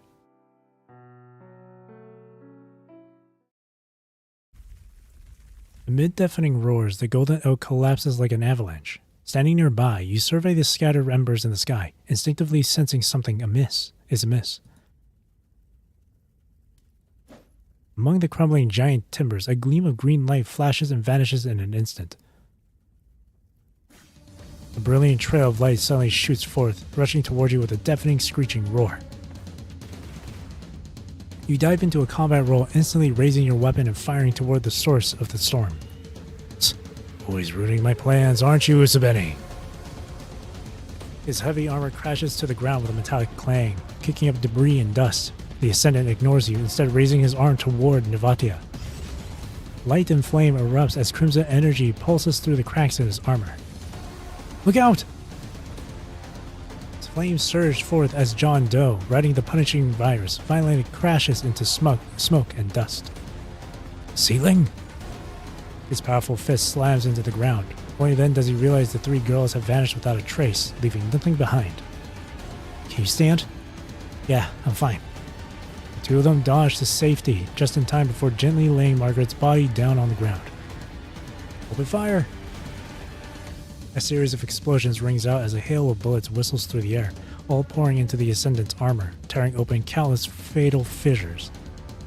Fighting through excruciating pain, you rush forward, positioning yourself between the Ascendant and Nervatia. It's after the seedling! Nervatia suddenly looks at Margaret, who still clutches the golden sapling tightly in her hand. But at the same time, the seedling's radiance is visibly fading with each passing moment. It grows inside me, feeding on my mind and destroying my memory modules. That's why I can't recognize you or Jagienka. She remembers Margaret telling her that the seedling feeds on a construct's mind. But what if it has been removed from it? It's withering. This thing is what hurt Margaret. Destroy it! Fueled by rage, Jagienka picks up the ceiling and raises it high. But what if I can pass my power on to others?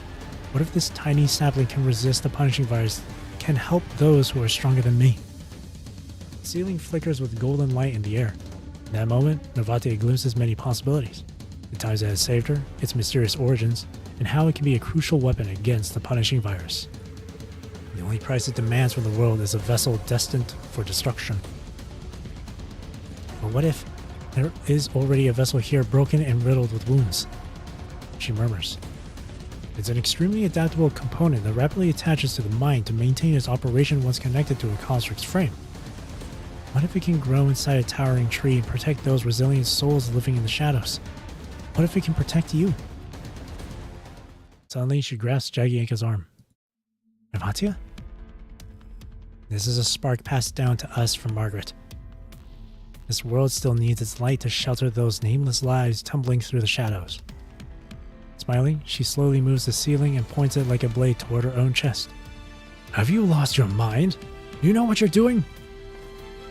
The Ascendant frantically abandons all defense, desperately charging past you and lunging straight toward Nervatia in the distance. Give me the ceiling! Someone must sacrifice themselves to carry this flame and pierce the darkness. I will be the one to bear that weight.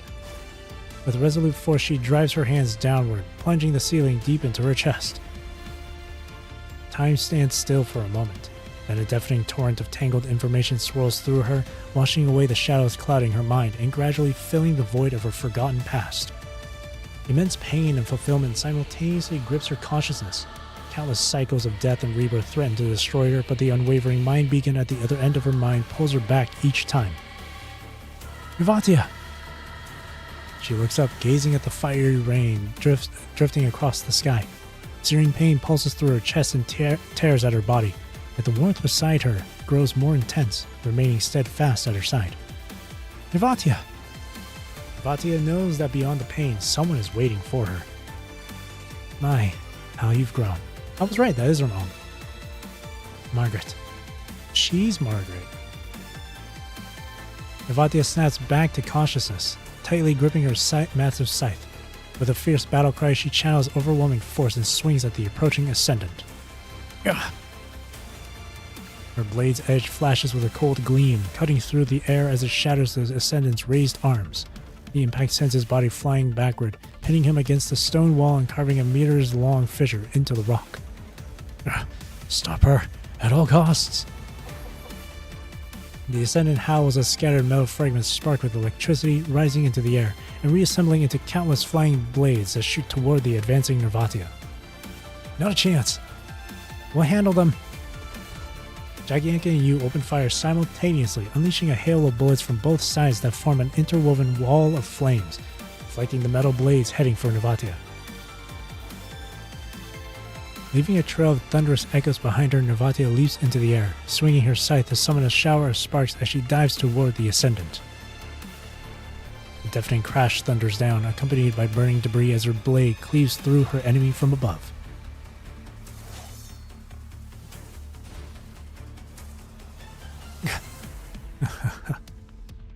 As his form begins to disintegrate, he looks up and lets out an unsettling grin.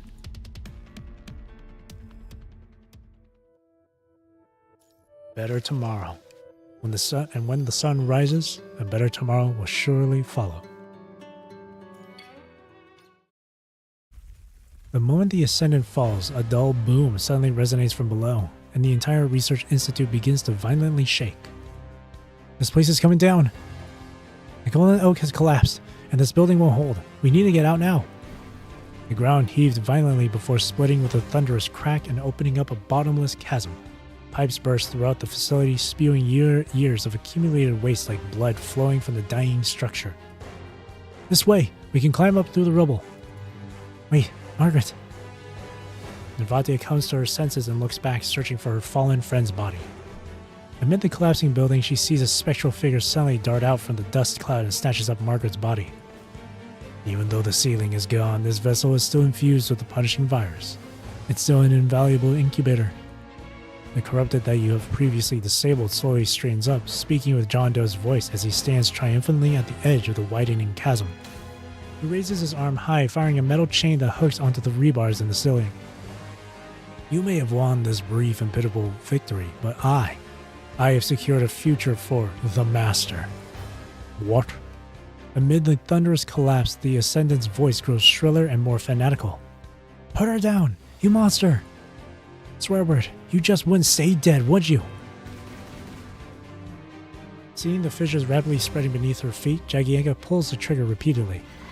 In an instant, metal debris from across the ground suddenly rises, forming an iron wall that blocks the incoming bullets. When she awakens on a new branch. The ground on the other side of the chasm suddenly collapses. In the split second before falling, he yanks on the chain, sending his small broken body soaring upward toward the surface. We will meet again, Usabeni. Margaret! Malevolent echoes linger amidst the rumbling as Nervatia grips her weapon tightly and rushes forward, ignoring the crumbling ground beneath her feet. Careful, Nervatia! You rush after her despite your injuries, grabbing Nervatia firmly by the arm. Nervatia snaps back to reality, staring down at the fissure beneath her feet. She has nearly plummeted into the bottomless abyss below. Spenny. We've done it once, we can do it again. Jagienka reaches out, placing her hand over yours, and together you pull Nervatia back from the edge of the precipice. If we keep smashing that monster to pieces, we'll eventually catch its true form. Let's get out of here as quickly as possible. Yeah. As the three of you support each other up the crumbling stairway, a sudden commotion of voices erupts from above. I found them! They're down there! Down here! Over here! We need help! Commander! As the last debris is lost amid the rumbling, Nervatia and the rest of you manage to escape with the help of the Cathakians, reaching the surface before the research facility completely collapses. The evening wind rushes against you, carrying dust and scorching heat. Helping each other, people stand and breathe heavily, their ears still ringing with the muffled sounds of the collapse and their pounding hearts. Well, through the brief dizziness and ringing ears, someone looks up first and mutters, "Look at the sky." The voice is soft, yet like a pebble dropped into a still lake. It causes everyone to involuntarily raise their heads.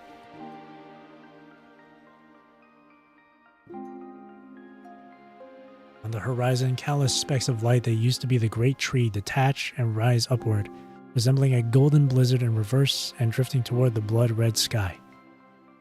They dance and drift gracefully like a silent, grand farewell. As if countless dormant souls are finally released, they return to the horizon, merging into the twilight. The detector. The punishing virus concentration is dropping fast. People cry out in astonishment, gazing at the mottled sky with bated breath. The thick crimson that has once devoured the daylight is now dissipating. Like a bruise finally cleansed, it slowly dissolves into the clear wind. The nightmare that has loomed over Kathaki for decades now shatters like countless burnt-out stars, fragmenting into brilliant, melancholic flakes of snow across the sky. It's gone. The red mist is completely gone. We did it. Hope reflects on every face that is streaked with dirt and blood-tinged sweat. All their efforts, hardships, and loss have finally transcended the boundaries of time and space and become the radiance now shining above. A single snowflake silently falls into Nervatia's palm. Feeling its faint warmth, she slowly closes her hand and presses it against her chest. Margaret. Jagienka closes her eyes and opens her arms as if embracing the sky itself. Standing amidst the ruins, she breathes in Karthaki's rejuvenating breeze and the fragrance of the wildflowers growing across the land. Time passes silently. The sky where they once laughed together remains crystal clear, while new sprouts quietly break through the barren soil. After enduring too many sacrifices and a bitter winter, Karthaki has finally emerged from darkness to welcome the dawn of rebirth. They wander through the vast landscape, their eyes searching every corner, hoping to find what they had lost. But what exactly have they lost? A childhood that should have been carefree and joyful? Or perhaps a proper cathartic goodbye? Time rushes by, but the land before them remains silent, never answering their questions. The answer isn't on the path ahead. Nervatia! Jagienka! Both of them freeze in surprise and slowly turn around.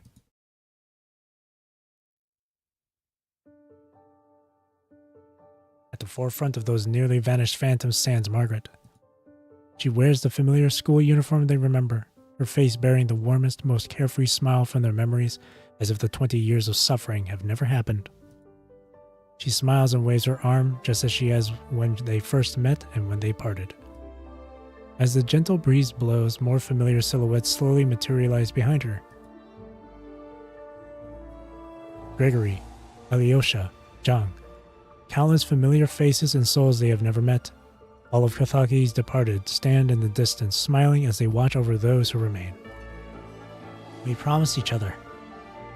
If you don't forget to look back, We'll always see each other again. You all.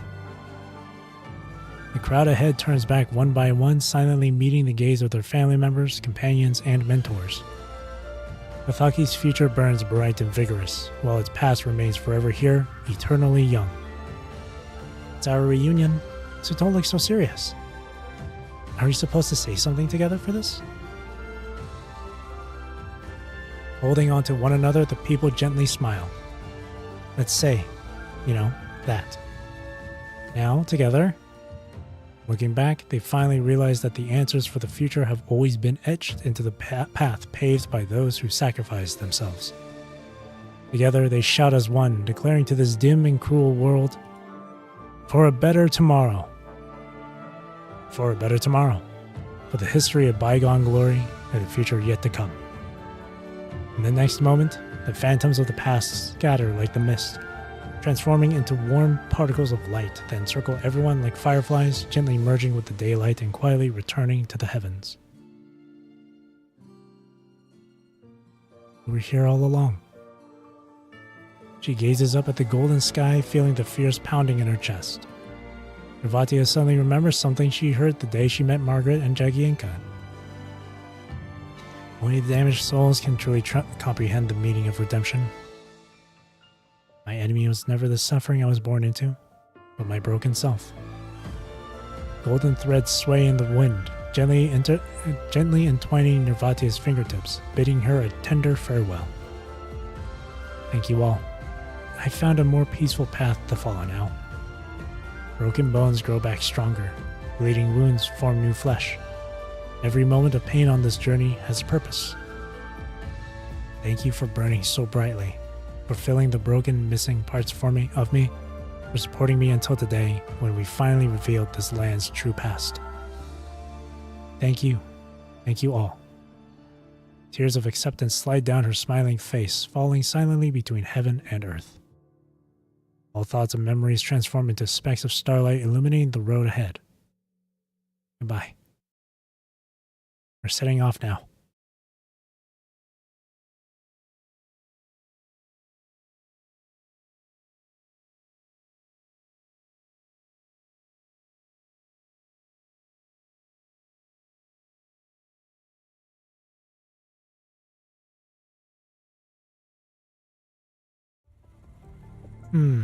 So the Kathaki Research Institute collapsed as the Golden Oak dissipated and the Ascendant John Doe seized the chance to escape in the chaos, while your team managed to establish contact with the outside world. That's correct. The young inspector gently places the documents on the table, presses her clasped hands to her lips, and stares directly at you. She remains silent as if savoring the lengthy tale she has just heard. You recovered the original materials from the Kathaki Research Institute, but there was no information about the Golden Oak among them. Why did it appear directly above reactor number 4? I'm only here to answer questions about the operation. For technical matters, you should consult the Science Council. I did. She's waiting right outside. Leslie shrugs lazily, casting a knowing glance toward the door. Your answers are almost identical. What began as a routine mission coincidentally stirred up all the witnesses of the Great Actylec explosion from the post-pandemic age. Thanks to you all, the whole world now knows what really happened to Kathaki back then. The executive court is completely overwhelmed now, like a fleeing train in the desert. Knock knock. Someone knocks on the door. Your scheduled meeting with the military is in 5 minutes, little raven. Wait, I'm almost finished. My senior always dumps these impossible assignments on me. Getting back to these coincidences, there are a few more things I'm particularly concerned about. Her expression suddenly turned serious. What was the Ascendant John Doe's objective? What exactly motivated him to lure you all into the Kathaki radiation zone? And the construct Margaret you mentioned, how was she able to survive for so long in an environment with such high punishing virus concentration?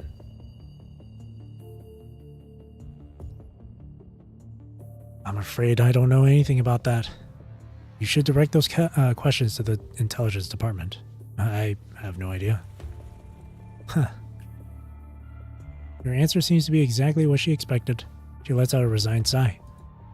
Miss Benny, can you assure the control core that every statement you've made today serves the interests of humanity and Babylonia? I assure you, everything I've said today serves the interests of humanity. Your car is here, little raven. I must be going.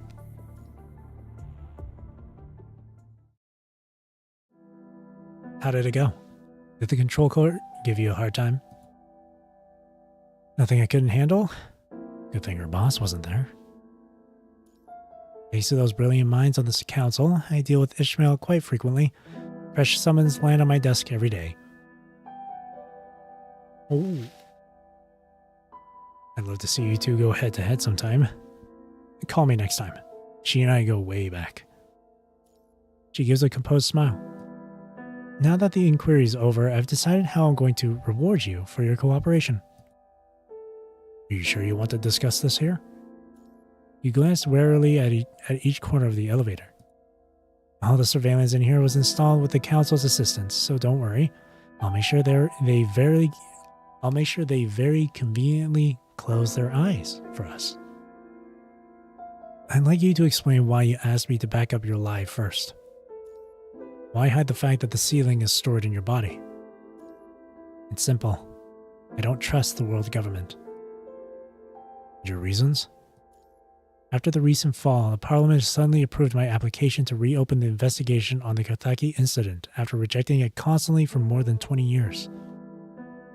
Meanwhile, the BCC urgently pumped massive funding into 16 previously frozen mind-related projects in Research Division 1, declaring them all reactivated. It's obvious. These old men don't need the truth when they're panicking. They need something to silence criticism and boost morale. When a dying patient craves something desperately, it reveals that what they've always lacked and feared the most. And what Babylonia fears is the mind technology that was forcibly discontinued during the post-pandemic age. Humanity's rudimentary understanding of the mind remains exactly where it was decades ago. I've heard whispers about that myself. Mind research. Although we've recovered the mind research data from the Golden Age, the true cause of the Great Actolic Explosion remains a mystery because of the collapse that buried Reactor Number 4. Why did Reactor Number 4, powered by mind technology, ultimately become the source of the punishing virus outbreak in Karthaki? And what connections does the Actolic volcanic eruption have with this incident? It's a long road ahead. There are too many secrets still unknown. We need time to fully unearth each truth down to its very roots. As for the seedling, its origin remains unknown.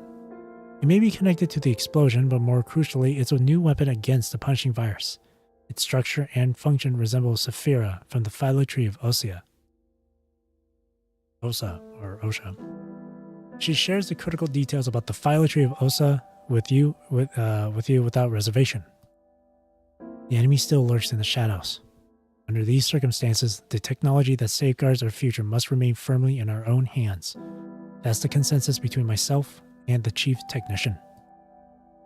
Perhaps it will become our trump card at a crucial moment in the future, and I'll identify that exact moment to secure the greatest advantage for humanity.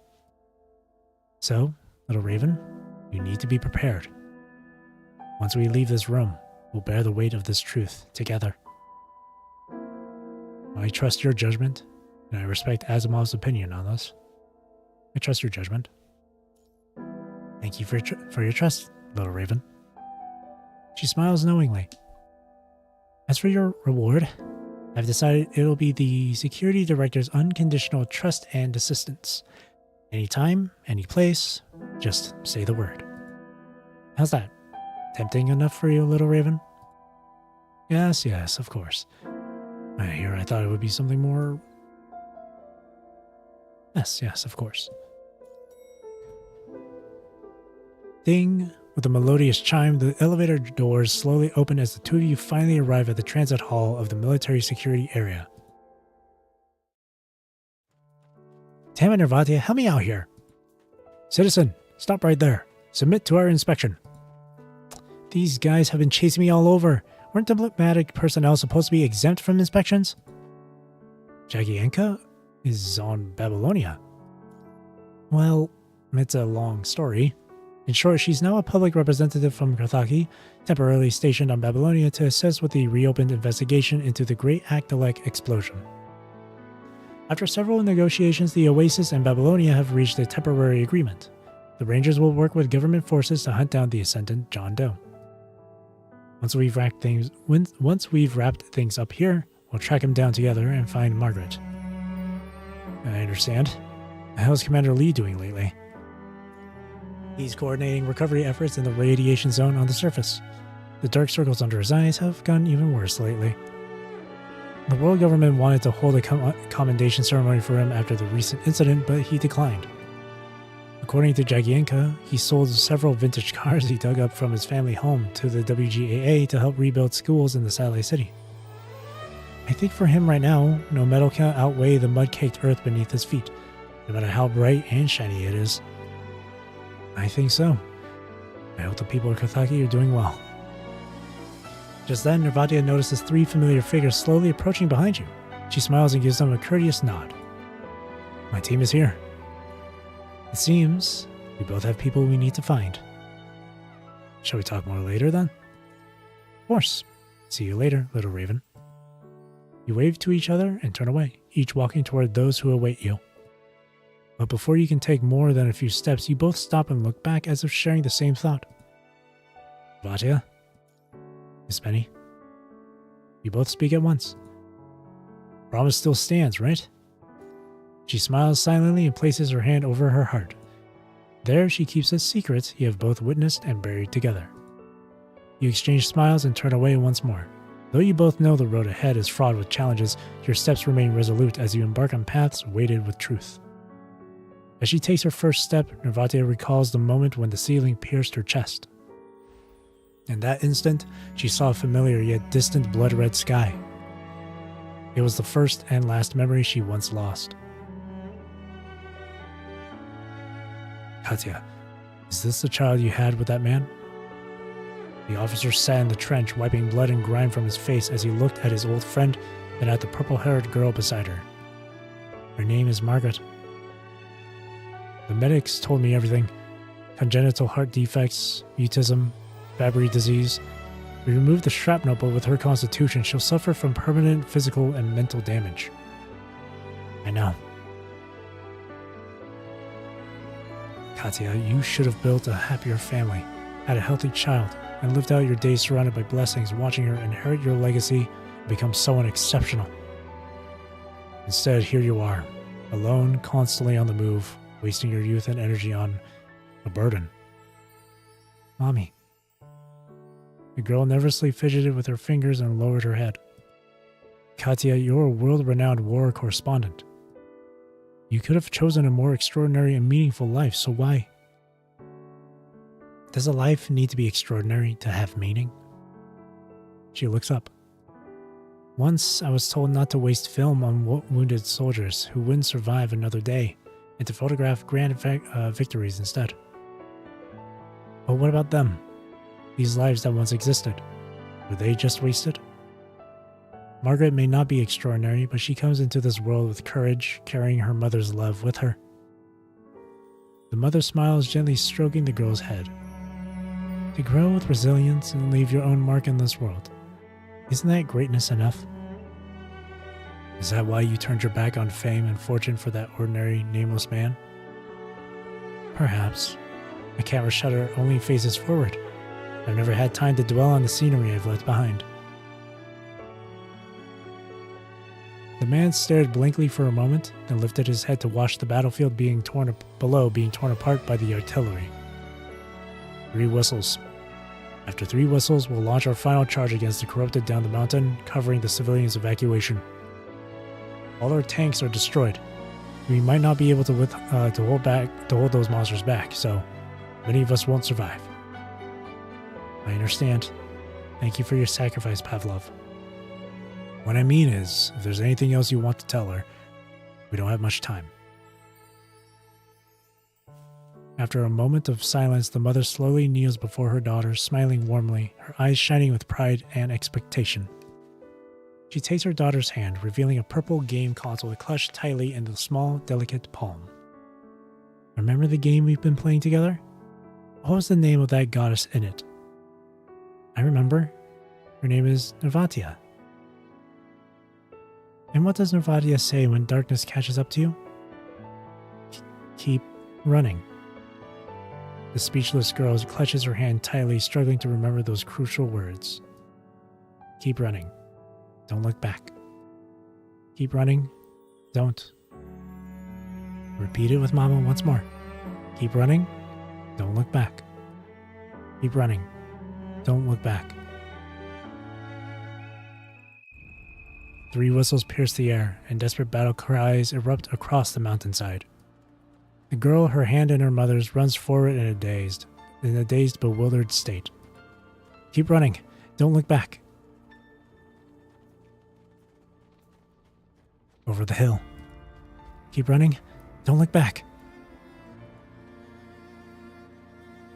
Across the plains, deafening explosions erupt overhead, the ground beneath her feet cracking and collapsing as one life after another falls behind her. She ran through the hail of bullets and shells, falling again and again, her feet bloodied and raw, yet each time she rose amid the artillery fire, silently repeating her mother's final words. The stench of blood filled her nostrils, her lungs on the verge of collapse. As her body teetered on the brink of breakdown, she glimpsed tiny figures appearing on the horizon. Countless brave and kind rescuers were rushing toward the lone girl with all their might. Are you alone? As if suddenly remembering something, the girl whirls around. The desolate and boundless plains stretched before her with nothing but howling wind. No one was there. What had she forgotten?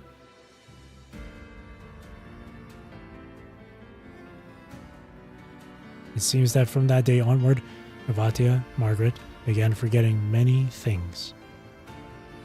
Yet perhaps she has never realized that some things have been etched into her very life, soul, from the beginning. Keep running. Don't look back. Keep running. Don't look back. Keep running. Don't look back.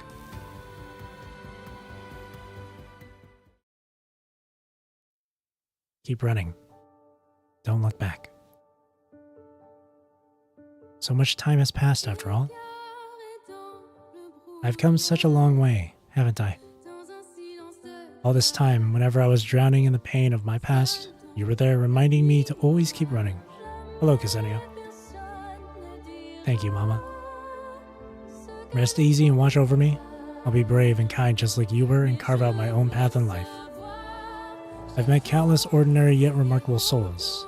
From them, I've gathered what I needed to mend my wounds and piece together the answers I sought. Now, like you and them before me, I'm ready to sacrifice some of my own happiness to spread it to others instead. For a righteous cause, or a better tomorrow. And now I must continue on my way. Perhaps one day, Nirvatia's memories will be consumed by the ceiling, causing her to forget her past once again. But she will not be afraid of forgetting, because at this very moment she is walking the path toward her future. The immortal legends that echo through time persist not because heroes are born great, nor because their suffering is relatable. They endure because those vibrant souls within the stories chose to swim against the current instead of turning back, standing firm in their beliefs and the paths they've chosen. Humanity's history is such a legend. Tides rise and fall, oceans transform into fields, every light will dim and every life will fade. Yet remarkably, throughout the long years, humanity has neither been extinguished by any catastrophe nor cowered before any darkness. Because humanity's courage, their faith, their very lives will always inspire the generations to come. The dying night will always pass. And when the sun rises, a better tomorrow will surely follow. We honor the heroes who fought bravely for liberation, sacrificing themselves without fear. We honor the idealists who pursued truth relentlessly, searching for answers despite the circumstances. We honor the great people who burned passionately in darkness for a better tomorrow, even if their names are lost. We honor the 28,812 people of Kathaki who went back during the Great Akdalek explosion. Your names remain unknown, but your triumphs will be remembered forever.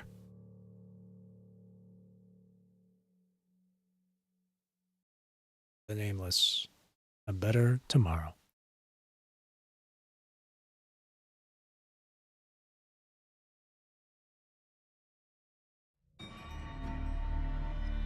Control Court, Babylonia.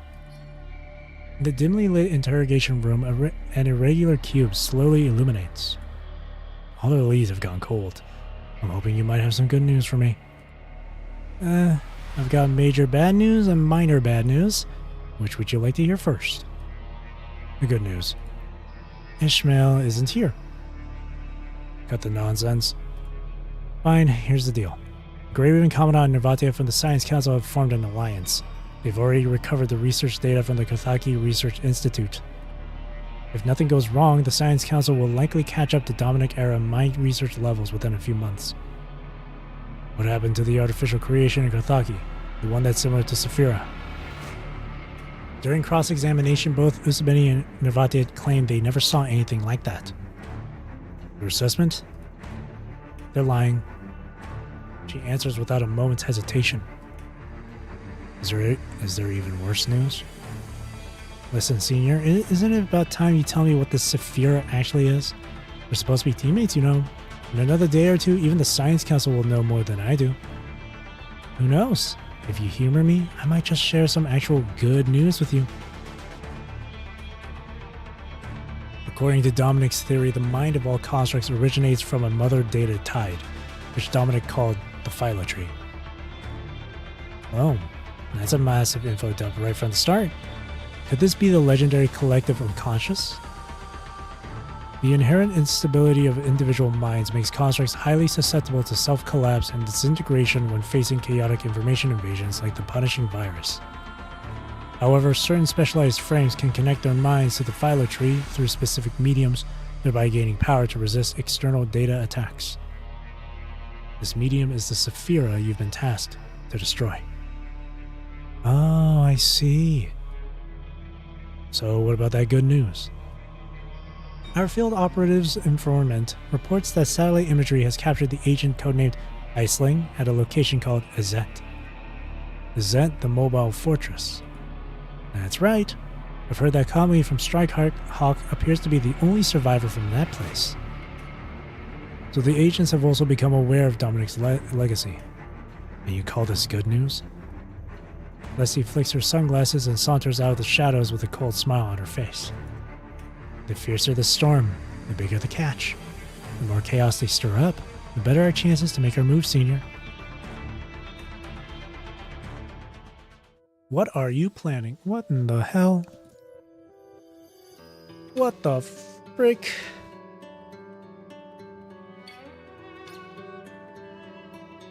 Well, that's chapter 40. Better tomorrow done. This was really good. I really enjoyed this one. Super good. Super good. Holy hell. And this one has a far stronger focus on the Phylotree and Saphira frame and all that shit. Super good. That was super good, yeah. Just more and more questions. What's Leslie doing behind the shadows? Who's that senior she's talking to? Who was that tower that Nervatia encountered in her past? Why is John Doe so fixated on this stuff?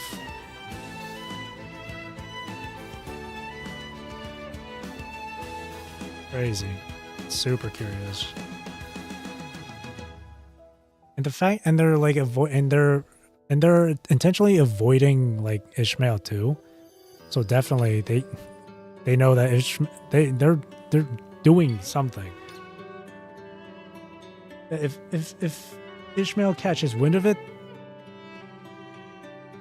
then it's like it's a big deal if they're like, yeah, Ishmael isn't here. It's a big deal. Yeah, is it the tower? And I don't know. It might be the tower or might not. Who knows?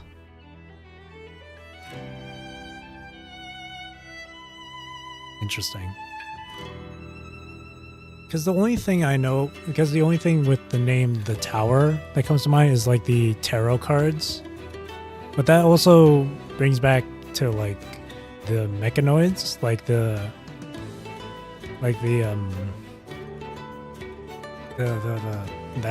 other faction. I forgot what they were called again. Church of Machina? Yeah, them. Because they codenamed themselves after the tarot cards. But if this tower isn't part of them, then I wonder what this is all about.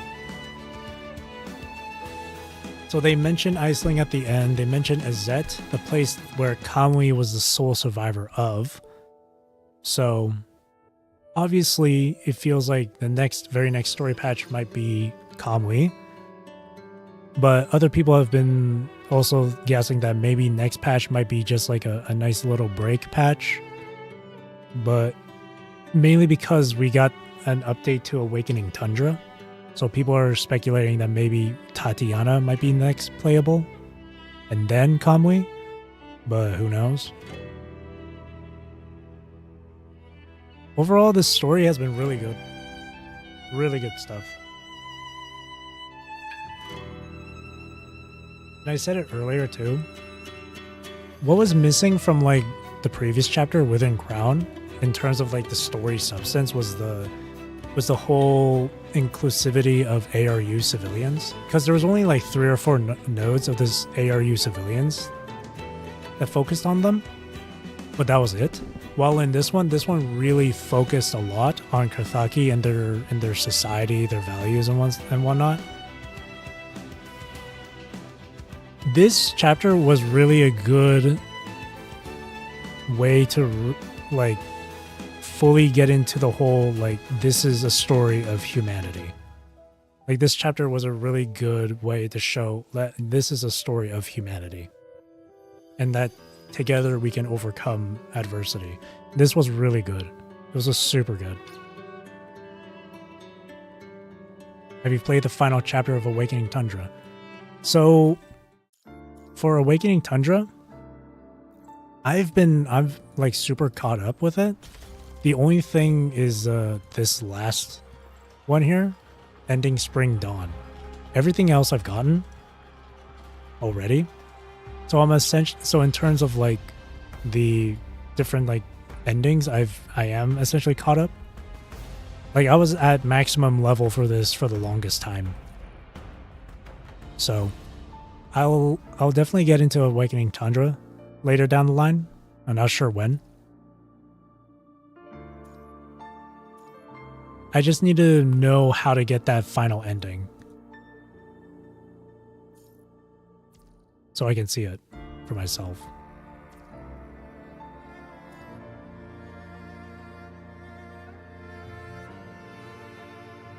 Out of all NPCs of this year, Nervatia was way better than Veronica.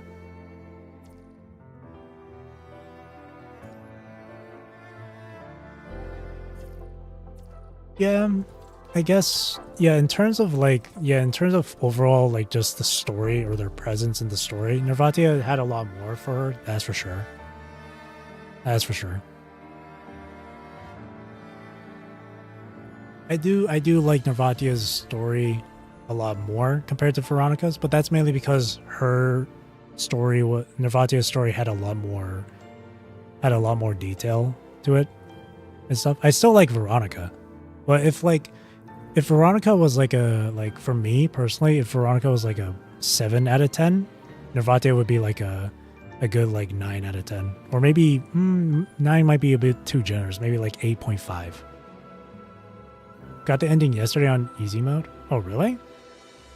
Because I know, because for the other stuff with Awakening Tundra, you have to like do specific, like things or actions just to get it and stuff.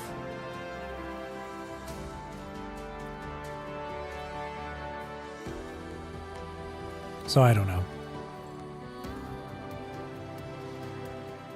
Oh, it's like after breaking the cocoon ending. So what, you just play it normally then? You just go through Awakening Tundra normally?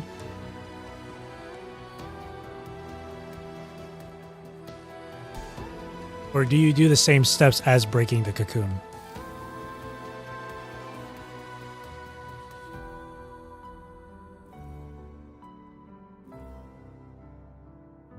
Also, I'm definitely not gonna have enough. I definitely don't have enough time to do Navatia's JLP.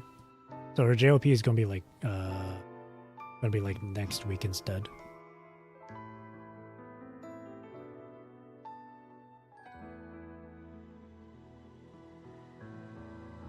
This is almost 5 hours already, so there's no way I'm gonna do her JLP now if it's gonna take more than an hour. And my voice is really shot right now.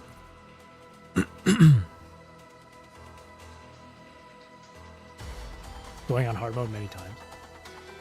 So when you were going through it on easy mode, was it just like, did you just play through it normally then? Like you didn't do anything specific, you just went with, you just did it? That's what I'm trying to understand. Because if you don't need to do anything specific, like you don't have to go to this specific area or pick up this specific item or make this specific choice, it's fine.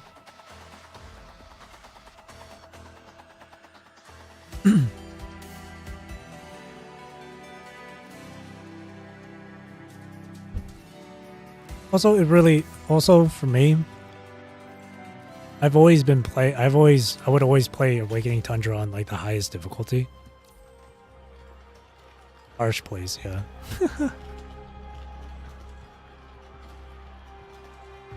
And I would always try and get like, and I would always solo it with Vera, so.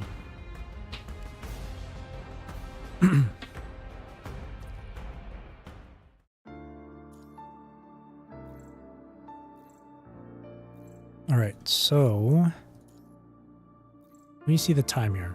Clash Reflection resets. I haven't done Warzone or PPC yet. Those are going to reset soon. I'm not going to do these on stream. I'll just do Warzone and PPC like off stream before they reset.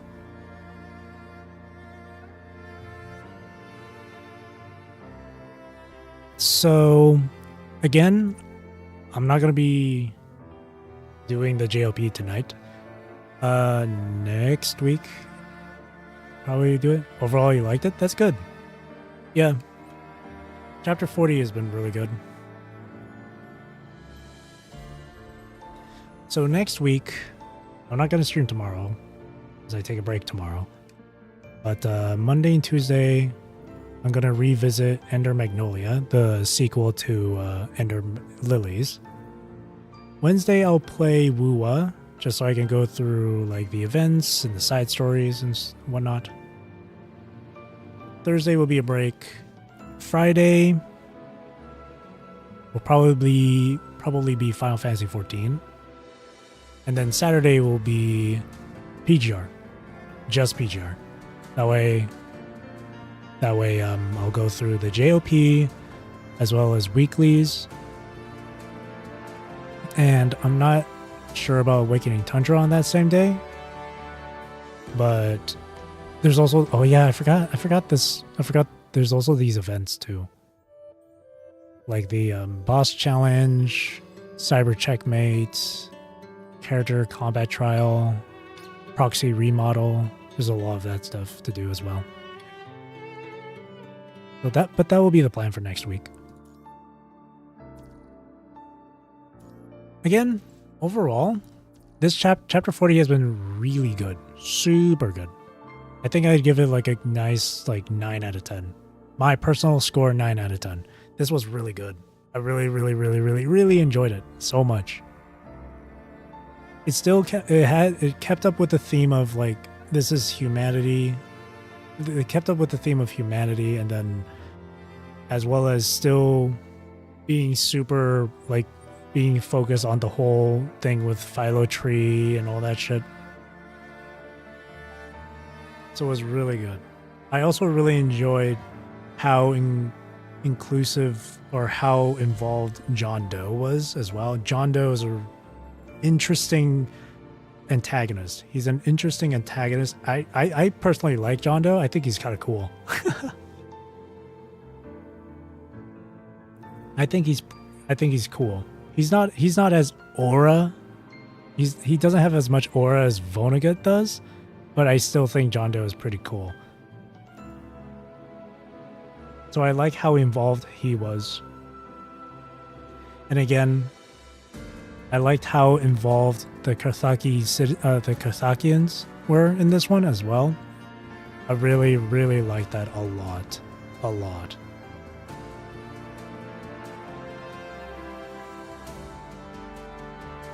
Super good. Super good. Kind of brought me back to like previous other chapters that had like a whole nation rising up to fight together and overcome a challenge. Like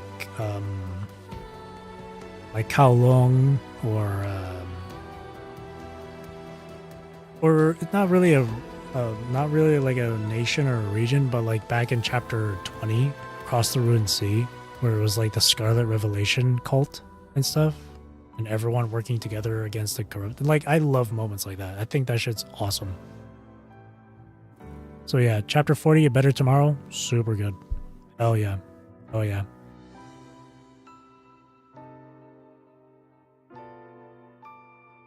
So whatever the next patch is going to be, whether it's going to be some sort of like little break patch, like people have been guessing if it's like Tatiana going to be playable because of this Awakening Tundra update, or if it's going to continue with the main story with Kamui's new frame. As per usual with PGR, I look forward to it. But I will say this though, because it's Kamui that's going to be the eventual because Kamui is going to be an upcoming frame, a lot of people who are, especially those who are big fans of Kamui, are expecting great things out of this. Me, personally, I don't care. As long as I'm enjoying the story, that's all that matters to me. I'll still make my criticisms in here and there and whatnot. But Kuro, you gotta really impress the Kamui fans out there, man. You gotta really impress them, especially if this is going to be a main story thing, especially if it's going to be Philo tree related. Like if Kamui's going to have a Saphira frame and all that, it's a big one. It's a big one. You really like how the whole plot was set up with Karthaki act like mentioned and such. Yeah, it was really good. Honestly, same, yeah. So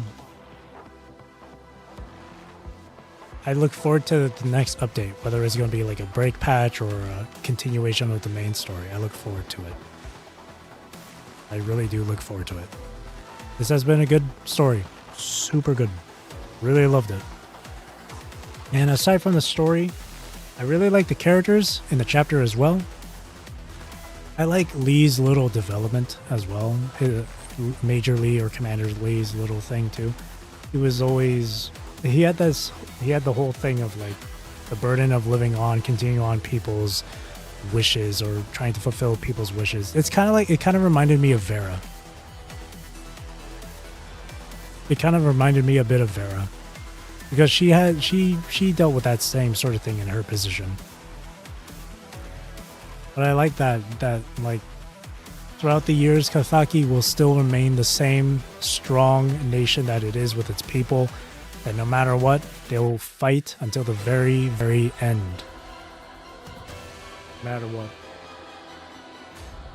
Loved it. Yagienka, I loved her character. Margaret, she's precious. God bless her. Rest in peace. This chapter had it all. Super good. Oh yeah. Super good. And of course, Nervatia. No real connection between this and Godfall Revelation, because I made that theory that Nervatia just went from the world of Godfall Revelation into the world of, like, you know, this, into this story's world, this world story, but I was wrong.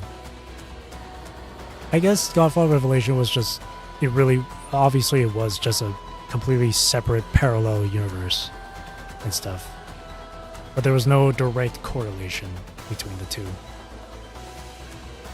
Still though, it was good. Yeah, Margaret deserved better. Which brings to another question. What were they planning to do with Margaret and the sap and the seedling, you know? So many questions. So many questions. And a little bit of extra info, too. Super good. Oh, yeah. Oh, yeah. I love this game. I love this story. I don't think there's ever been a video game whose story was like this, like, captivating for me. I can't remember the last game I've played that had this good of a story, honestly. I really can't remember. At least a story that really kept me, that really keeps me going and asking questions and kept me hooked. And that's the beauty of live service games. That's the beauty of it. Anyway, with that being said, that's going to be it for me for tonight. So thank you for watching, thank you for chilling with me, thank you for chatting with me. I really do appreciate it. I hope you have a great rest of your day or night, wherever you are in the world. Take care, stay safe, drink plenty of water. Hope you enjoyed the stream. And I'll see you on Monday when I revisit Ender Magnolia. So just to go through my streaming plans for the next week. Monday and Tuesday, Ender Magnolia. Wednesday, Wuwa. Friday, Final Fantasy XIV. Saturday, PGR. Where I will, for Saturday on PGR, I'll go through Nervatia's Journal of Promise, finally obtain Nervatia, do weeklies, do those events, all that shit. So again, thank you for watching, and again, I hope you enjoyed the stream, and lastly, I hope you have a great rest of your weekend. So, see you then. Alright, thank you, bye bye.